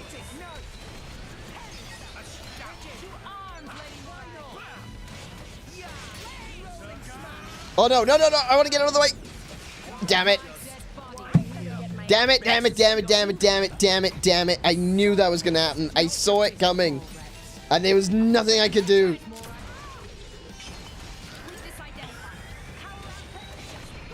Oh no, I run straight into that one. That was bad. That was bad. That was bad. That was bad. That was bad. Use that, please. No, no, no, no. What are you doing? Oh, it's too far away. Here we go.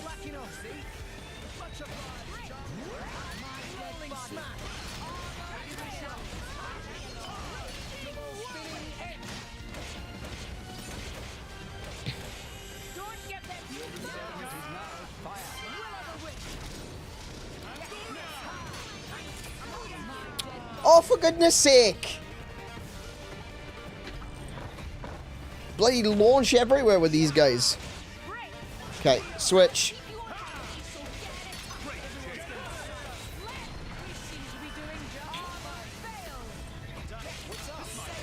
I'll do.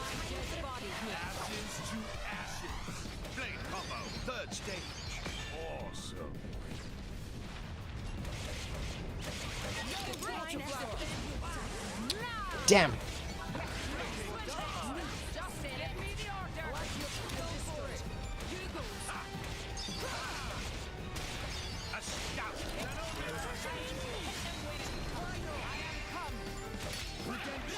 Oh, I didn't mean to do that. Oh, no, no, no, it's the wrong one.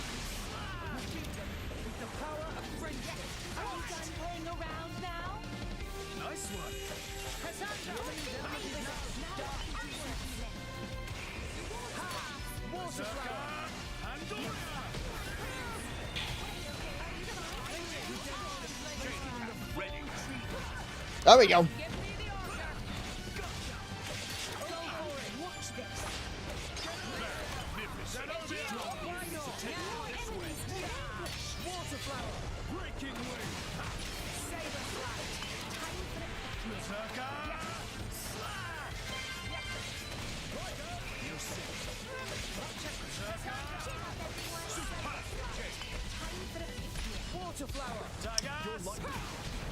So I'm not really up to speed on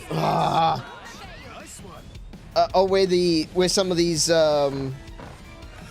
attacks should be, but so I'm not able to keep my get my elemental combos off.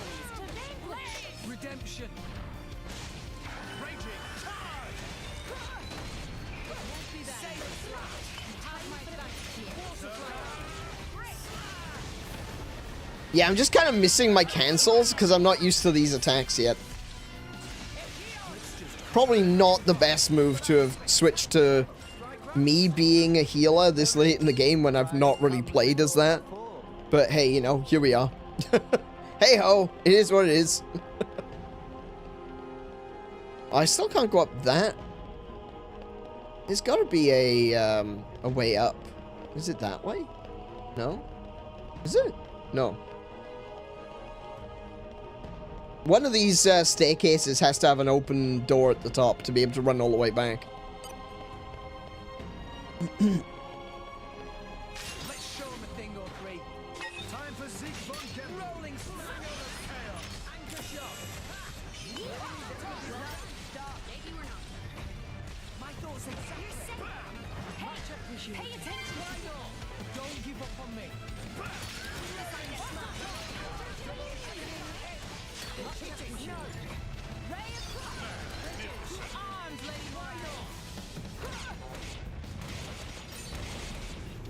Run away, run away, run away, run away. Damn it. Didn't get far enough away.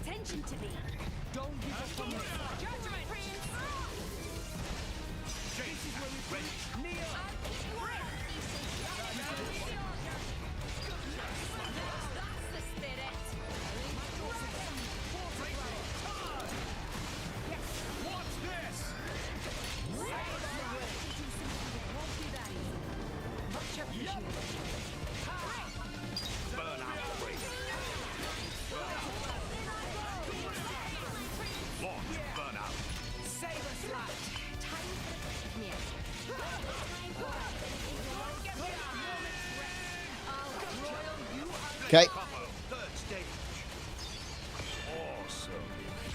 You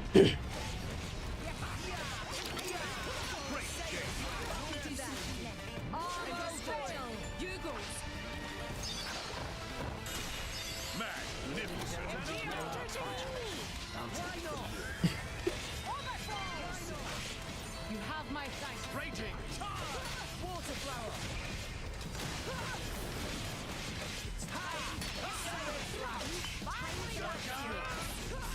Oh, damn.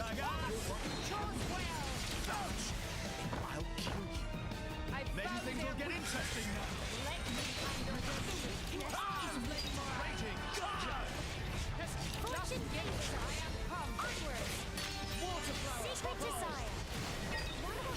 Nice. Well done, guys.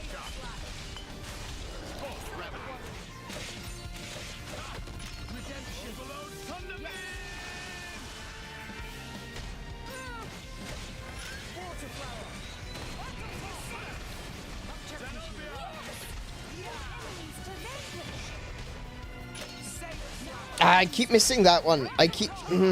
I'm hitting it too soon because I'm expecting the sword strikes to be a little bit quicker. And I miss it on that last one.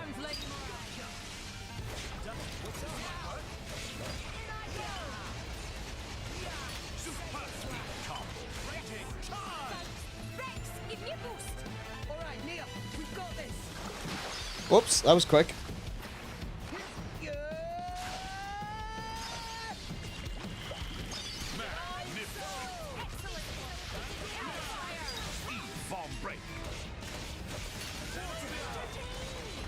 Entertain me!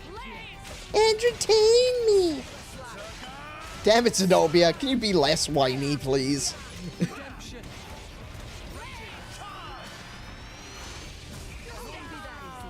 I'm glad I healed everyone just before that happened.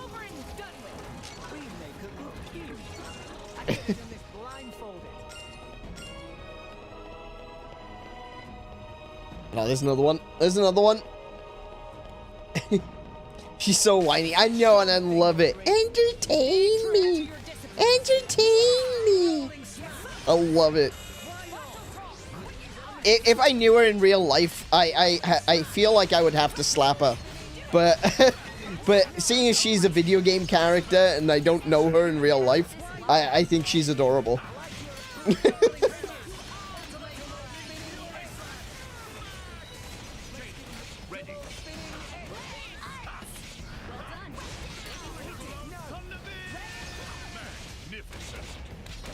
Did I beans that up? I did. I totally did.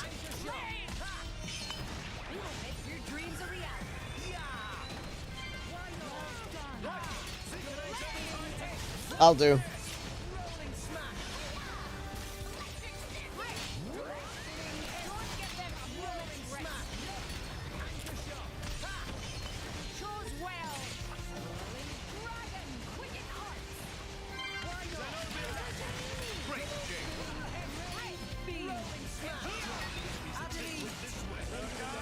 Ah, it's got me first.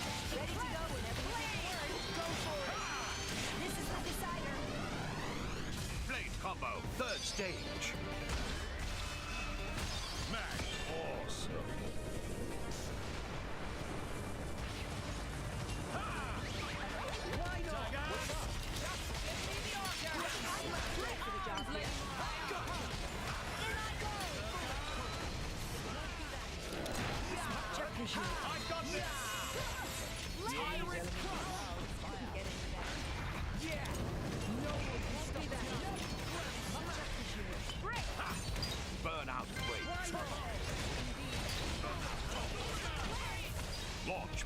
Nice.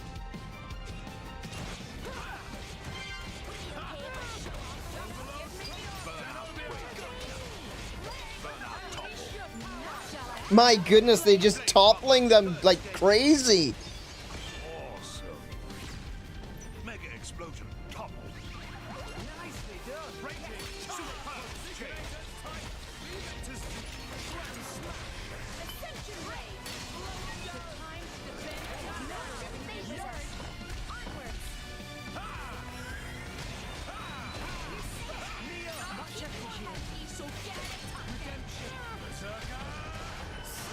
There we go.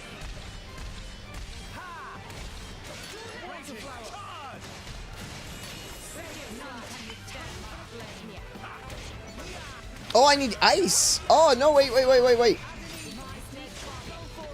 I got it. I got the cyclone. It's fine. Excellent. Sorry, that was. I didn't realize that was on me. I'm like, why isn't there any triggers coming up? Where's the triggers for the next element? That was my fault. That was me. Yeah.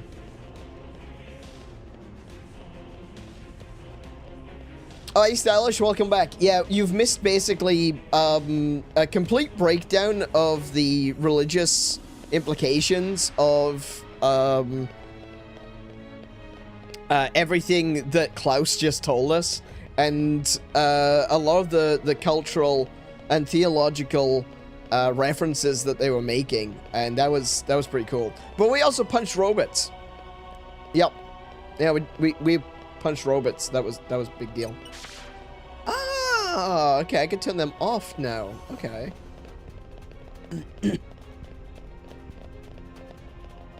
The only reason I'm doing this is because there was a chest at the end, right? I'm drawn to treasure chests.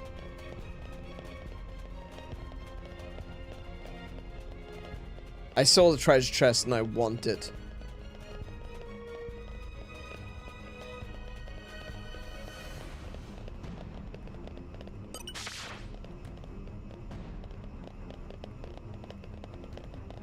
Treasure acquired.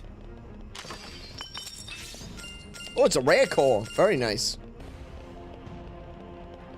Okay, now I run all the way back to the other side.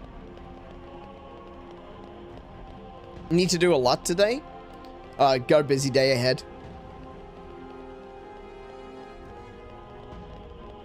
That's understandable. You can come back and watch later. It's fine. So Josh was saying, I think the blade with the worst personality is named Sheba. Can't recall if that's her actual name though. I haven't encountered that one yet, so I'm just gonna say maybe.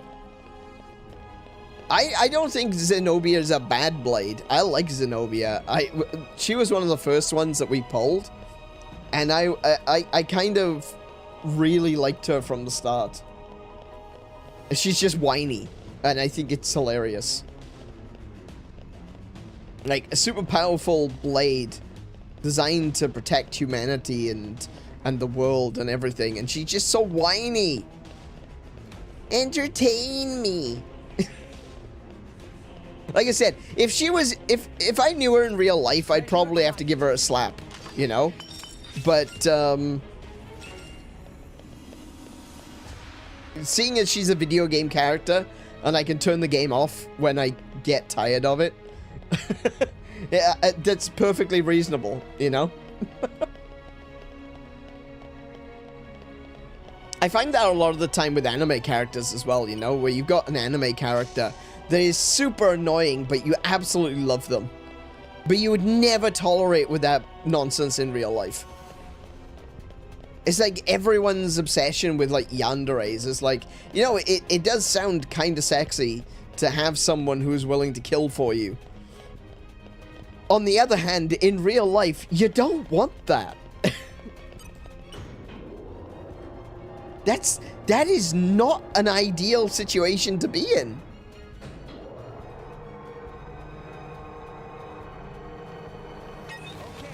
Oh, wait, hang on. What do we miss? Oh, you.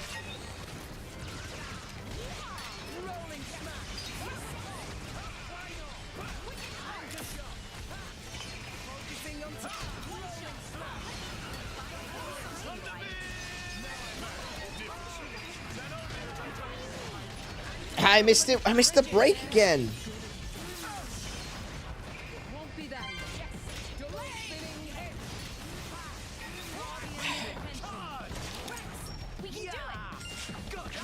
I'll join you for the fight in a moment. I just need to...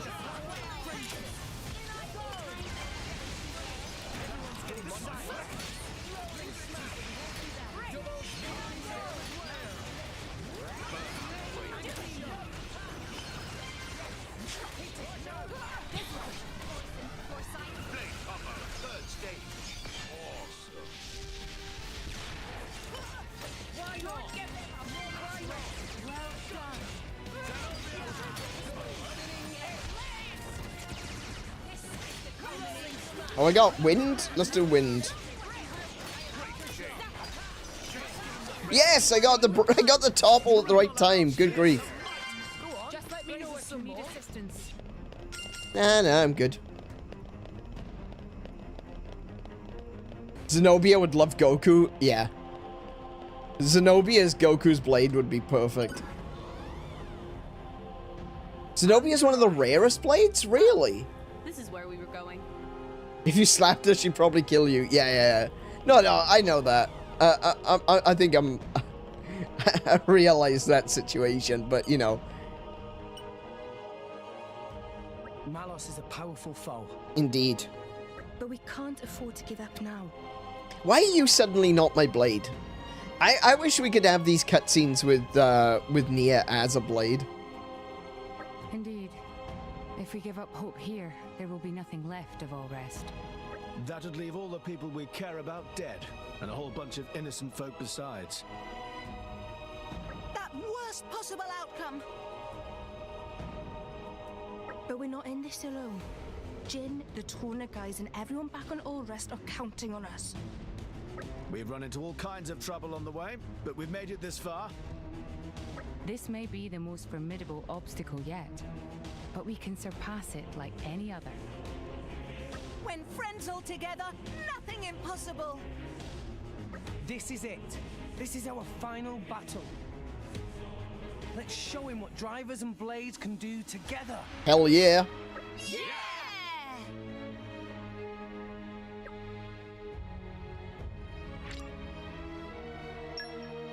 Before the storm. Nice. Okay. Oh, wait, I got some affinity rewards. Okay, hang on. Alright. I'll do the affinity. I'll look at your affinity levels. Hang on. I got stronger. Yeah, you did. Yeah, you did, love. Wonderful to learn new and exciting things. This power is for us all.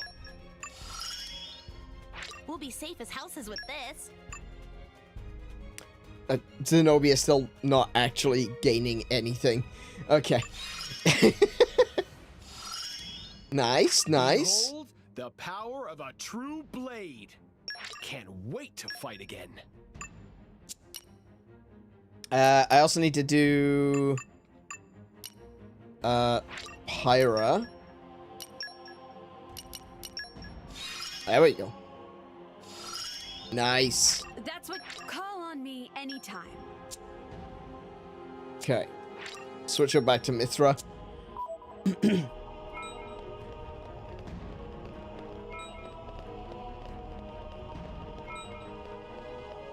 What are level up conditions? I think you gotta fight bosses and do side quests and stuff like that. If you open this door, there will be no turning back. Falling in battle will mean restarting from the title screen. Your game will be saved before the final battle begins. Okay. Hang on. We're gonna go with a hold on a second, okay? I know it says I'm gonna save anyway, but I'm gonna save it anyway. And I'm sorry to have to do this to all of you, but please don't go away. I certainly won't be. I'm gonna be right back.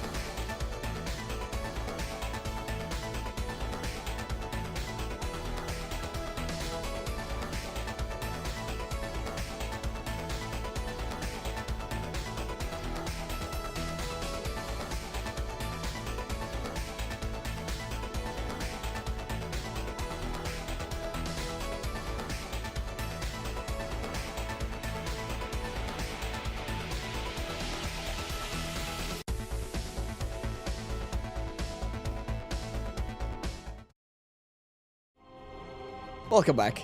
Sorry about that. Alrighty. Alright. Kiko says I need to check my bag, and that's a really good point, actually. Let's have a look. What's in my bag? Got some Narcopi jellies. I've got 5 left. I think I'm good. Definitely okay with this. This might be a very difficult boss fight, though. With me as the healer. Here we go. This is it. We're going in. The final boss. Malos is going to be on the other side of this.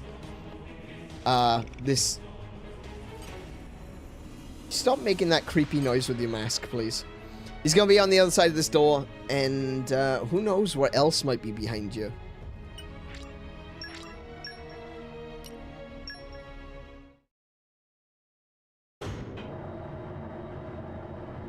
Actually, no, I've got an idea what might be behind you. A crazy big Gundam. Yeah, exactly that. Yep. Just in time for the final act, boy. I've saved you the best seats in the house. I sounded just like Akos for a moment there. Akos is dead, you bastard. So is Patroka. And Jin. Figured as much. Is that all? What? You want me to weep and deliver a eulogy? What good would that do? They all desired oblivion, and now they've achieved it. Mikhail Least didn't. I can do. is send them off with a smile. Malos, is this really what you want? Huh? Is this what you want? Malos? I don't understand the question. Not surprised by that. By now that none of this is your own will. You have to see all of this came from a Malthus. Even if that's true, so what? And don't give me some weak-ass crap about how I should repent or whatever. Oh, interesting. Here's the thing. I don't give a rat's ass what you think, rat! So blades become titans, and titans give life to humans. Honestly, who even gives a damn? They can become whatever they want. But that man, he'd lost everything.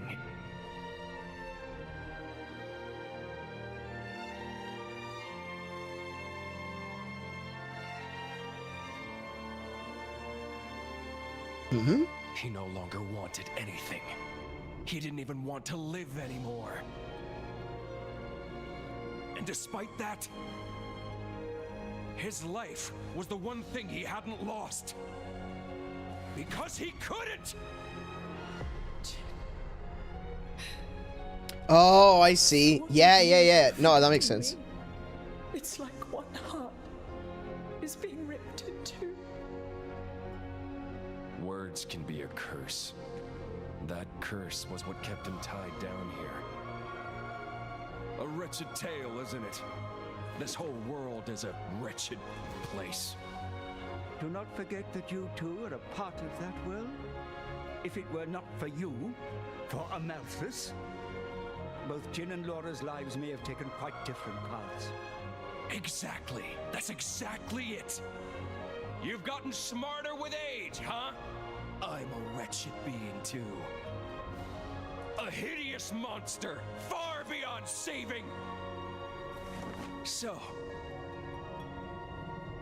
let's end this now. See, that's a really Don't you feel anything? interesting. The world he longed for. How could I? That isn't my role in this world. This man, does he mean to?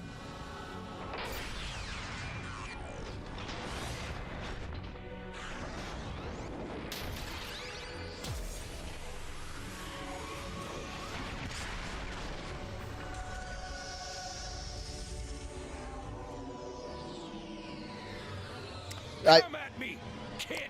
Come, my partner! Give me all you've got. You better show me all of it. The extent of your will. Show me why you're here in this world! I find it very interesting that he said, like, words can be a curse. And, you know, his name is Logos. Literally means word. Yeah, okay. Brilliant.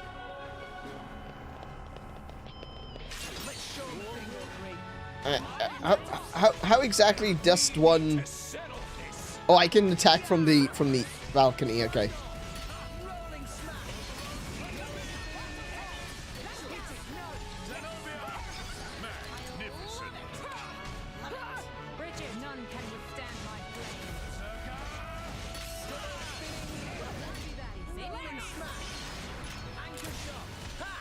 Question is, are those potions gonna just fall into the hole?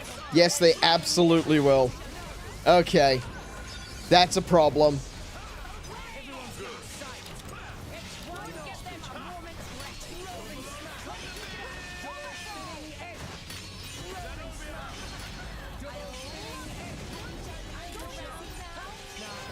Yeah, the potions just fall into the hole.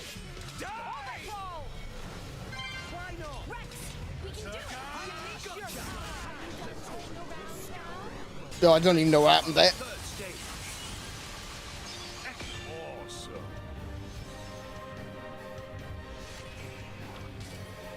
Okay, we got water on.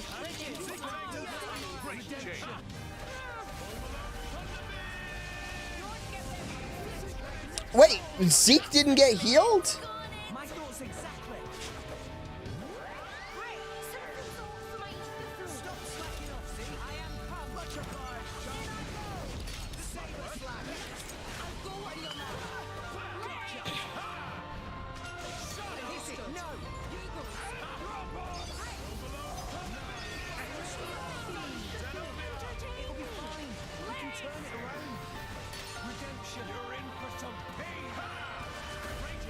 Yep.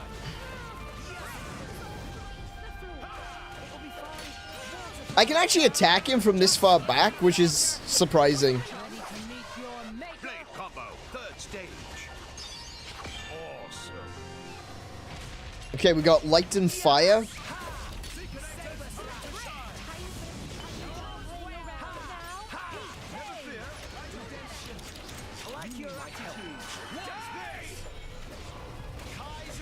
Oh, I think I went in the wrong direction with that one.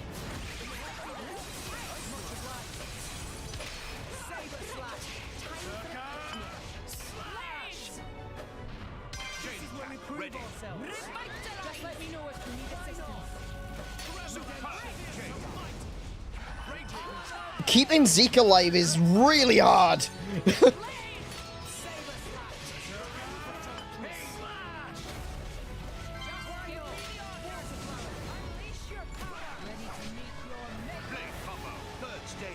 Okay, I didn't mean to do that twice, but there we go. We got it twice.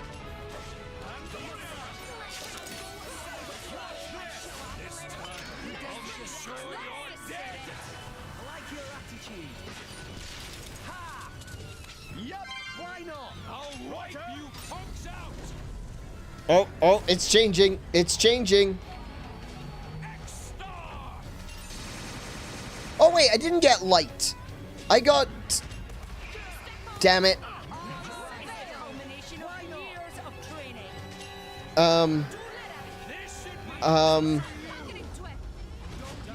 Wait, what?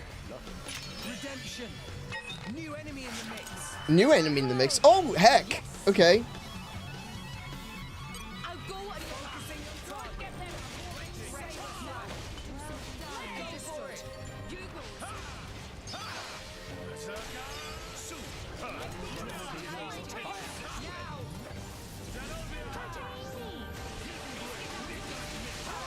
Damn it! I thought I was out of the way.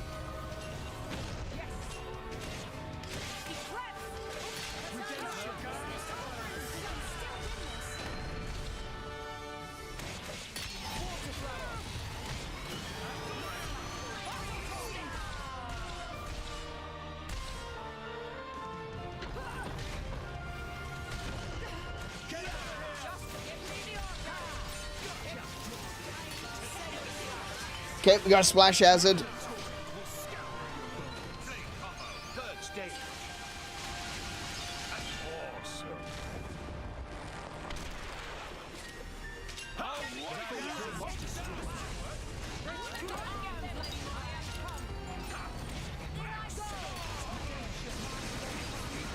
Much appreciated.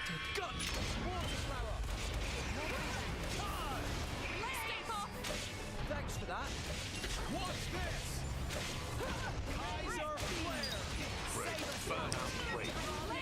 Oh, no, no, no, no, no, no, no, he's come back into the fray. No, no, no, no, no, no, no, no, no, no. There he goes, there he goes. Nice, nice, nice, nice, nice.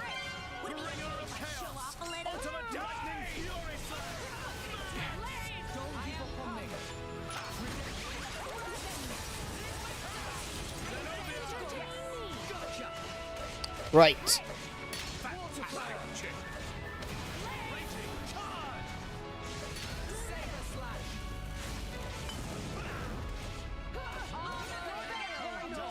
Burnout.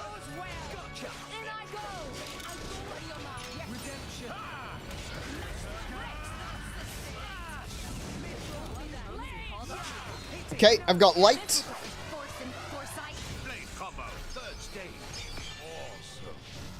Okay, I've got light, fire, and water.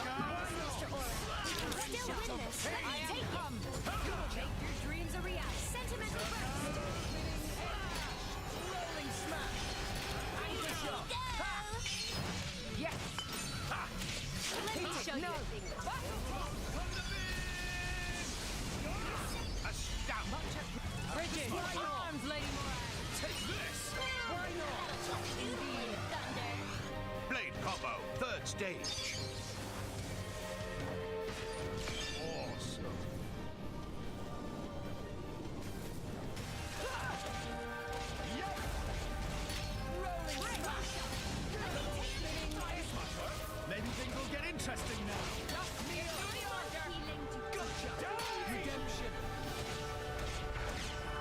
There we go.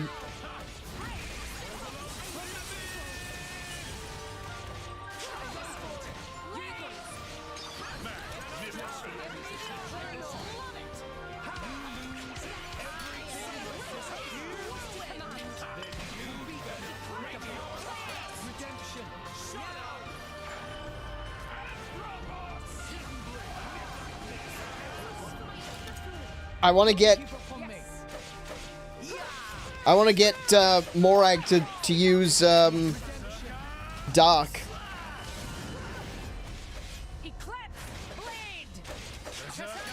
There we go, Dark Tide, that's the one.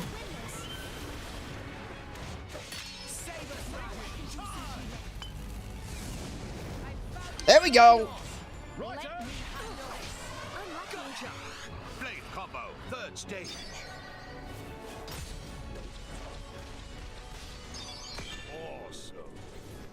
I think that's everything we can do at the moment. I don't think... Oh, no. I can put another... I can put a wind on, I think. Wait, that was it? Wait, that was it? I lose all my orbs.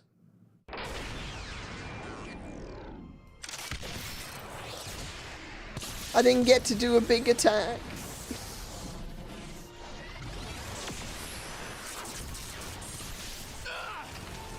You're not burning anyone today. My lady! Oh no, Dromar! Don't trouble yourself. It's nothing.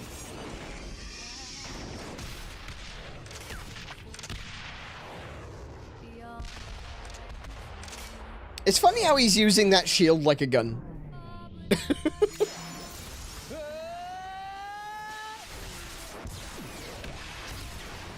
Can you still not see?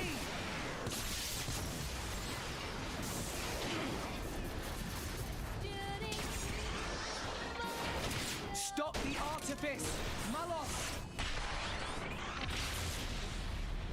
See what, brat? The world's never gonna change if that's all you got.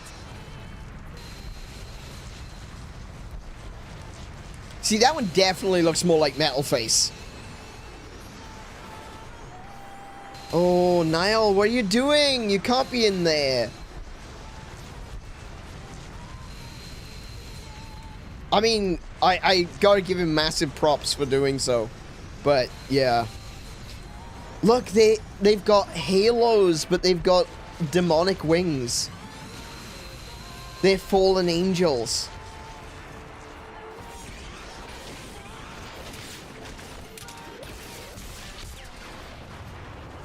It will change. I will change it. That's the reason we've come all this way.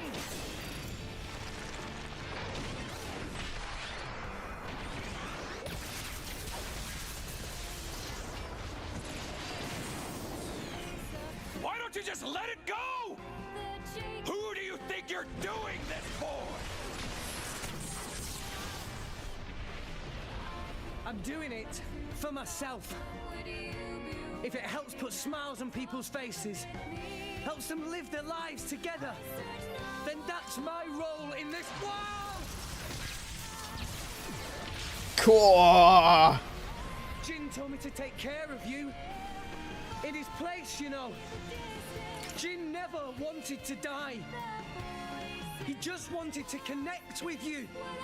He did it because you showed him a path.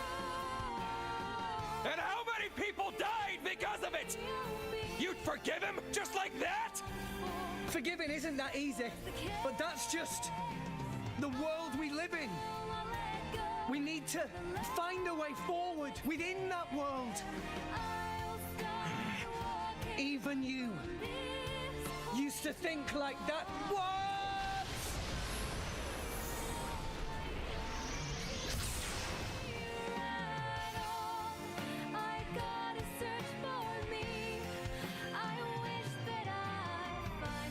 Today, we use our power to fell a god. Oh! And then seize our destiny. A Shulk! Hurry. The time is nigh.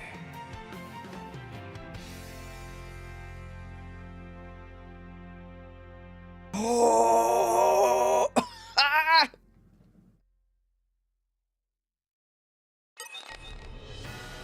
Oh, I lost all my orbs!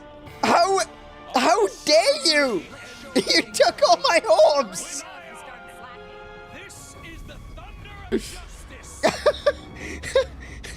I spent ages trying to build those up, and what have you done? Wait, why can't I attack?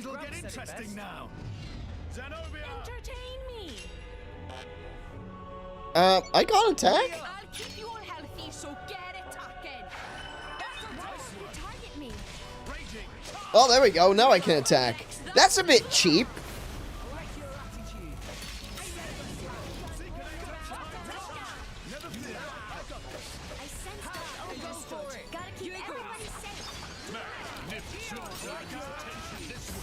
Oh, that didn't actually heal anyone. That didn't heal anyone. There we go.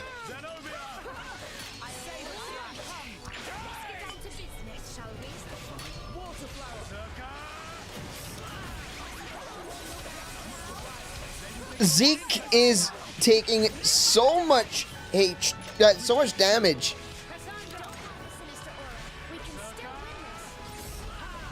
I can't heal him. Why would he heal?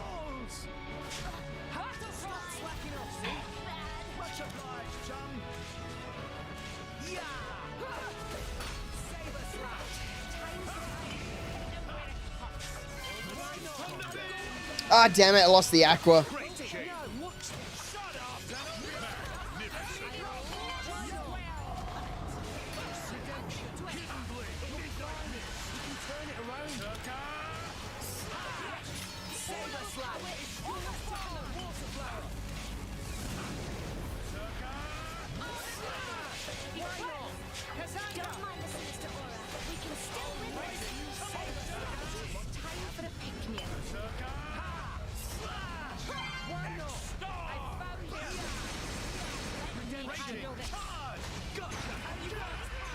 Yeah, keep him healed. Keep him healed. Dark Tide. Okay, I got Dark Orb.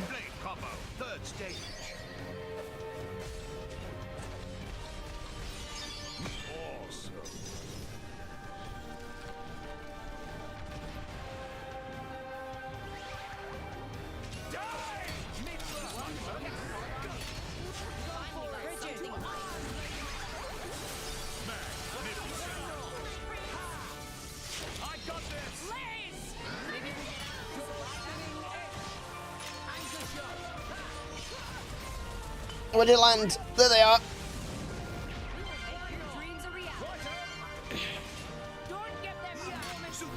Second sun, we got some water. That's a fire, sorry. Okay, we got dark fire.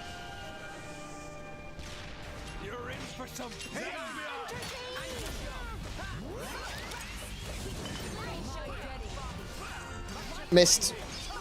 Damn.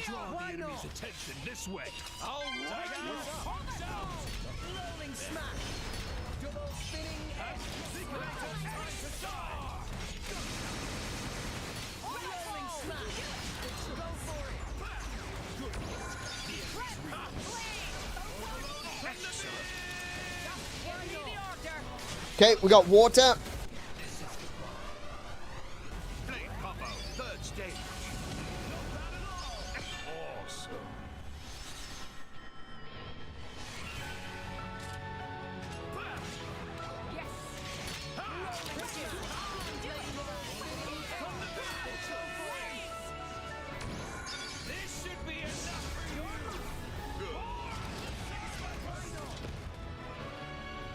He's backed up again. Oh!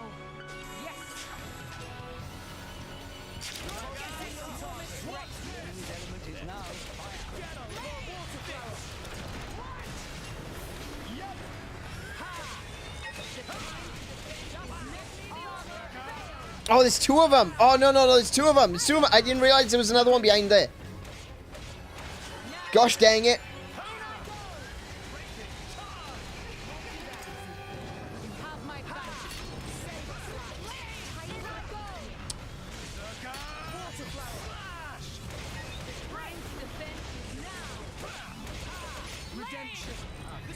Yep, get that one. Get that one. Get that one. Nice.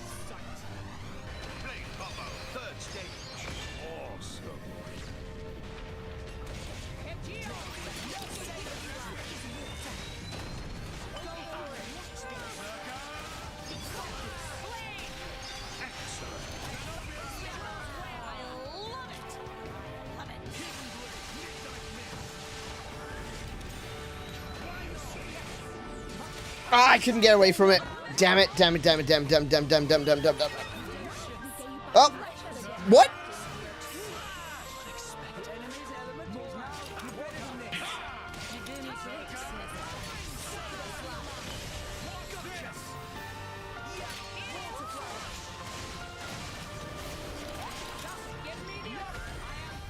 Okay, one down, one down, one down.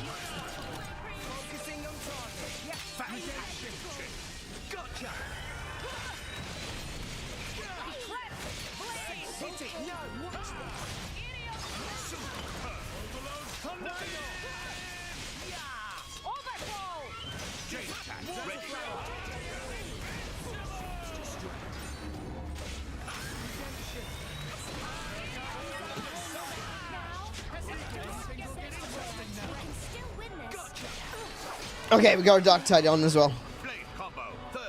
Missed, damn. I panicked. I'm rushing through it because it's currently attacking me.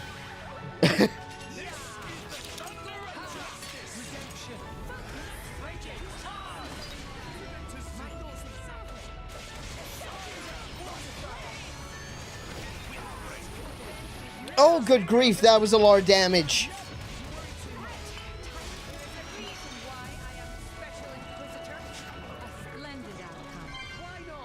Okay, okay, okay, okay, okay.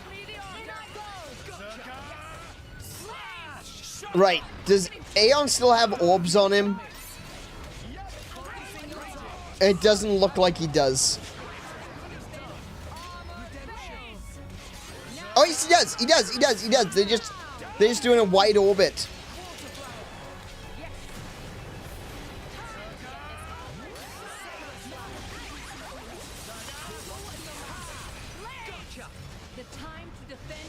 Ah, come on. There we go.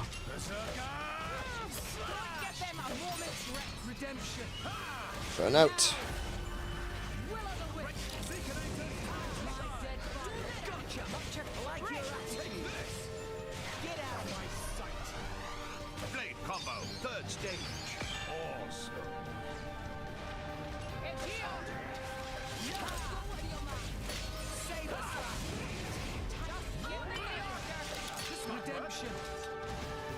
I actually don't know how many orbs I've got right now. I'm considering just going for it. Screw it. Let's do it. Let's see what we got. We should have 3. Okay. I thought I had 4. Let's see now.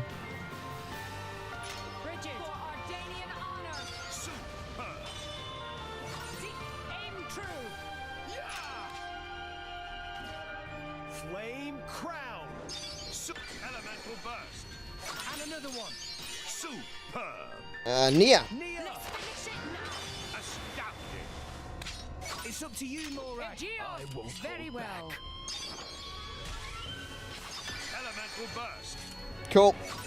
Aim true. That didn't do a lot of damage. And another one. Astounding. Mithra. Magnificent. It's up to you, Morak. Very well. Magnificent. Aim true. Let me show you something. Magnificent. Finish. Okay, that's all we're gonna get from that, unfortunately.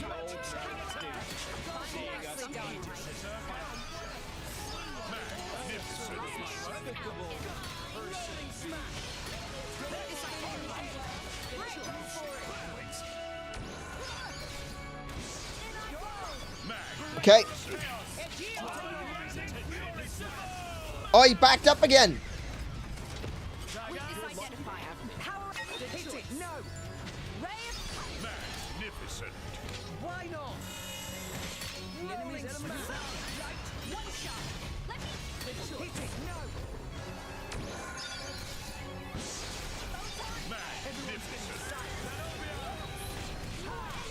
Rolling smash.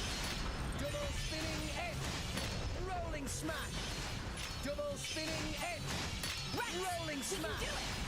Go for it. Cool. Blade combo, third stage. Awesome.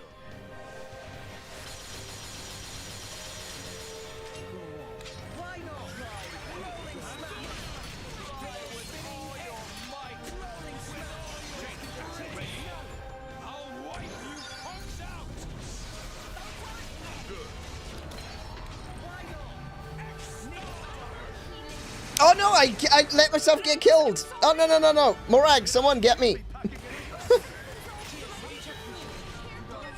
Oh, Zeke's down as well. Oh, I beans this up so bad. Where is he?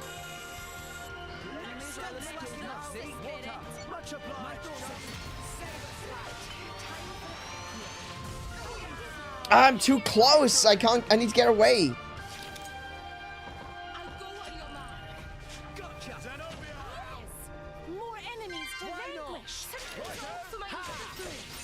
There we go. There we go. There we go. There we go. There we go.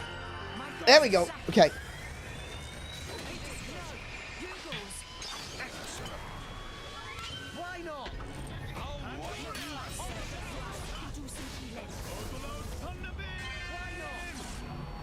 I heard another bottle drop, but I didn't see where he went.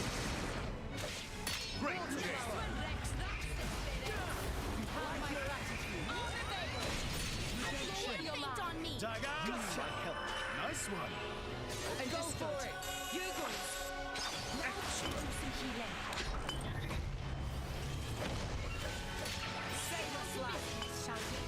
We'll beat them with the power of friendship. Where's Zeke? What's Zeke doing? Why is he just standing there? Oh, they're not looking at the same enemy. Oh, no. They were still looking at the boss. I thought that... I forgot to change the target.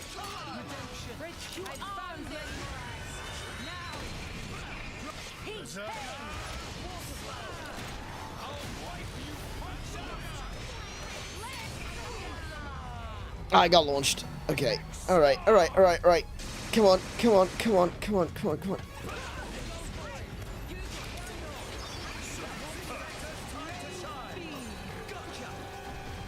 Right, okay.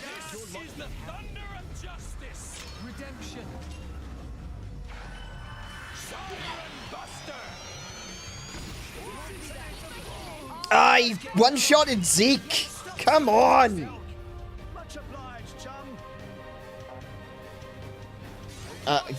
Use that, I suppose.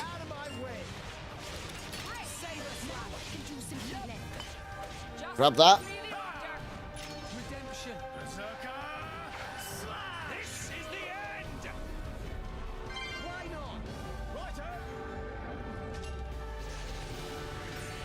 Wait, what's he doing? What is that? Oh, crap. You've got to be kidding me.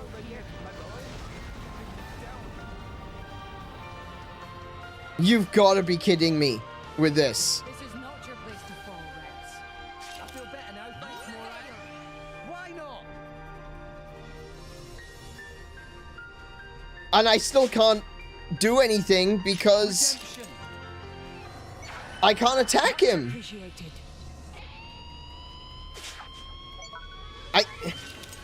This is the thunder of justice. Focusing on target. As you wish. I don't know what I'm supposed to do. I can't even heal. My thoughts exactly. Well, there goes Morag. In a place like this, something's off for my ether flow. Don't give up on me. I can't attack him. If I can't attack him, I can't get my skills. I'm ready to go. Gotcha. Water shower.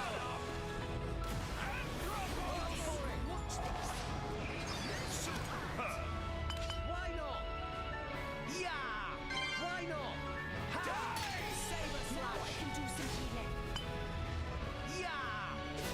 Ow.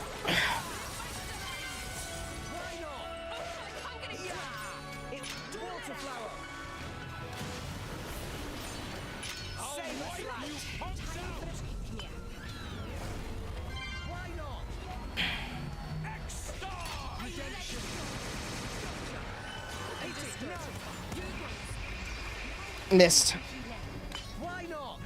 Morag. Gotta get to Morag.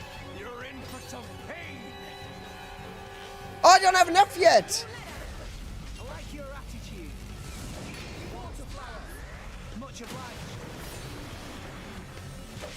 Saber slash. I can do some healing. Yeah. I can't res her yet. It won't let me. There we go. Okay, got it.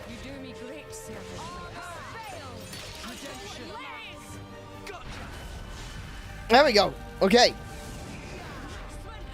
Morag, please don't die this time.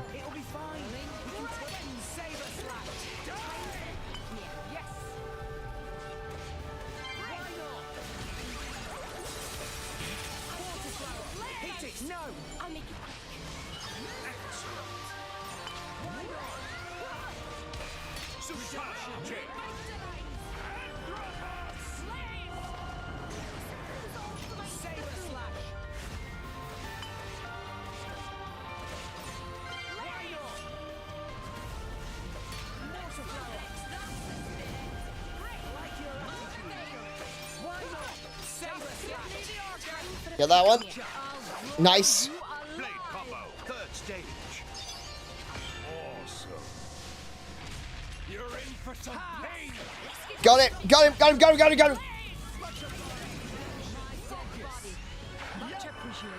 him.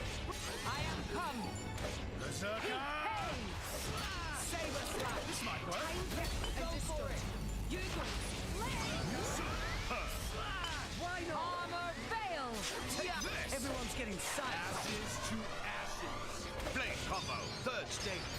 Awesome. Ha! Just give me the order. Redemption. Synchronizer's time to shine. Saber slash. Die! Give me the order. Rolling smash.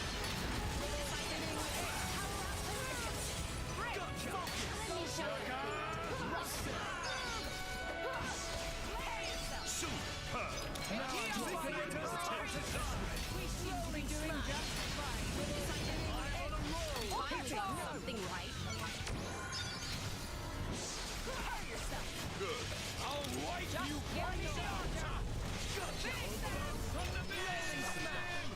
Okay.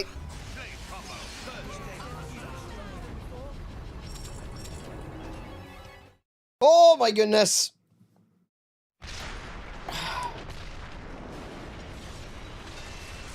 Here I go.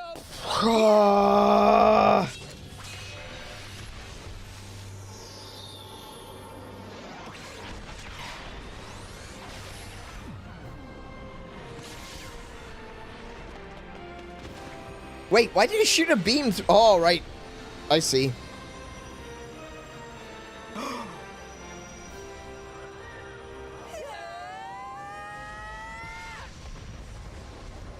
Let's get this done so we can move on For the future!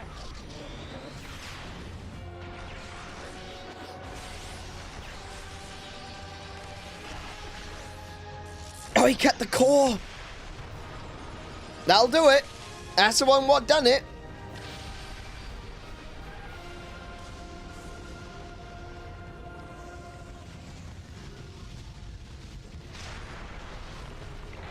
Oh, good grief.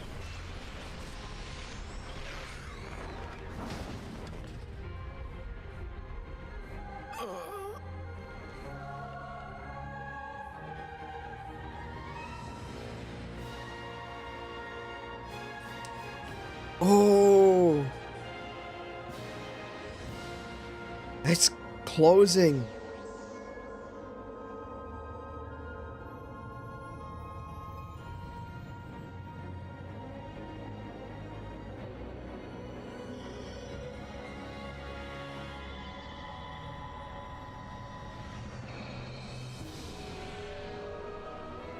Those are the Titans that are left.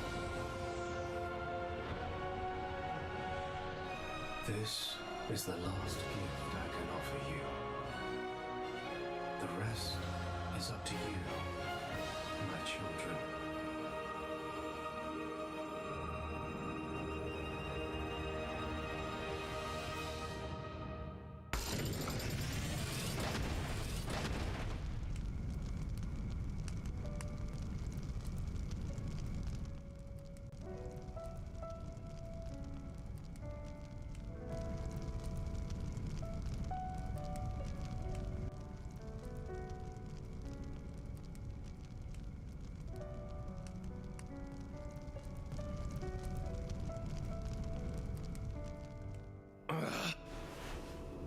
He's still alive.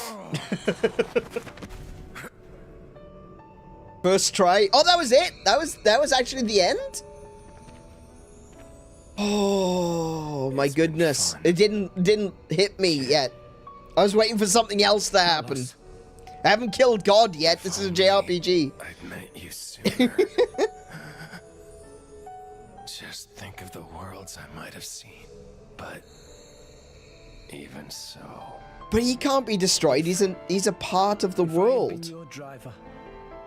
All of this. Kids say the damnedest things. There was only one driver for me. In all, it wasn't so bad. No, it was pretty bad. He killed a lot of people. It was pretty awful, honestly. But that crystal has to come back together. It's an integral part of the universe. It's a piece of creation. Found it. Lady Moray. A meaning to his life. Indeed. Frankly, I'm a little jealous. After all, most people go their whole lives without finding theirs. I wonder if I'll find mine. You've got one already, haven't you? And if what you've got isn't enough for you, well, you can always leave things to the next generation. Was there a subtle way of saying settle down and have babies? Surprisingly enough.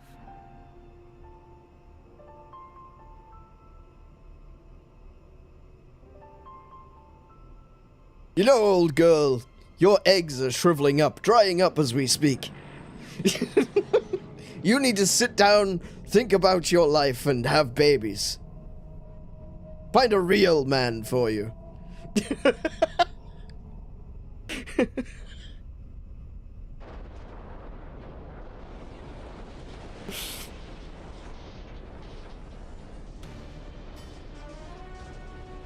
Don't ruin this. Too late.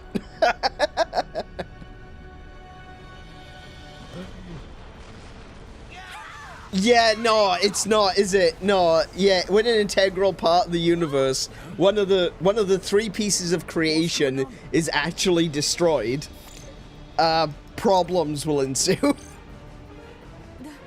That's... What's happened? At this rate, all of Elysium will collapse. What? Since the conduit disappeared, the power holding Elysium together was cut off. Yeah, that's a problem. Not everything above this point will either orbit the planet or be flung into space by centrifugal force.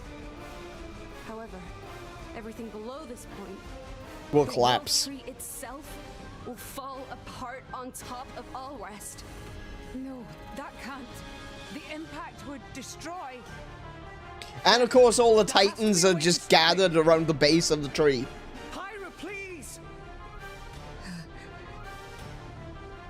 Pyra! There is one way.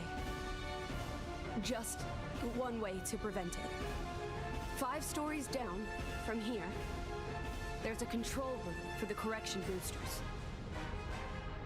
If we can fire the booster jets and accelerate the whole world tree beyond escape velocity, Look, I haven't got a clue about boosters or velocities, but No, I haven't figured out the boosters either, to be fair. and fast.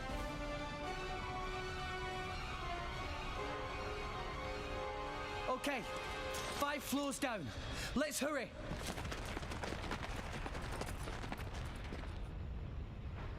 She's not telling them the part that everyone on the platform is going to be shot into space. What did you say? Poppy could not possibly. Please. You're the only ones I can ask. But... Poppy, you promised, didn't you? Oh. Oh, no, no, no, no, no, no, no. Belt. Please.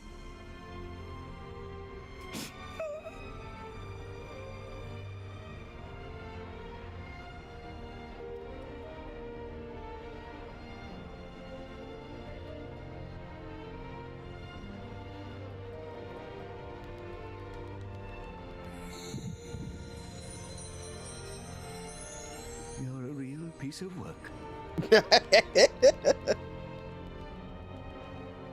He looks... I just realized Azurda looks like a Mog. He looks like a Moogle. He's a little white puffball with pink wings. He's a Moogle.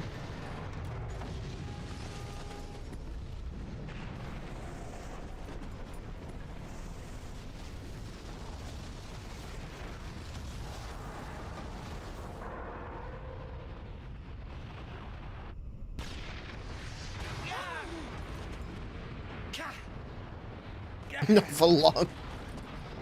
Hey, spoilers. What? Watch it. Is this? Those are not boosters. Those are escape pods. Is this a port?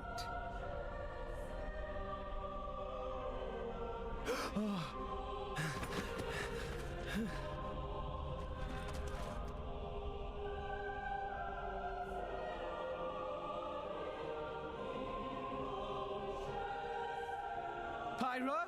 What are you doing there? Where's the control room? Pyra!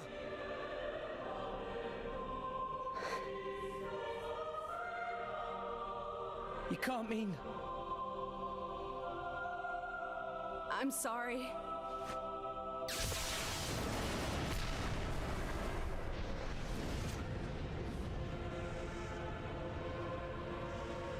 But he's got a piece of her inside him.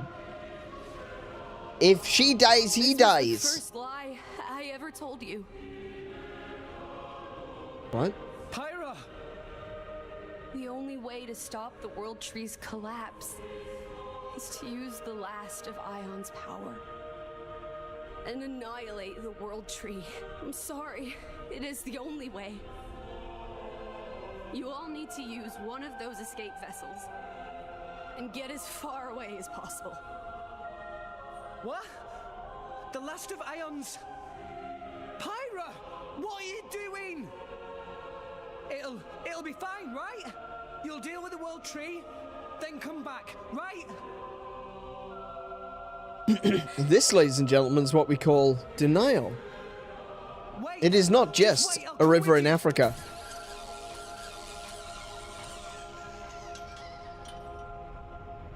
Damn it! There's not enough wire. I got it. Poppy? Oh, that's what she told Poppy. It's not okay. Poppy cannot. What do you mean you can't? Poppy made promise. No, that's... Say that Rex for sure asked Poppy. Say not help Rex, no matter what.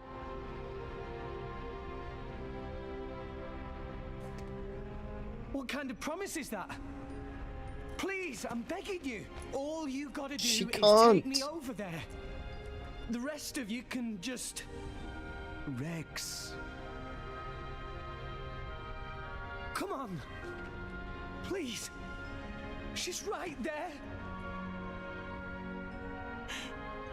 Oh, Poppy. Rex. Gramps! Sometimes a man must know when to let go. Why? Why?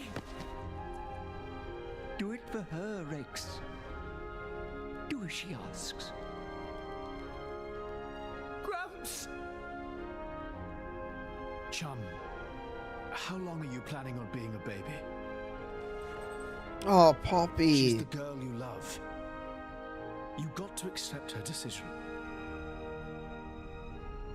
That's what being an adult means.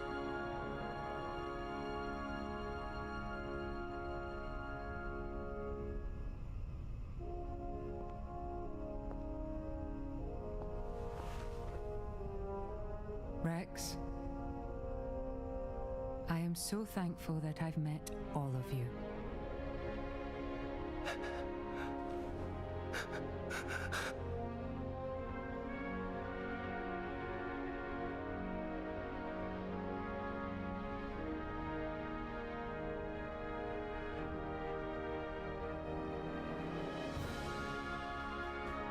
Rex!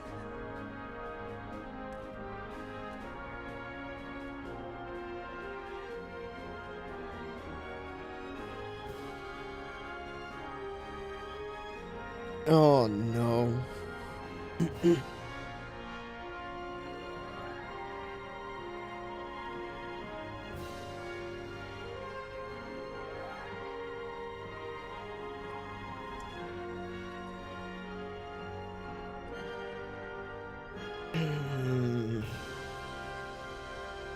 Pyra.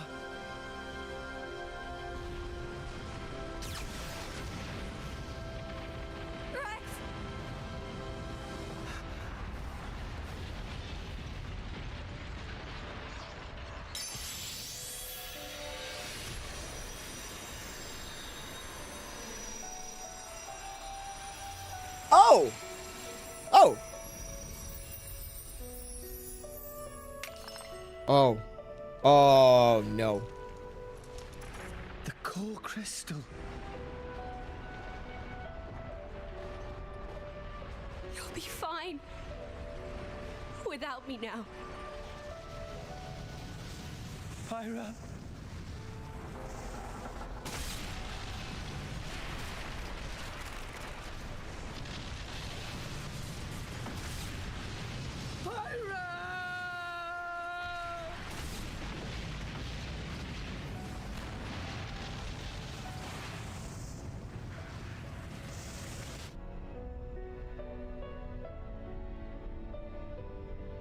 Yeah, no, I remember that. I was thinking that as well in Chapter 7.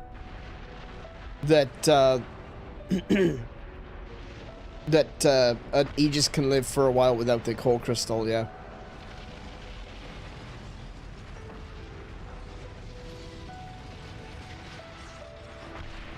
Oh gosh, he's only got that crappy original blade that you started with. Let's just hope he doesn't have to fight any robots on the way out.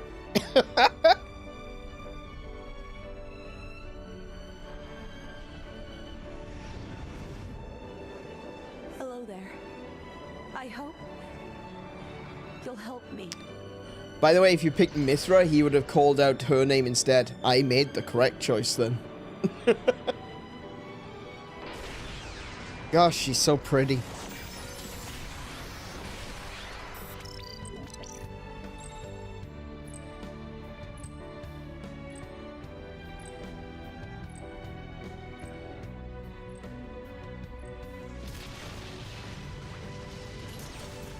Rex, I'm so glad to have met you. Our time together was short, a fraction of my long, long years. But it's been warmer and brighter than any time I can remember before. Oh no! You shone a light on my melancholy path. Oh. You showed me the way.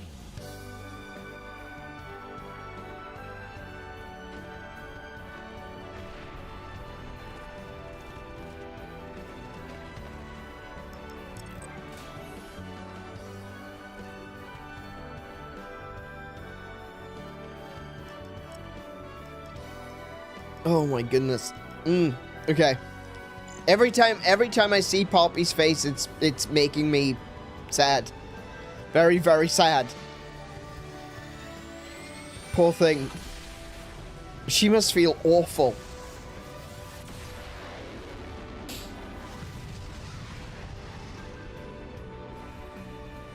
Thank you for that, Rex. Thank you for that gift of light.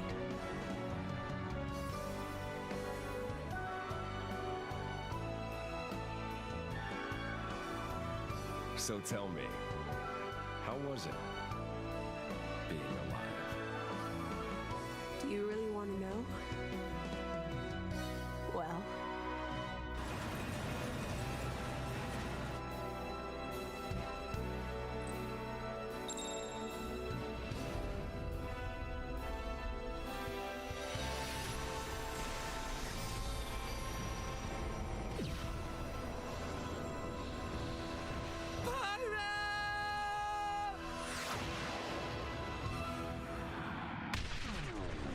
So what did...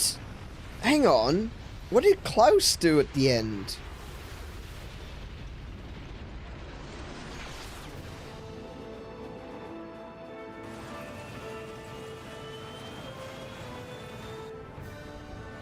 Because Klaus did something to the Titans. I guess we'll find out in a moment. Oh no, that broke. That broke. That's no es bueno.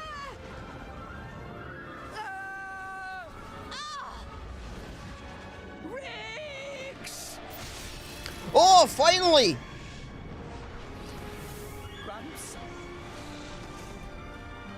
Oh, yeah, of course. Pyra give him some power.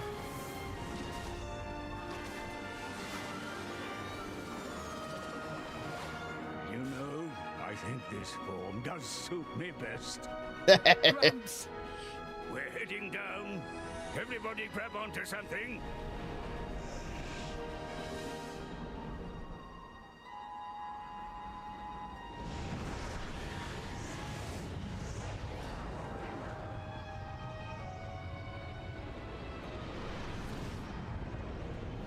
Cloud C is... The Titans are... gone. I can't believe Oh. it. Is everyone dead? We were too late. At the land of Mortha. No way. So there's nothing left of the world but ruins?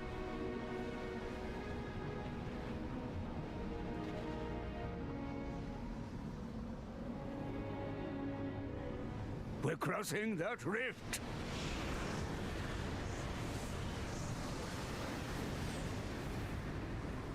A rift?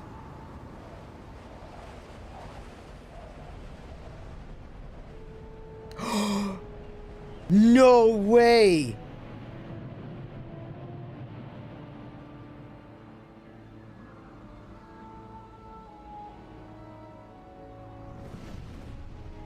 Look!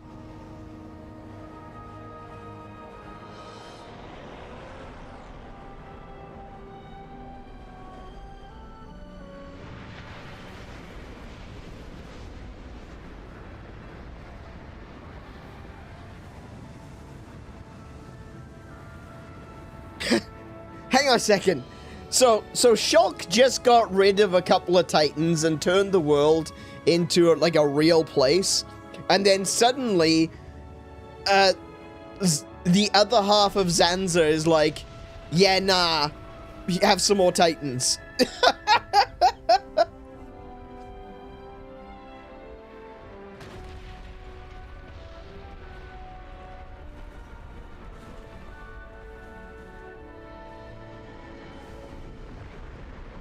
It's sin.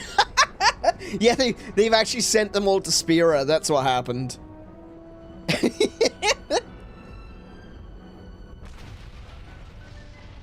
No, I'd recognize those land masses anywhere. They're joining with the land.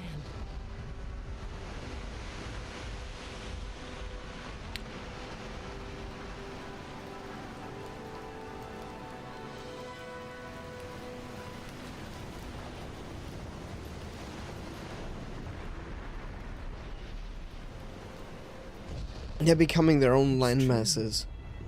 I think I see what Klaus meant by restoring the world. Swimming, anyone?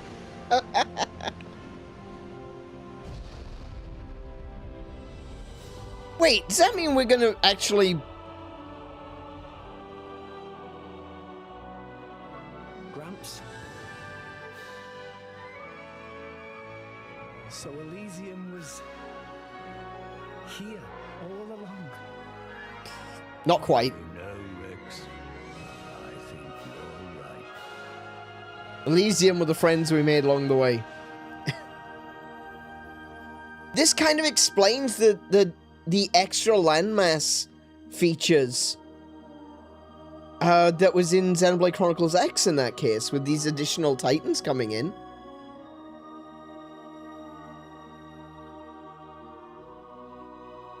Sorry, my brain is running like 1,000,000 miles an hour a second. A million miles an hour a second? No, this second. This moment in time. Here.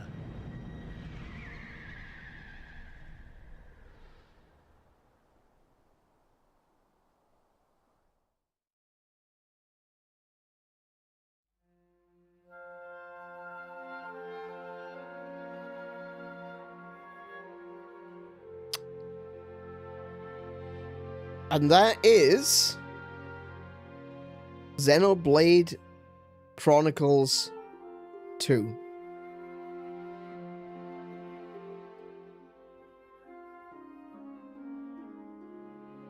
Bloody oh my god, they spoiled it in the... Hang on, what? Hang on a second. Cosmos? Where was Cosmos? Was she a blade? Was Cosmos a blade? And Telos? Were they blades? You've got to be out of your mind! She's a blade?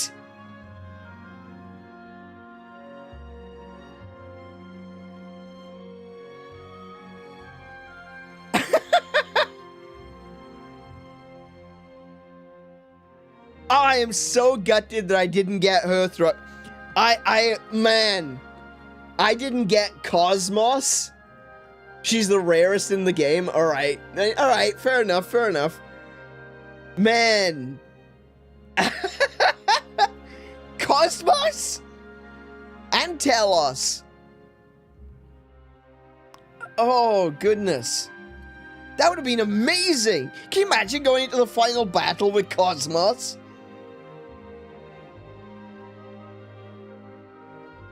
Ah, I am so gutted.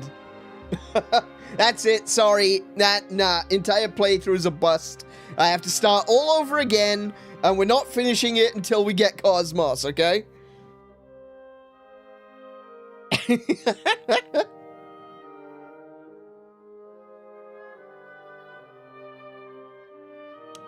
The reason we said not to go into the blade list is because Cosmos silhouette is there. Oh, man.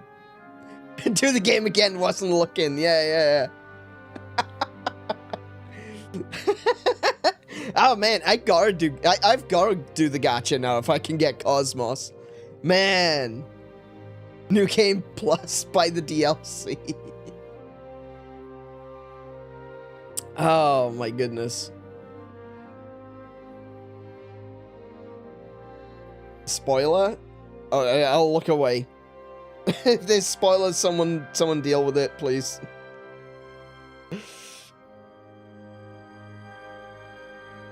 Oh, I kind of knew about... Actually, no. Shulk, I knew about, yeah.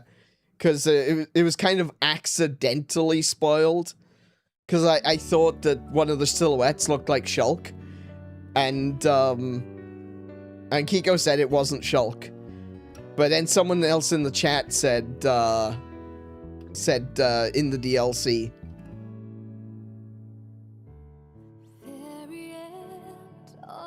Oh my goodness. What a journey though. Man, the ups and downs, and we finally made it here all the same. Big thank you to everyone whose name is appearing on screen right now. I haven't said it yet, but this is the reason why that we watched through all of the credits, is because we want to give credit to all the amazing people whose hard work went into making these games that we love so very, very much.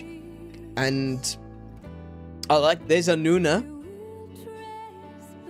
Bratislava Symphony Choir as well. Okay, nice.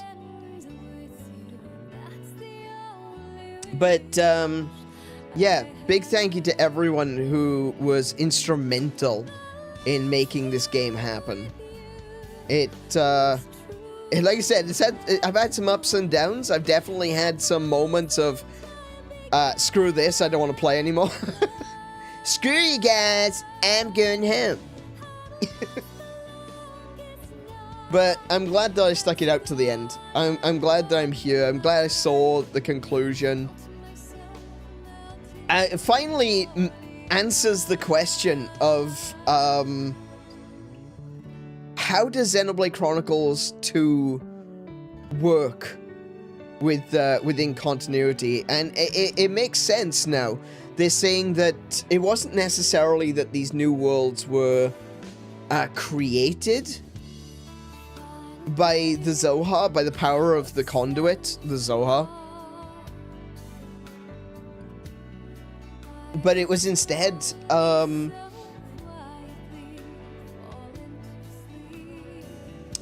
it instead allowed connections to other worlds, where those worlds could be manipulated and changed and rebuilt using the power of the Zohar. And the Zohar is really interesting as well.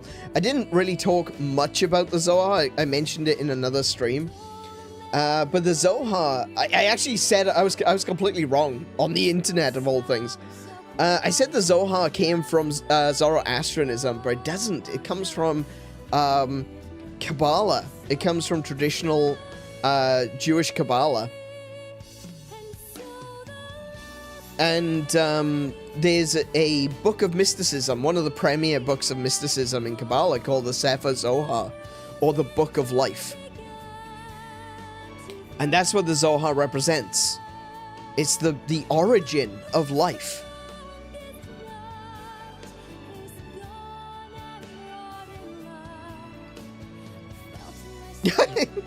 Oh, let her cuddle, for goodness sake. She's a cutie, she is.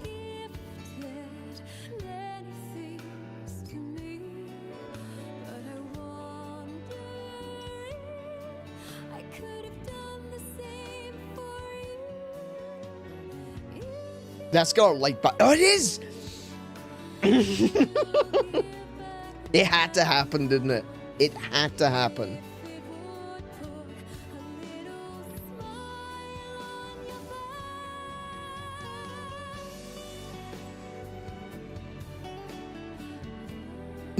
I love that face. Oh, what a beautiful face.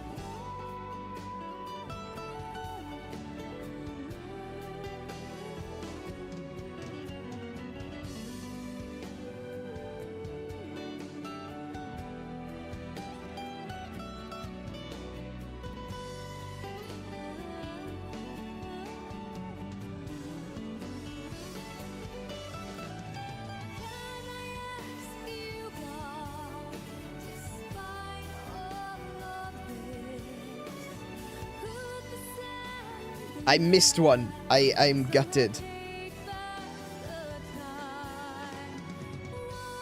Oh, Poppy. Oh.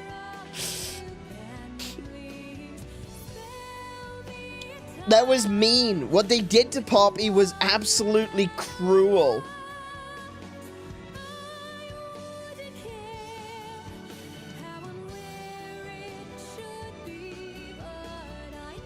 Perfect little Welsh cat, go. Oh, I missed that one. There we go. I got it. I got it. I got it that time. I got it that time. There we go.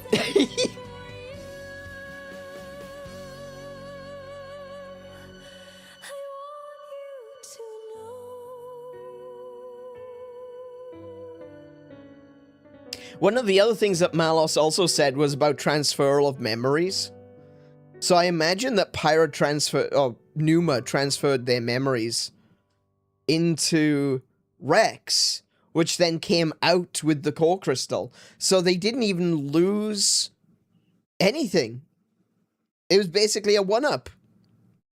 Look at that. Big thank you to Monolith Soft for everything.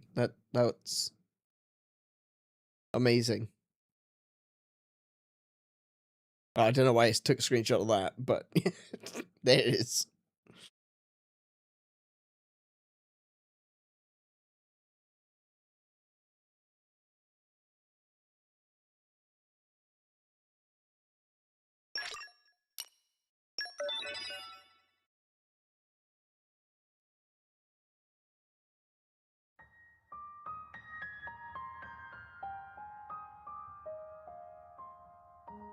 Is that actually the end now? Don't save, you get a super duper secret item. I don't trust you. No. No. No. Stay on the title screen? Righto. I'll do that. I can do that. That's fine. Alright, so I have missed a lot of what people were saying in the chat for a little bit, because obviously lots of things to focus on. Boss fights, ending cutscenes, credits. Yeah. Genuinely... what an ending, though. Wait, so hang on a second. Is Rex like, Are you standing there with both of them hand in hand?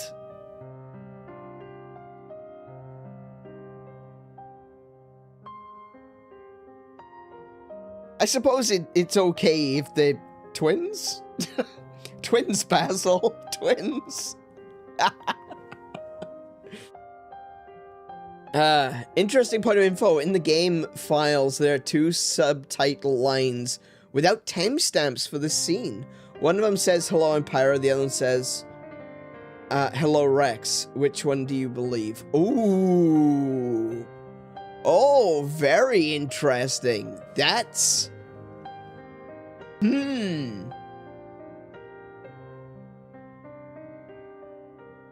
So they basically throw both of them at you, like, hello, I'm Pyra, insinuating that her mind has been wiped, like every other Blade. But also, hello, Rex, which implies that they do remember. Ooh, okay.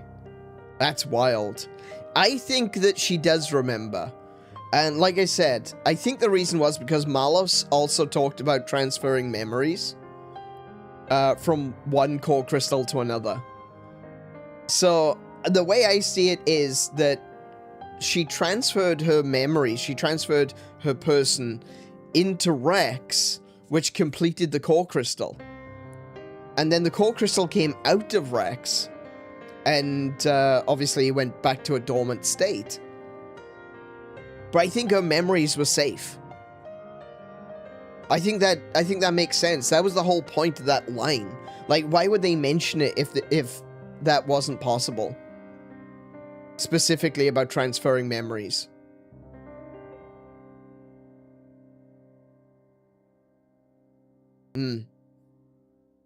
Yeah, I think that they did remember. I want to believe that they did remember. And the other thing is, like, the Aegises are different, you know? The Aegises are not the same as other core crystals. Because, like you guys mentioned, Pyra wasn't awakened until she was on Alrest. But if that's the case, why does she have a memory of Elysium? That must mean that somewhere deep inside the core crystal, there's still data from a previous life. At some point, she was awakened in Elysium. And then she went back into the crystal. And then she was awakened by Adam later. And that's something else that they didn't mention. That they didn't really clarify. They didn't put an ending on. It was something that was just left in the open. Adam's kind. Now, I thought at the beginning that possibly just refers to humans. When Malos says it takes one of Adam's kind to open the gate. I think that's a little bit more personal. I don't think it just means humans. They could have gotten literally anyone to open that gate otherwise. But they specifically asked if Rex was from Fonset. Which leads me to think that they are talking about a very specific group of humans.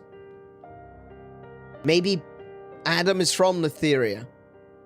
And he's one of, that Rex is similar to Adam. Maybe Adam is a unique individual from somewhere else, but some of his bloodline exists in the world. But they never really touch on that again. They don't talk about it. It's something that was left to just hang in the air. We don't know who Rex is. Is Rex someone special? Is he someone important? Is he... Well, I assume he is one of Adam's kind. But what does that mean? Why were they specifically looking for someone from Fonset? That wasn't answered.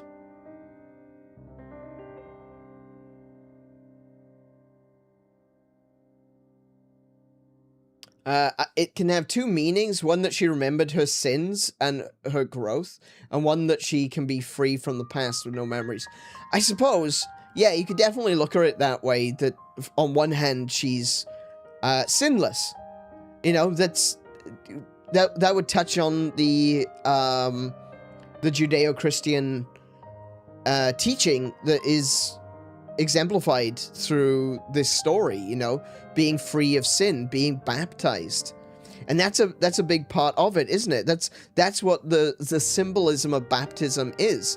The water represents the water represents essentially the afterlife. Because, you know, in the beginning, when it says in Genesis, God created the heavens and the earth, the Spirit of the Lord hovered above the waters. You know? There's the original waters that existed in Canaanite tradition, that the world began with chaos and water.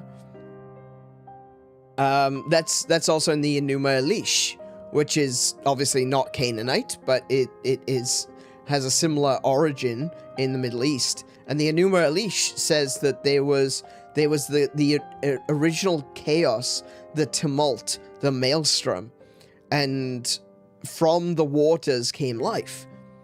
And so the idea of the baptism ritual is that you are dying to your past self, that you are being plunged into the water, and the water represents the afterlife. Traditionally, Jewish teachings would say that the ocean is one of the hells. They had a lot of different descriptions for what hell was, but the ocean was one of them. And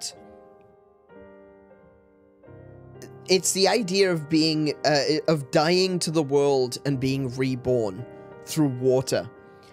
And that's kind of like what we're seeing now, is that they defeated Malos, whose name was Logos, and Logos, which is directly referencing Jesus Christ as the Word of God.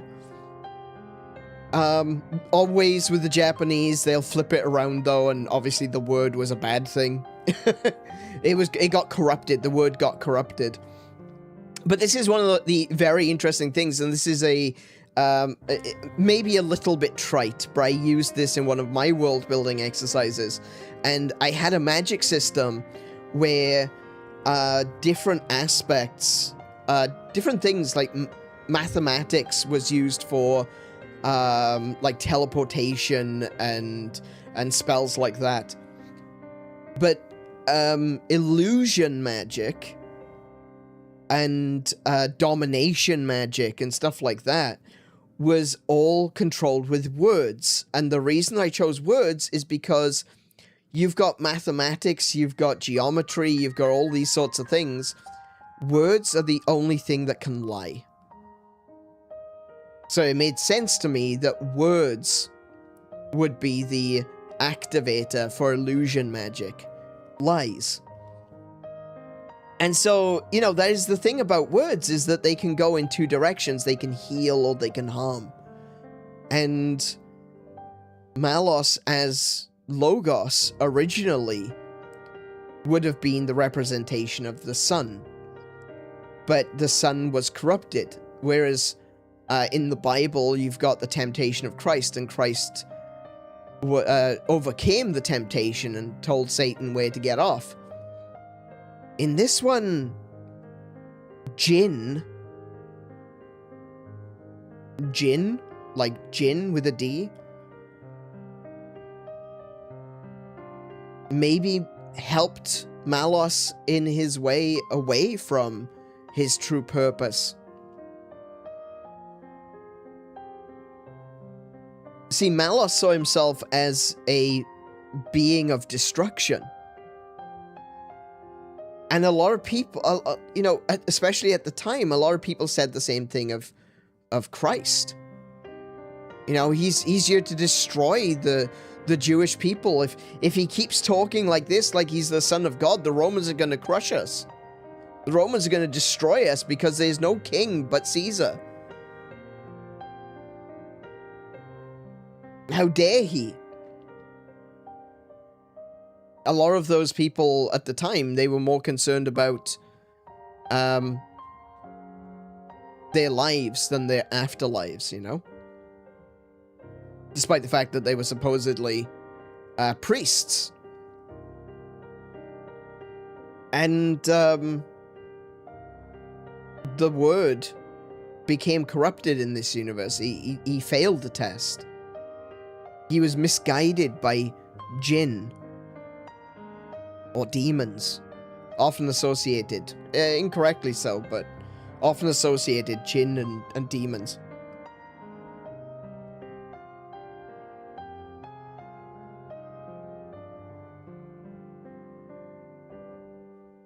I wonder what happens now, though.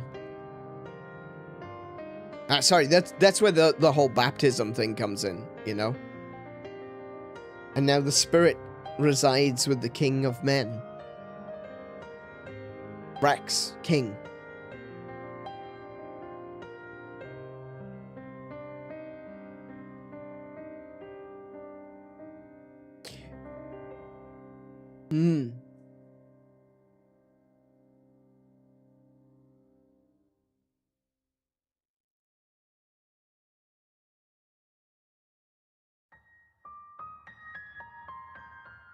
There's a lot to think about.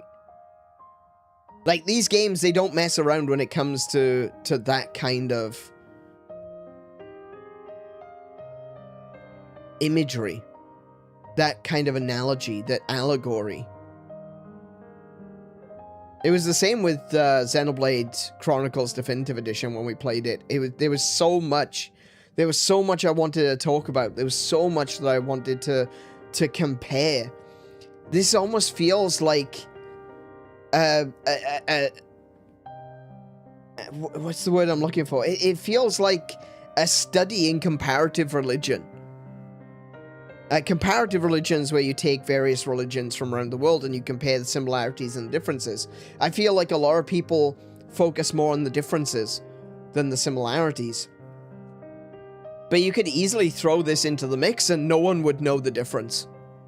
If you threw in the story of Xenoblade Chronicles alongside Gnosticism, Christianity, Judaism, Zoroastrianism, traditional Kabbalah, or the ancient Canaanite religion, the Enuma Elish from Sumerian culture,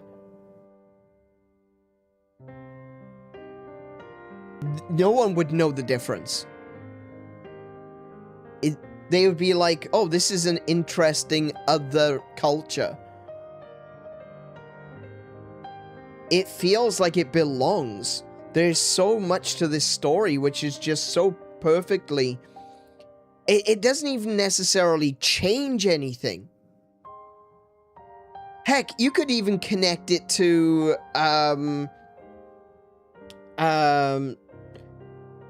Nimrod and Tammuz.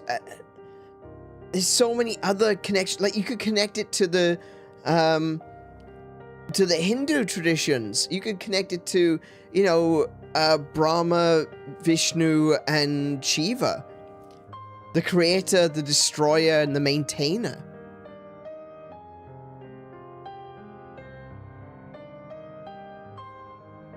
I actually got those in the wrong order. Sorry. Brahma is the creator, Vishnu is the maintainer, and Shiva was the destroyer. I actually messed those up. If Malos saw himself as a destroyer, and Numa saw herself as the maintainer, perhaps.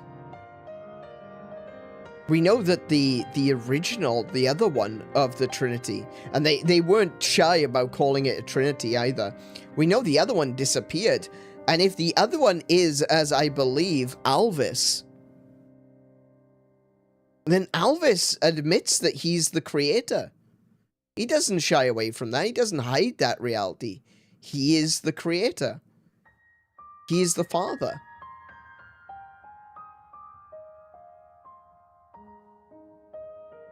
His name was Ontos.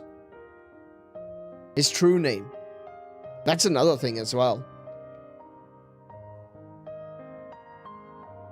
True names. So his name was Ontos, which means truth. It means fact. Logos means word, and Pneuma means spirit.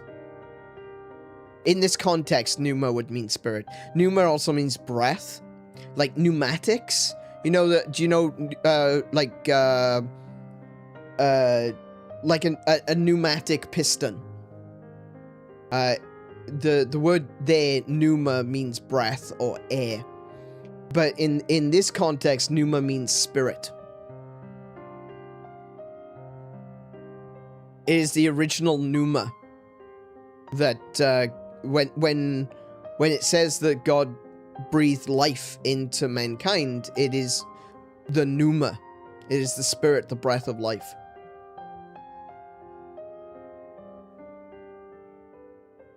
And that's what the Holy Spirit is to represent. It is the breath. It is God's breath.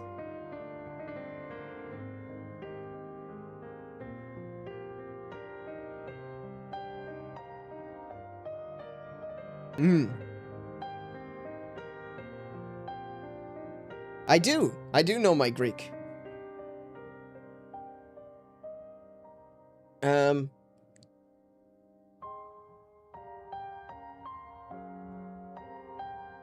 Going back, Kiko said, now, as for the aftermath, given the Titans all started collapsing together, I want to know how the new world rules have changed for Blades. That's a really interesting question. I think this new world, though, I'm pretty sure this is the world from Xenoblade Chronicles 1. This is the other side of the rift. We were told that, there are multiple worlds all stacked up against each other, but the Zohar was only connecting two. There were only two. That was the world split in half that we talked about, or that they talked about. So the world split in half, or the world split in two, has now been recombined. The world was created according to Shulk's idea after seeing Earth. Remember, Alvis showed Shulk Earth. And it was after that that Shulk basically told Alvis how he wanted the world to be recreated. So it was no longer an eternal plane of water with titans. It was just going to be a world like any other. On the other side of that same rift that was created, you had Xenoblade Chronicles 2, another world made up of titans. And now those two worlds have become one.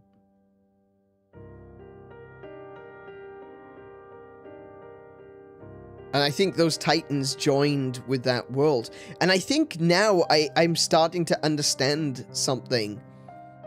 Why Xenoblade Chronicles X does make sense in this continuity. Because Xenoblade Chronicles X is now the version of Earth that never fell. Well, I mean, not never. As we know from Xenoblade Chronicles X, it does eventually fall. But it is the version of Earth that doesn't turn into Moritha.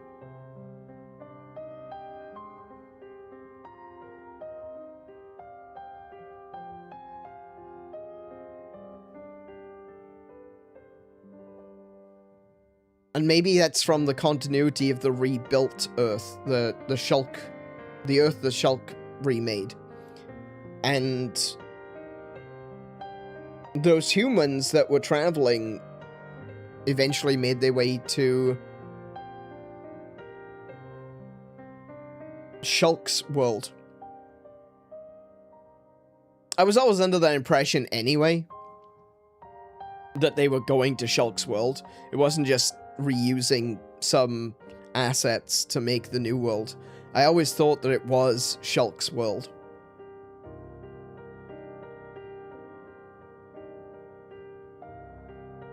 A lot of things flooding in, a lot of ideas, a lot of thoughts. I have no idea how it would change for Blades, though. If the Titans are becoming a part of the world, I guess maybe Blades won't exist anymore. That's something we're going to have to find out in the future.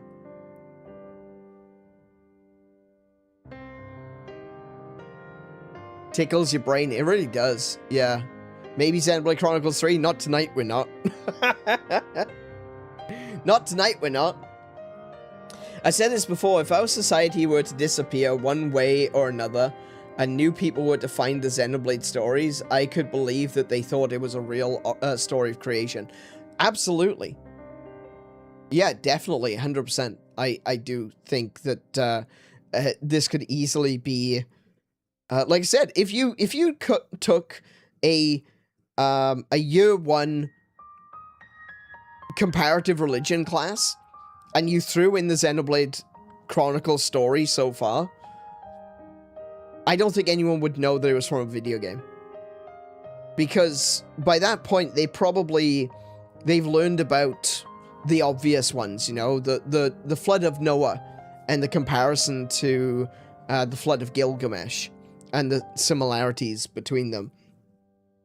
So if you were to throw in another story which talks about, like, primeval waters and titans rising from those waters and fighting for dominance and becoming the god of the world, and then humanity having to fight the god of the world to take back their destinies, yeah, that fits. That just fits. Like, that's exactly what the Greek gods feared. You know? So, for anyone who doesn't know, originally you had the Titans. Actually, there were others before the Titans, but then the Titans overthrew the original gods. And then the Greek gods that we know of, like Zeus and Athena and all of those, they overthrew the Titans, and Zeus was terrified that their creation, humanity, was going to do the same thing. And so, in one of the myths, humanity, which was at the time hermaphroditic, was split into two. They were split into male and female, and scattered upon the earth. And the reason that we are unable to overthrow the gods is because our souls were split in two.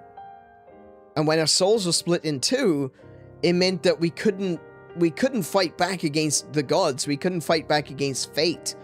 Because one, our souls were incomplete, but we spent all of our time, all of our lives searching for our soulmate. That's the origin of soulmates.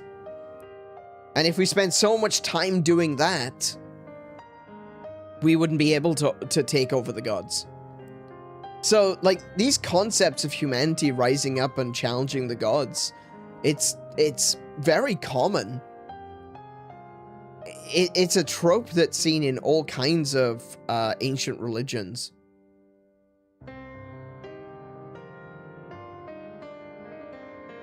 So yeah, you could easily throw Xenoblade in and no one would know. Easily.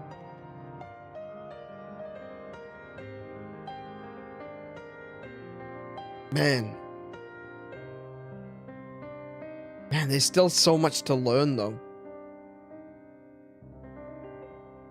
Who cares about the plot, am I right? Let's talk about a real important thing, gameplay. Alright. I see where you're coming from. I know what you're up to, Stylish. Let's stop with the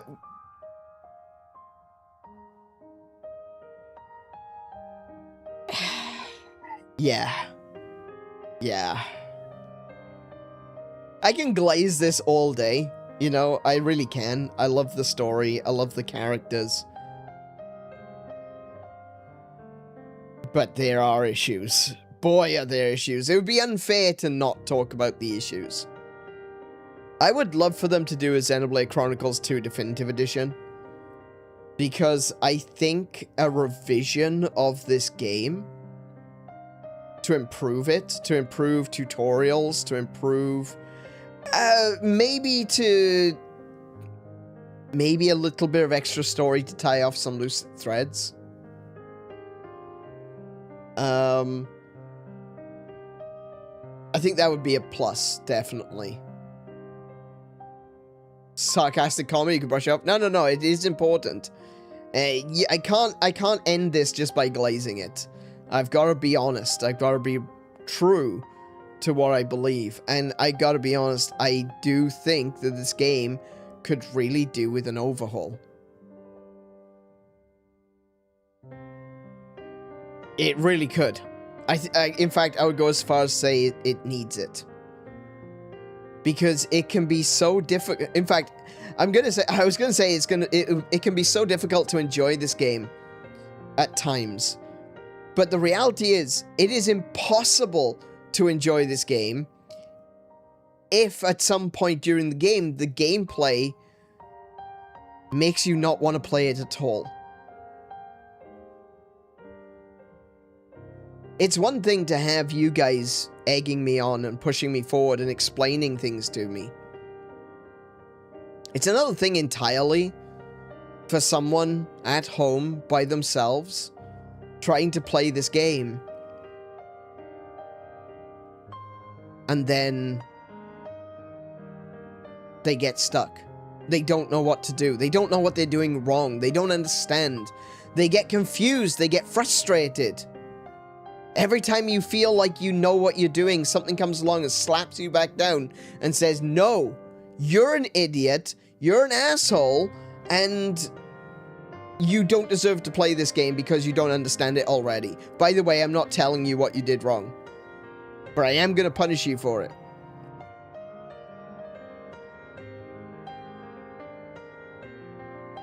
I imagine a lot of people were turned off by that. A lot of people were probably turned off by that. I have seen so many people saying, I played Xenoblade Chronicles 2, but I didn't finish it. And I know why. I understand why. Because I did the same thing. A wonderful story is one thing. And it is. Genuinely is. But regardless of whether you enjoy story or gameplay more, if you don't know how to play the game, you're not going to enjoy the story, are you? If you literally can't get past some of the hiccups in the road because there's no tutorials to tell you actually, oh yeah, by the way, this is how this works. It's a bit harder, isn't it, to actually enjoy the story when you can't play the game.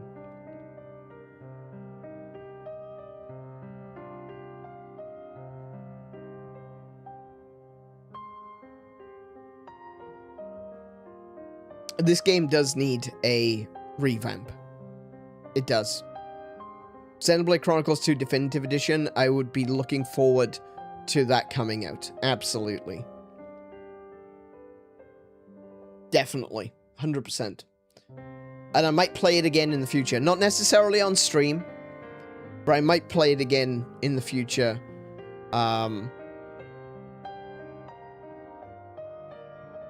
If a definitive edition came out, and you know, maybe with all the DLC included, maybe that will still be extra. I don't really care, one way or another. I feel like definitive edition should have the DLC in it, so yeah, and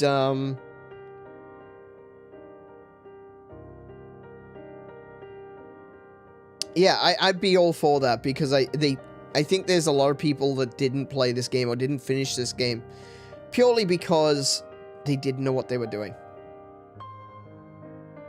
Yeah. So I got a docket points for that one. But I did love the story. I even loved the mechanics. Let's be honest. I did towards the end, as soon as I understood how combat worked, I was starting to enjoy it, you know? There are a few criticisms I would still have, like, I would like the orbs. You know when you've applied an orb and they're spinning around the enemy? Well, when the enemy is like 10 times the size of you, it's very hard to see the orbs, right? It'd be nice to be able to see the orbs across the top of the screen underneath the health bar, you know, to show which orbs are actually attached. That would be nice, rather than having to remember it or having to get you guys to write it in the chat. That would be a nice improvement. That would be a nice quality of life improvement. It wouldn't make it easier. It would just take away the unnecessary difficulty of trying to remember or trying to even see what orbs you've got attached. Oh, shit, I just knocked over a glass. Okay. Yeah, Aeon was easily 30 times my size, let's be real. Yeah. I'm going to imagine that the comments about Xenoblade Chronicles 2 story can also apply to Xenoblade Chronicles 1 then. Yeah, absolutely. Yeah, I really enjoyed Xenoblade Chronicles 1, and a part of me, I still felt like at the time I couldn't piece everything together, but I think I understand now. The reason I couldn't piece everything together wasn't just because,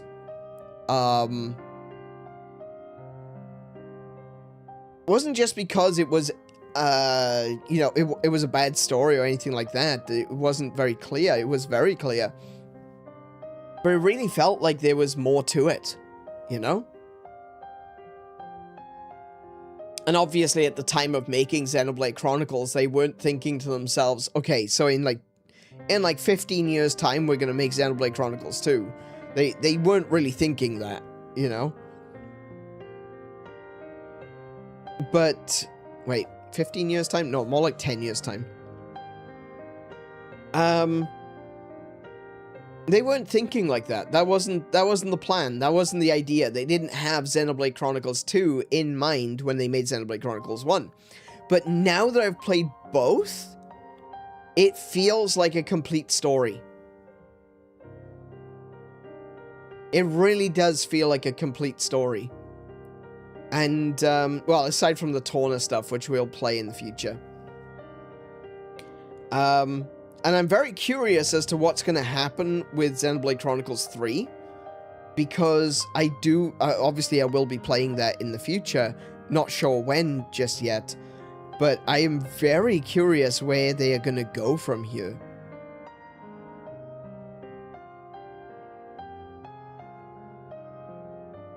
Is it gonna be another world entirely?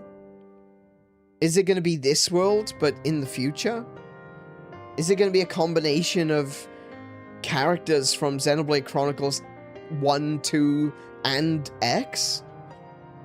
I don't know. I've seen a couple of trailers. There's some hints there. Like, one of the characters looks like he's carrying the Monado. There's a cat girl with rings. And in one of the trailers, there was like a cat girl that was definitely looked like Nia. So I'm interested. I'm intrigued. I'm looking forward to it. But that's for future me. Yeah, don't tell me anything. Definitely don't tell me anything, please. We know nothing. Excellent. That's the way I like it. I am the smart one here. Bravo winning that battle first try, even with the close call after Prometheus. That Prometheus attack was just BS. Just killed 2 of my characters outright and left me standing around. Basically just, you know, what am I supposed to do with this? I am shocked I actually managed to do that. I think there's a Xenoblade in Xenoblade Chronicles 3, but you don't remember? Man. A Xenoblade. Finally, we're gonna find the Xenoblade. That'd be amazing. Oopsie daisy, went back to my cold crystal. What happened? I've no clue how Morag tanked it. She didn't. Morag died. Morag died. What's his name? Zeke died. I was the only one that tanked it. I have no idea how I managed that. I thought I would have gone down first. I was a healer at the time. She was the only one alive. Oh, yeah. No, you're right. You know, you're absolutely right. She raised me and then she got hit and KO'd. Yeah, that's right. Yeah, only Morag tanked that. Then she hit me. Then she rezzed me. And then she died. Yeah. And then I had to try and res both of them. That was butt clench moment. That was. Like, genuinely. That was butt clench moment. Because I didn't think I was going to survive that. I'm standing there, I'm looking at a bunch of healing skills, knowing I've got no one to heal, looking at my bar, because the party bar was depleted, and I'm like, can I even pull this off? Is this even possible? I genuinely... That was a full case of... You know, Pyra take the wheel. That was it. Yeah.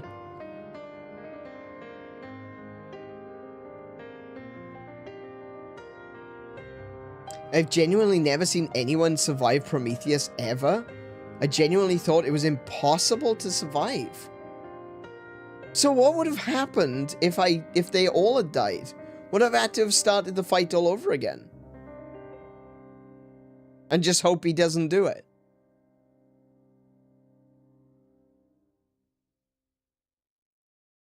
I'm really curious now, if you guys have never seen anyone survive Prometheus, so it's just death, game over, you go back to the main menu. That is a bullshit. I thought that was bullshit already, and I survived it. Now I think it's doubly bullshit.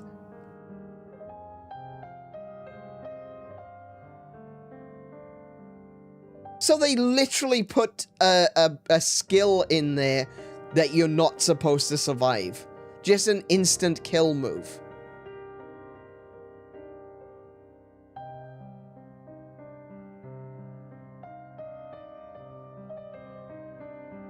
Oh, that's why you guys were saying use a level 4. Okay.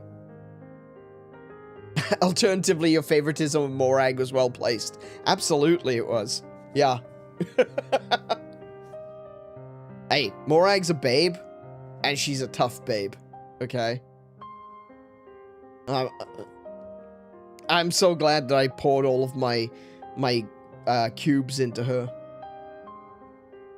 Definitely worth it.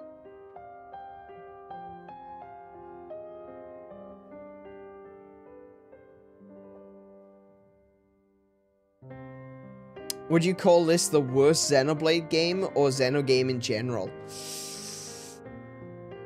Ooh, okay.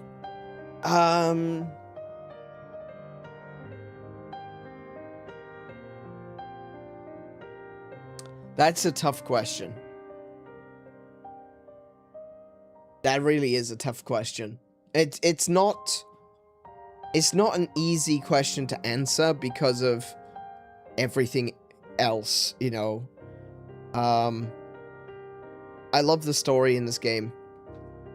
I love the characters.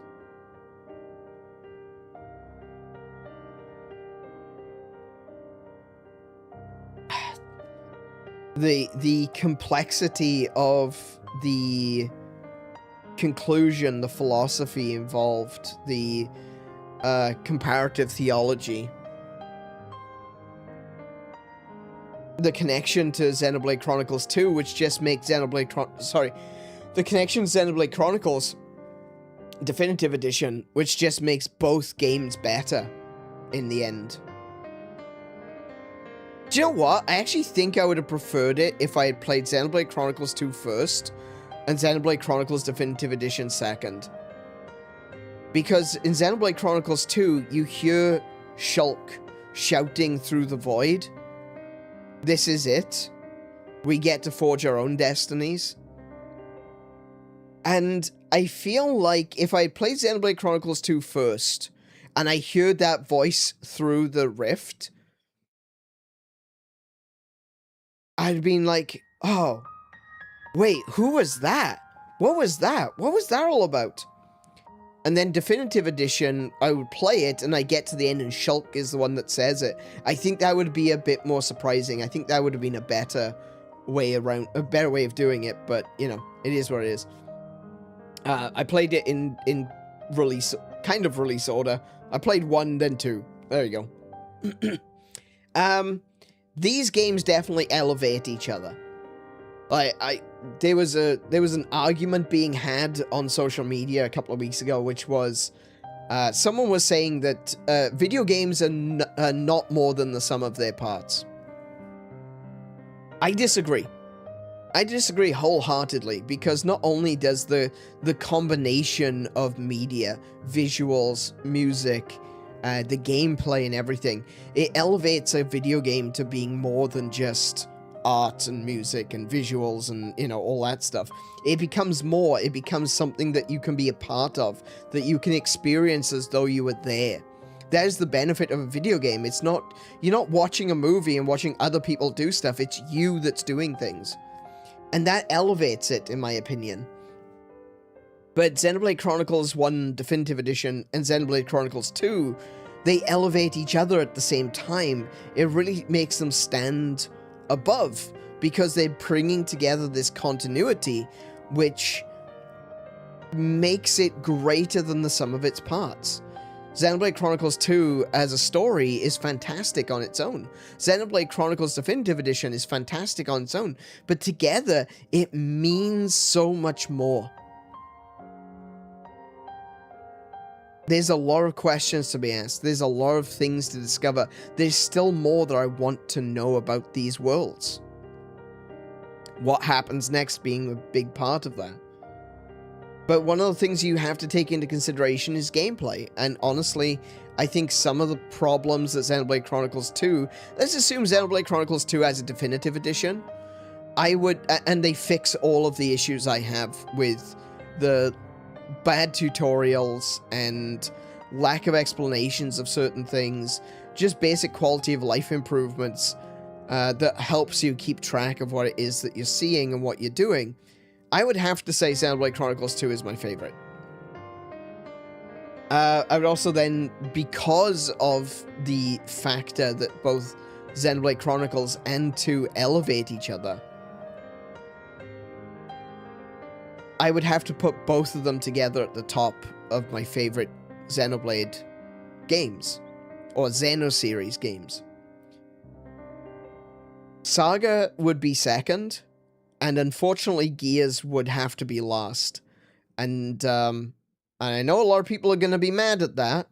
I'm sorry, but I can't overlook the fact that the final disc is literally just words on a black screen.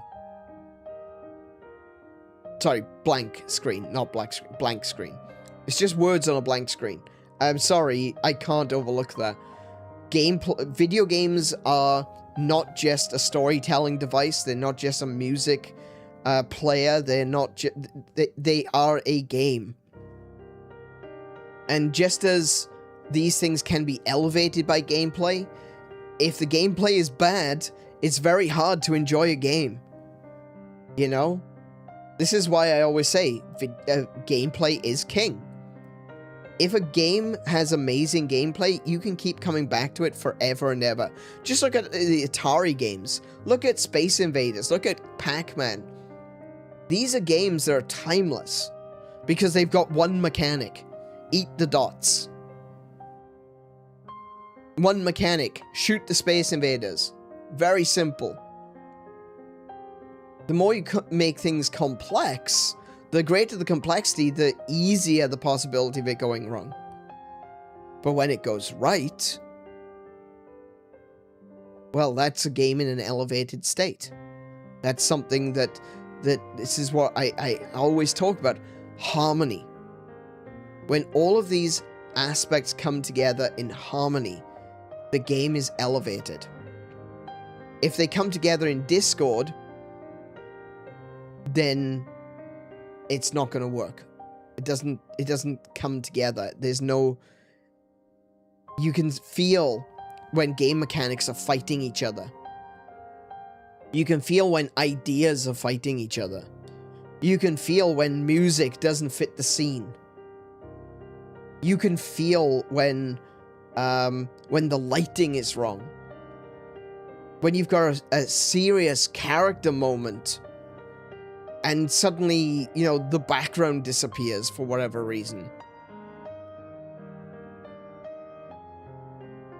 These things can harm a game just as much as they can elevate it.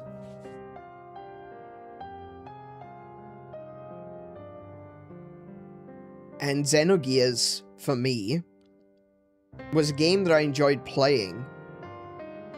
I didn't finish it. I want to be clear. I don't want to pretend like I finished Xenogears and I think it's the best game ever. I loved Xenogears while I played it. But I never finished it. And I didn't finish it because I found out what the final disc was.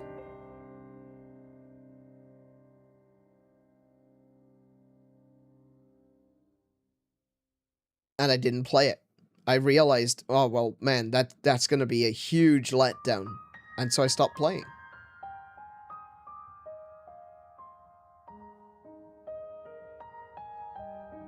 I'd love to go back and play it. But I don't think I could tolerate the ending. I'm here to play a game, not watch words on a screen. I've got books I can read, kind of. I'm here to play a game. Saga, on the other hand, absolutely phenomenal. I loved it. And again, I haven't finished Saga. I played the entirety of Chapter 1, and I played most of the way through Chapter 2. I haven't played Chapter 3.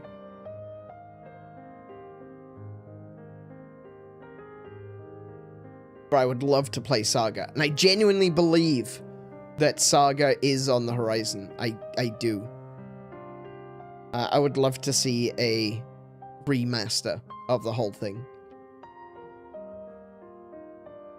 That was actually my experience. I played Xenoblade Chronicles 2 first and then Definitive Edition, followed by 3, and I'm still playing X. Oh, cool. Nice. I definitely agree that the game becomes much better when put together. It's just a shame that not many people are willing to put up with the 500 hours to get the full picture of just Xenoblade. Not even counting Gears and Saga. I think at this point in time, Gears and Saga they could be considered side quests. I don't think you need Gears and Saga to understand what's going on. But they might make for a good side quest, you know?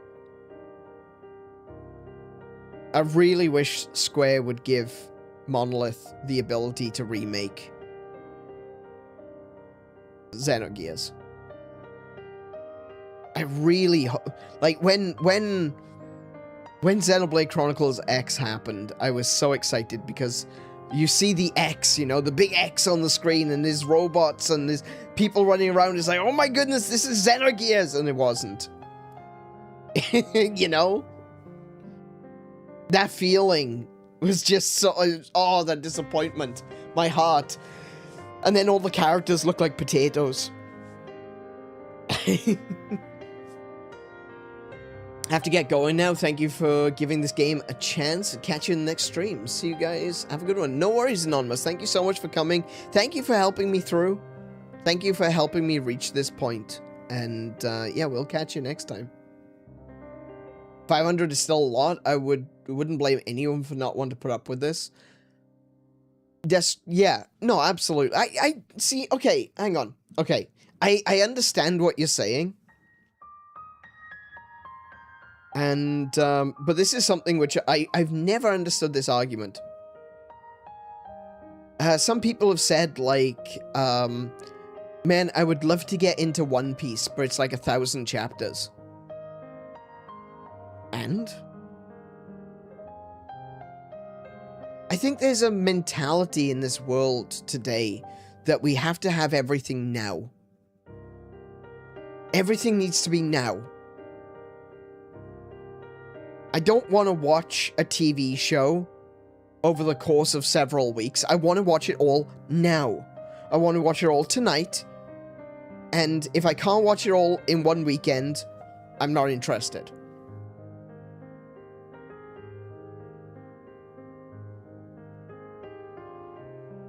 And that... What is it? What is the word I'm looking for? It's an inability to delay gratification.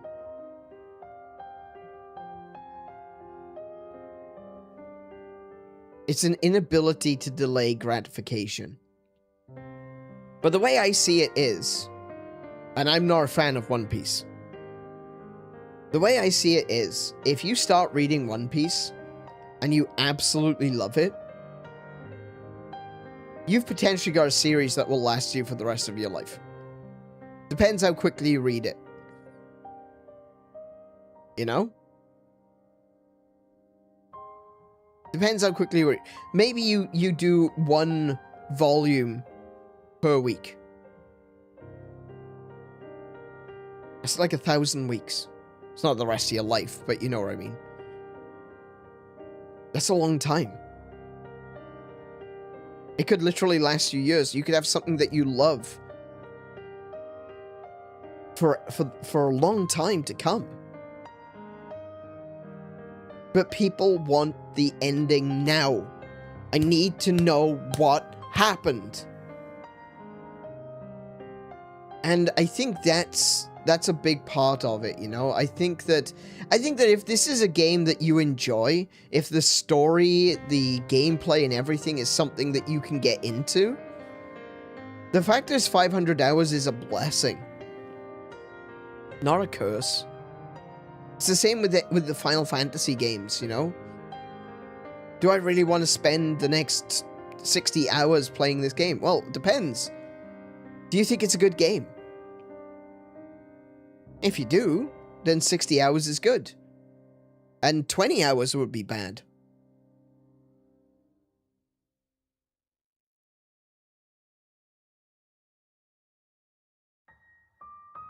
I was on the other side of that. As Stylish points out, I was on the other side of that.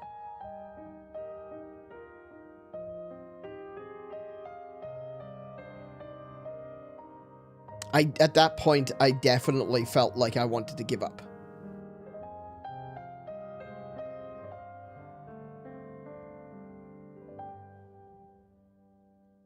And it was very difficult for me to decide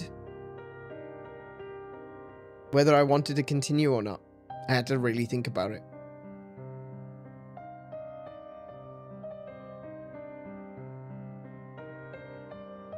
But I'm glad that I decided to stick around.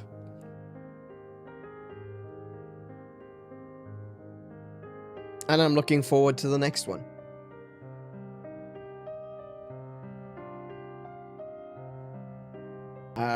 Sorry. Remember back in Elysium Crash Out, I was willing to accept you just giving up there because even though I love this, I couldn't excuse some of the horrible design decisions made for this game. Yeah, I completely agree. I think it's worth it up to put up with stupid mechanics or play 500 hours of Xenoblade, but I can't blame people for thinking otherwise. No, absolutely. And that's not the point that I'm getting at. I'm not saying that that people are wrong for giving up. They absolutely, if they're not enjoying it, they absolutely should. The idea of a game that is 100 hours long that you're not enjoying, that's hell. That is my definition of hell, being forced to play something that I absolutely despise. Because, and that's a big part of it, you know? It's a part of what I was saying, where you've got characters, you've got this world that you can be a part of, you know? Playing a video game is different than watching a movie. You're not watching other people doing things, you are doing things. And you are willingly putting yourself in a world that you hate. You are forcing yourself into a situation that you don't want to be in, and that's not fun, you know? It's very difficult to be able to justify it. And in the end, I'm glad that I did enjoy it. I'm glad that I reached a point where I could overcome those difficulties. But I think the crash out was more, tension was building, you know? Like I said, every time I felt like I understood how the game was supposed to be played, the game would backhand me and tell me that I was an idiot, and then punish me for not using a mechanic that I didn't know existed. And it felt that every single time. The first time it happened, I felt confused. The second time it happened, I felt frustrated. The third time it happened, I crashed out. And from that moment onwards, I wouldn't allow myself to feel that way. I didn't feel comfortable. For a long time, for many episodes following that moment, I didn't feel comfortable playing this because I was waiting for the rug to be pulled again. And thankfully it didn't happen again. I didn't feel like there was though some of the stuff in that cave was incredibly frustrating, it was not the same as Leftheria.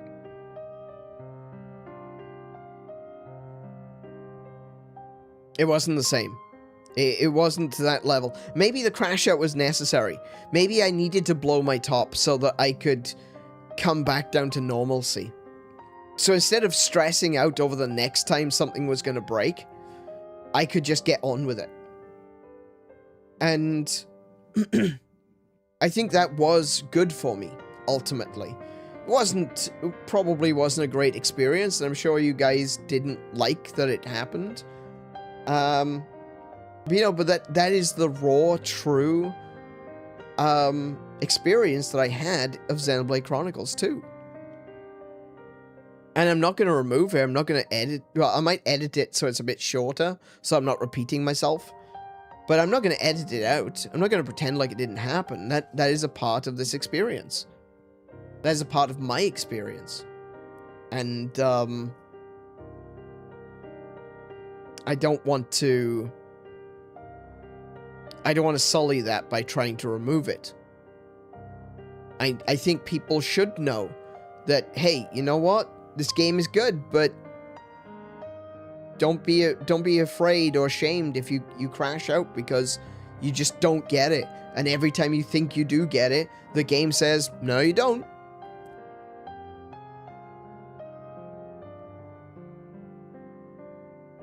But I can see, like, if, yeah, absolutely. If you're not enjoying it, if you absolutely hate the game, 100 hours of Xenoblade Chronicles 2, that's too much.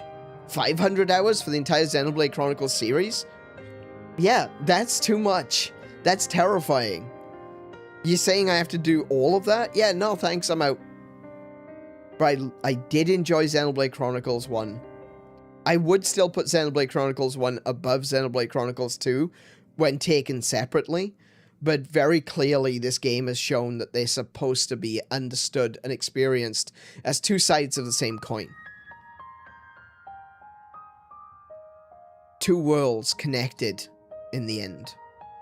So that's the way I'm going to see it. That's the way I'm going to look at it. And that's the way I'm going to experience it. And so I would say Xenoblade Chronicles 1 and 2 together are at the top of my Xeno experience. Often the problem is not even the amount of time itself, but simply a big time commitment. So you have to make your mind to do it. I still need to play Final Fantasy VII Remake, for example, but the thought of start another 120-hour story is kind of daunting. And I play a lot of JRPGs. So... yeah.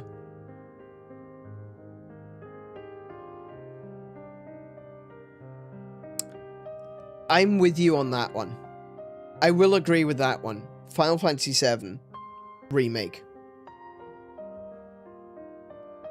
Yeah. I can see that. I can understand that. But the reason that I am so concerned about playing Final Fantasy VII Remake, it was one of the games that was going to be on my list to play this year.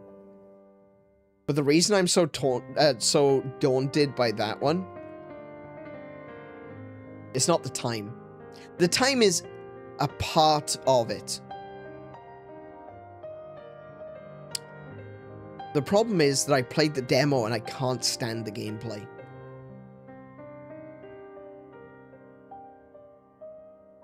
I can't. I don't like it. I played the demo. I don't like it.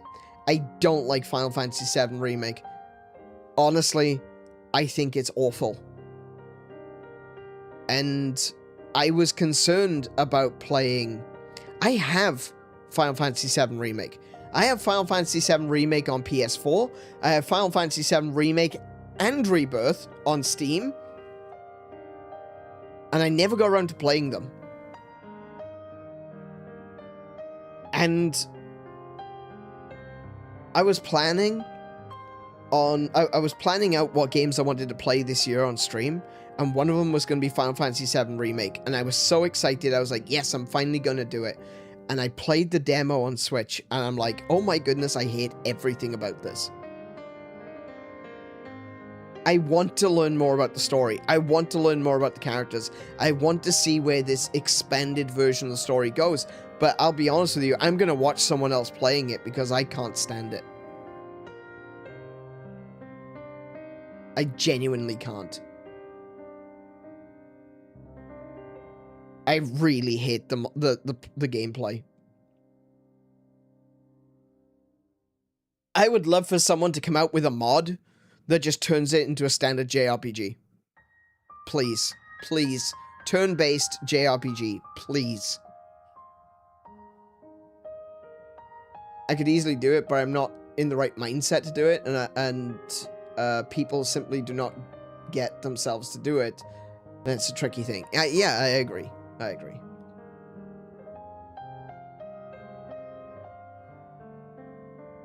It can definitely be. And I don't think I'm going to be playing Final Fantasy VII. I'm going to get someone else. I'm going to watch someone else playing it. Because I'm so disappointed with it. And that's the thing, you know, when you've got a game that is... It's on a pedestal. It's a throne. It is a tour de force. It's not just a game. It's Final Fantasy VII.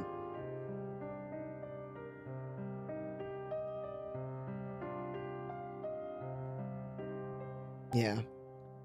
No, it's not your internet, Stylish. It's actually mine. I'm watching it now. My internet is starting to drop out, so I think I'm going to have to bring this to a close. I'm glad that you pushed through. The worst is now behind us, and not even Torna is nearly as bad as this. That's good. Didn't Chapter 1 and 2 only take a single episode? Chapter 1 took an episode, Chapter 2 took an episode. It was after that that I started to get frustrated. And then the second half of Chapter 8 and Chapter 9 was all in one episode too. That was cool. I wasn't expecting doing that. That was really cool. I've never seen this approach to a sequel before, Xenoblade 1 and 2, and I really think it works amazingly well.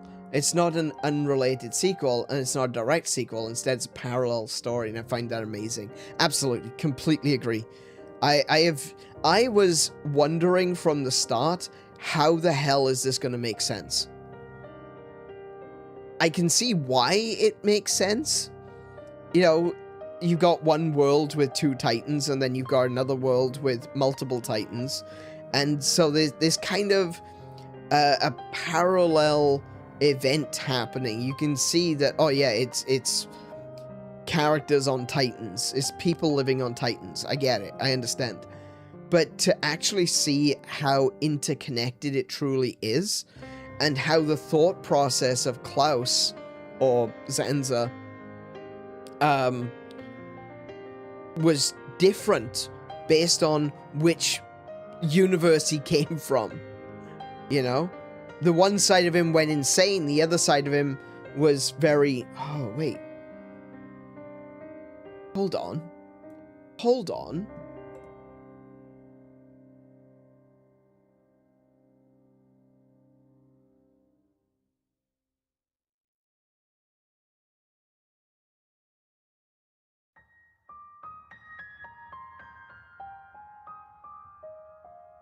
No way.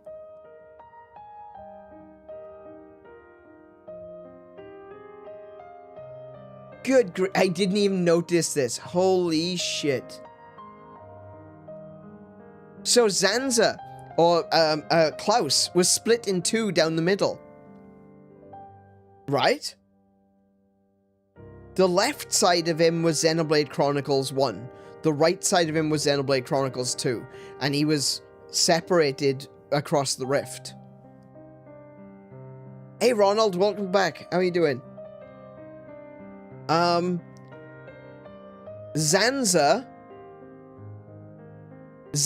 was left brain thinking. Zanza was all about rules and order and doing things in a particular way. It was analytical. Whereas Klaus, the right brain thinking, he was holistic, he was emotional, he cared about, he cared about being forgiven. That is actual psychology. That is actually correct psychology. The left brain became an authoritarian. The right brain became artistic and created lots of different things rather than creating a single rule that had to be followed. His mind, his consciousness, his way of thinking was split accurately to psychological ideas of left brain and right brain thinking. That's amazing. I didn't click until I thought about it. I was thinking about how his psyche would work across the rift, across the gulf between dimensions, but it didn't. It didn't work across the gulf. It was a separation of left brain and right brain thinking. Bloody hell. That's amazing. That is genuinely amazing.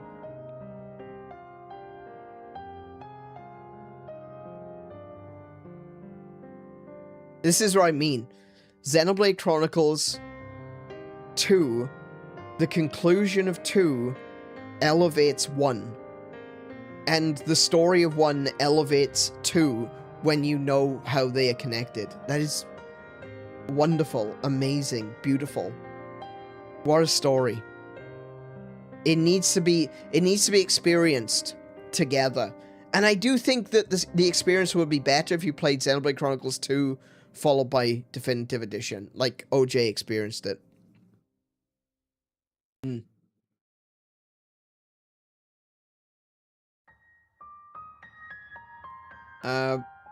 When going on my New Game Plus run, I did it both for Xenoblade Chronicles 1 and Xenoblade Chronicles 2 at once. Oh, that might be a fun way of doing it. I don't know how I would necessarily do that, but that would be really cool if I could play Xenoblade Chronicles 2 and Xenoblade Chronicles 1 at the same time simultaneously and get to the final fight at the same time. That would be really cool. You could do it like a race. You could have 2 people playing at the same time.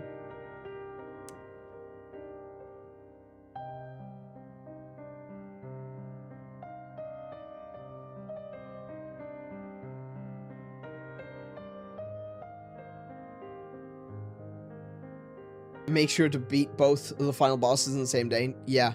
Yeah, that would be cool. That would be so cool.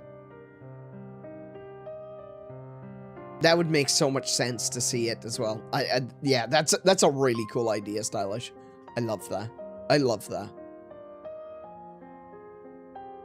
I will always have the unending respect for Tatsuya Takahashi and his fellow writers. It's so meticulously crafted. Oh, absolutely. Absolutely. Not at the same time simultaneously, but play a bit of 1 then 2. No, I know what you mean. I know what you mean. I know how you're playing it. I'm just saying it'd be really cool to be able to run it simultaneously.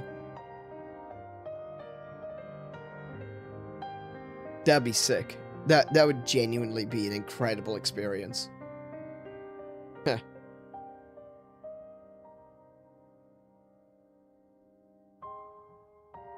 Alrighty. I think with that, I'm going to take us back to the chatting screen.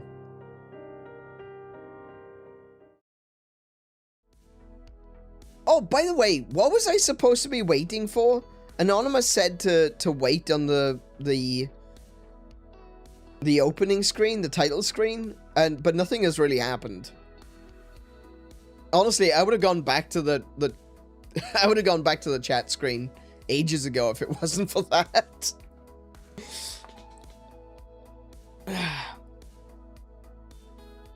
No more emotional music? No, we got the cool synthwave now. Oh, there's a title screen for New Game Plus? Oh, okay.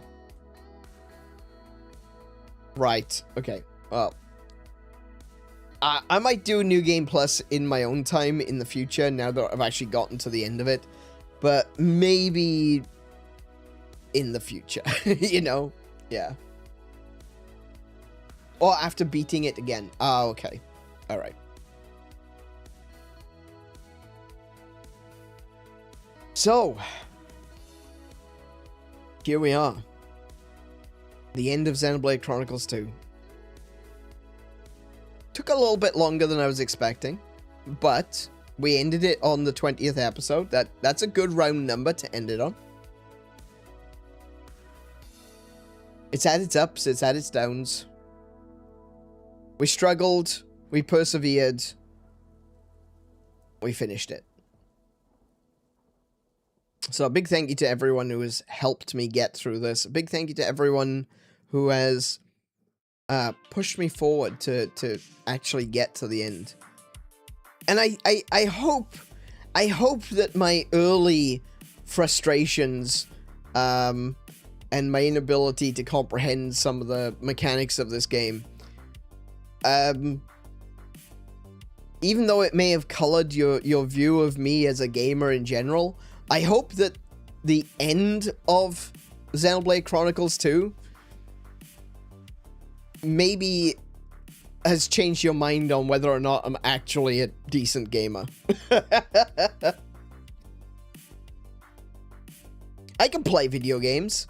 I've played video games before.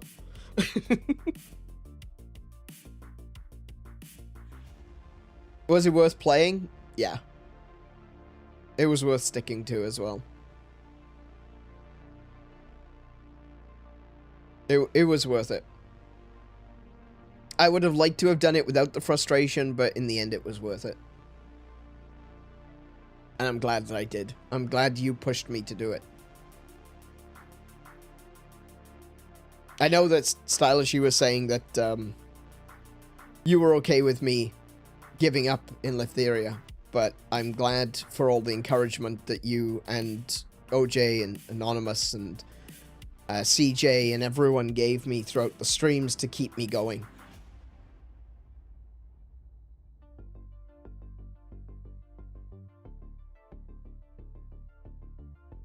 Really, thank you, everyone. I'm here because of you guys. In a very real way. In not just a usual streamer, I wouldn't be doing this if it wasn't for you kind of way. In like a very real way, I would not have gotten to the end of this game if it wasn't for you.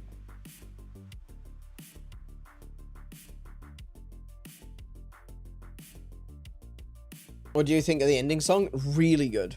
I really like the music. The music in this game is just good anyway. Just really good.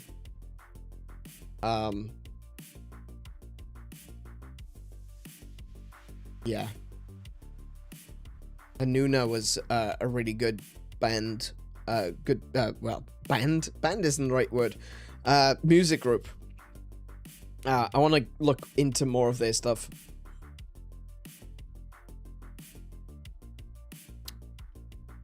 I didn't really talk much about the music, did I? I've talked about the gameplay, I've talked about the story, but the music, you know, the music is a big part of all of that. It's a big part of being able to add emotion, add more emotion to the story. And they did an amazing job with the music. I don't think, and that was one of the things that I completely disagreed with. Someone that same person that said a video game is no better than the sum of its parts, and that a video game is basically what they were saying was, even though they were using very reasonable language, what they were saying was video games are shit. Like that was the goal, that was the aim. It was video games are the story is not as good as a novel or a movie. The music is never as good as actual music, and the fact that you have to play a video game is actually a negative, because sometimes you just want to experience a story. I think, you know, it was just stupid. It was just an absolutely stupid comment to make. But one of the things that always bothers me is every time I see someone saying this is, you would never listen to a game soundtrack over listening to other music. Now, don't get me wrong. I listen to a lot of music, right? I listen to all different kinds of music, all different genres of music. And yes, I do listen to video game music.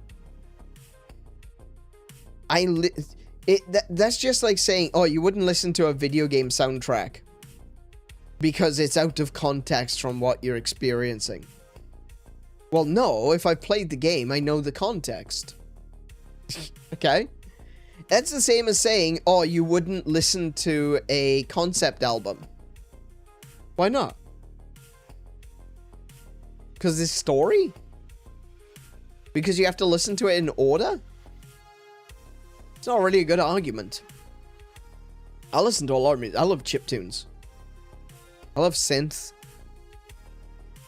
And there's so many games nowadays that have songs. Not just music that goes with them, but songs. To be able to say, to turn around and say, you know, you wouldn't listen to music from a video game over a song. Well, what about video games that have songs in them? What about Simple and Clean from Kingdom Hearts? That was a chart topper. Like, legitimately, in Japan, that was a chart topper. That's a video game song. What nonsense are you talking about? I like video game music. I like music from video games, and I like music that is written about video games. If you've never heard of the band Miracle of Sound, look them up. Their music is fantastic. If you've never heard of a guy named Skar, S-K-A-R, look him up. Amazing music. They're more on the metal genre, so if you're not interested in metal, then, you know, whatever. But, I would definitely, like, Miracle of Sound kind of drifts between very, traditional Celtic sounding to rock, to synth, to metal. And I would definitely check them out. And they make songs based on games. And their Final Fantasy VII music just leaves me in tears every time. Right? So the idea that you wouldn't listen to the music from a video game is just trash. And it's another aspect that elevates video games, you know? Getting the right music. Now, obviously, the wrong music... I'm looking at you, Resident Evil Director's Cut. Yeah. Yeah. I've got bad things to say about a Resident Evil game. Resident Evil Director's Cut, the music is just awful. Just awful. Go listen to the soundtrack for Resident Evil Director's Cut if you've never heard it before. It is so bad. Completely destroyed the feel of the game.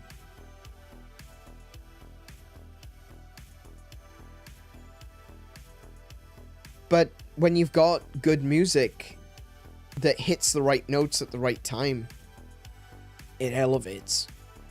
It becomes better. It becomes a transcendent piece of media. It's not just a song. It's not just a movie. It's not just gameplay. It's not just world building. It is an experience. In the true sense of the word, it is an experience. It is something that you are experiencing, and that is elevated. That is transcendent. That is above, in my opinion. Not saying you can't like movies. I like movies as well. But I do think, for me, video games are transcendent. Anyway, to answer a couple of questions before we finish, I will be playing Torna the Golden Country in the future. But what we're going to do is I'm going to play something else. That something else I'm going to be playing is going to be Monster Hunter Stories 3. We're going to play Monster Hunter Stories 3. We might play something else after that. I haven't decided yet. And we'll come back to Torna in the second half of this year. So, maybe after July, maybe towards the end of the year, we'll play Torna. So it's not going to be straight away, but it will be this year. We will get back to it. As for Xenoblade Chronicles 3, probably next year. And maybe Xenoblade Chronicles X can be next year as well. I haven't decided. For those who have played them, which order would you recommend I play them in? Would you suggest I play X first? Because technically X came out after Xenoblade Chronicles. That's the correct order. It was 1, X, 2, and 3. So, would you suggest playing 3 or X first? Because I gotta be honest, I really want to play X.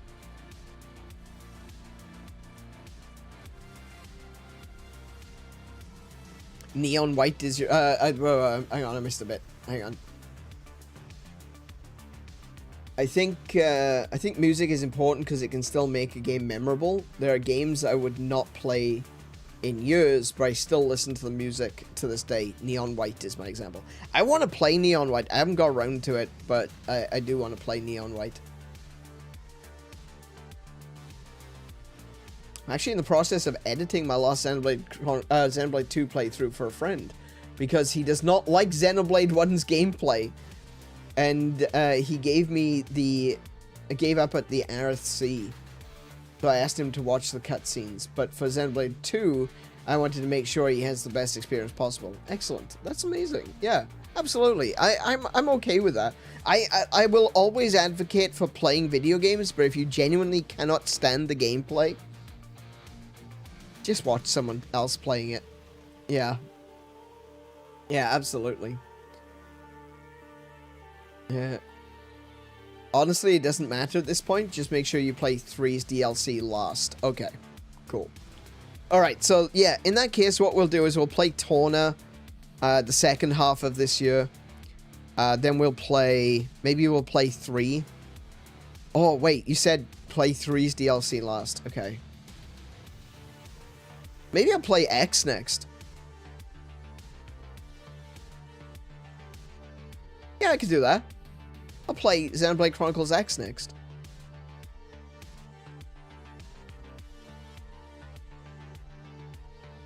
You would suggest 3 before X simply because it's a more direct sequel to 2 in gameplay and story.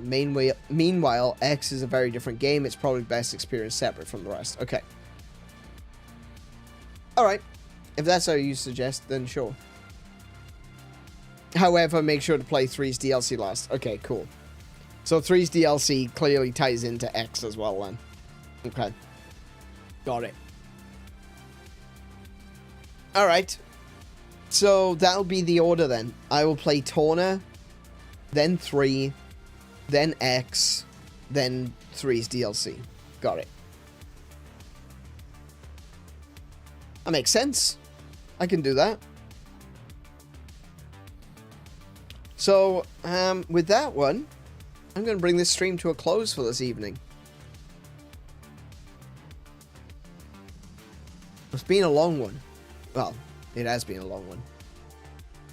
It's been a long series too. 20 episodes.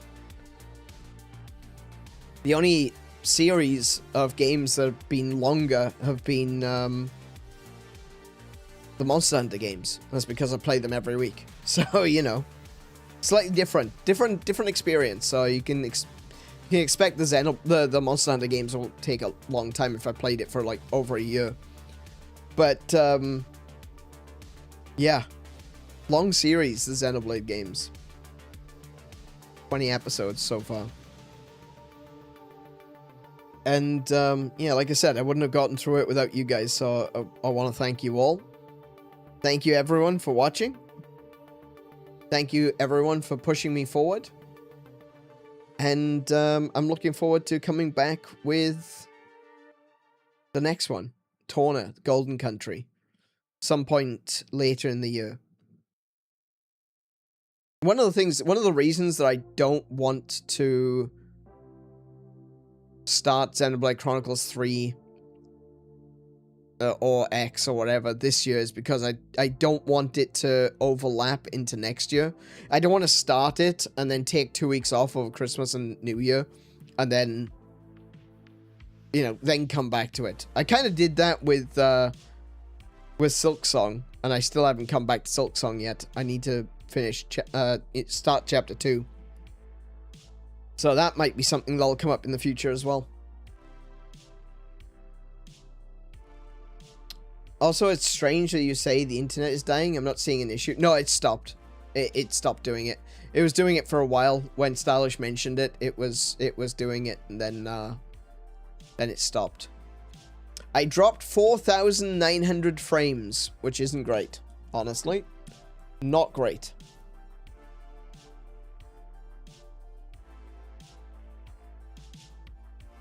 It was...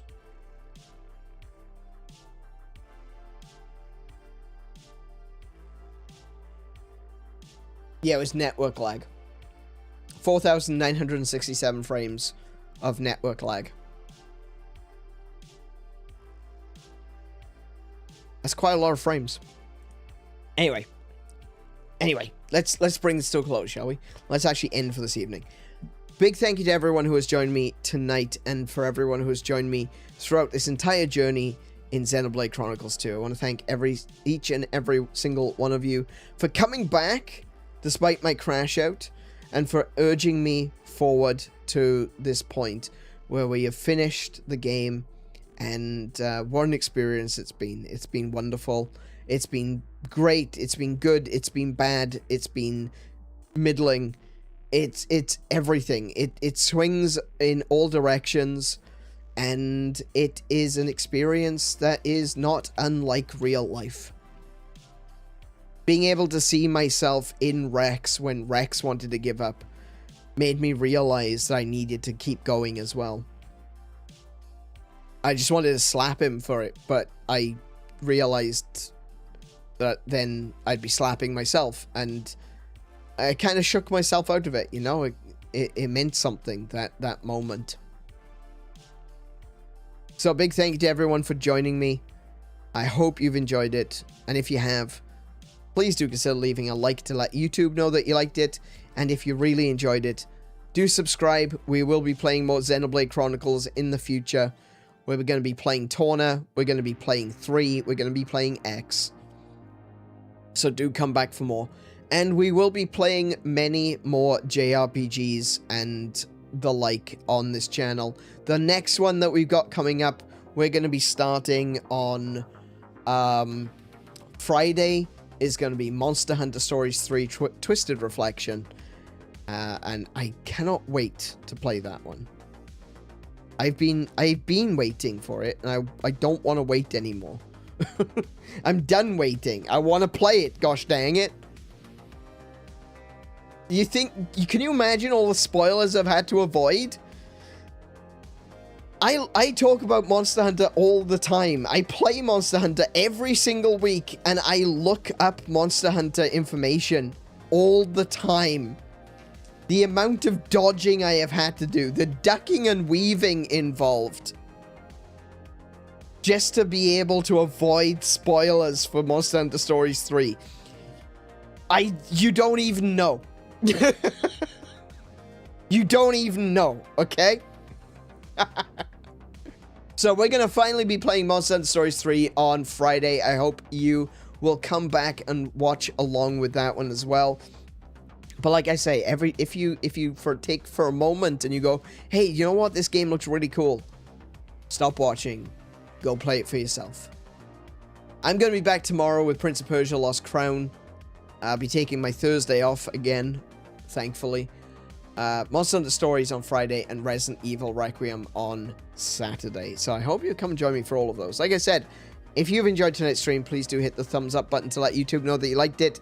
If you want to see more from me, you want to see more from what we've got coming up this week, or more from Xenoblade Chronicles in the future, do hit that subscribe button and make sure to hit the bell as well to be notified of when I go live next. If you'd like to follow me on social media, or if you'd like to join our Discord, there's a link in the description. And with that one, I'm going to leave it. I'm going to say we're done. Max, welcome back. Be good to yourselves. Be excellent to each other. Play more video games. And until I see you, I wish you all peace, love, and high scores. Good night, everyone.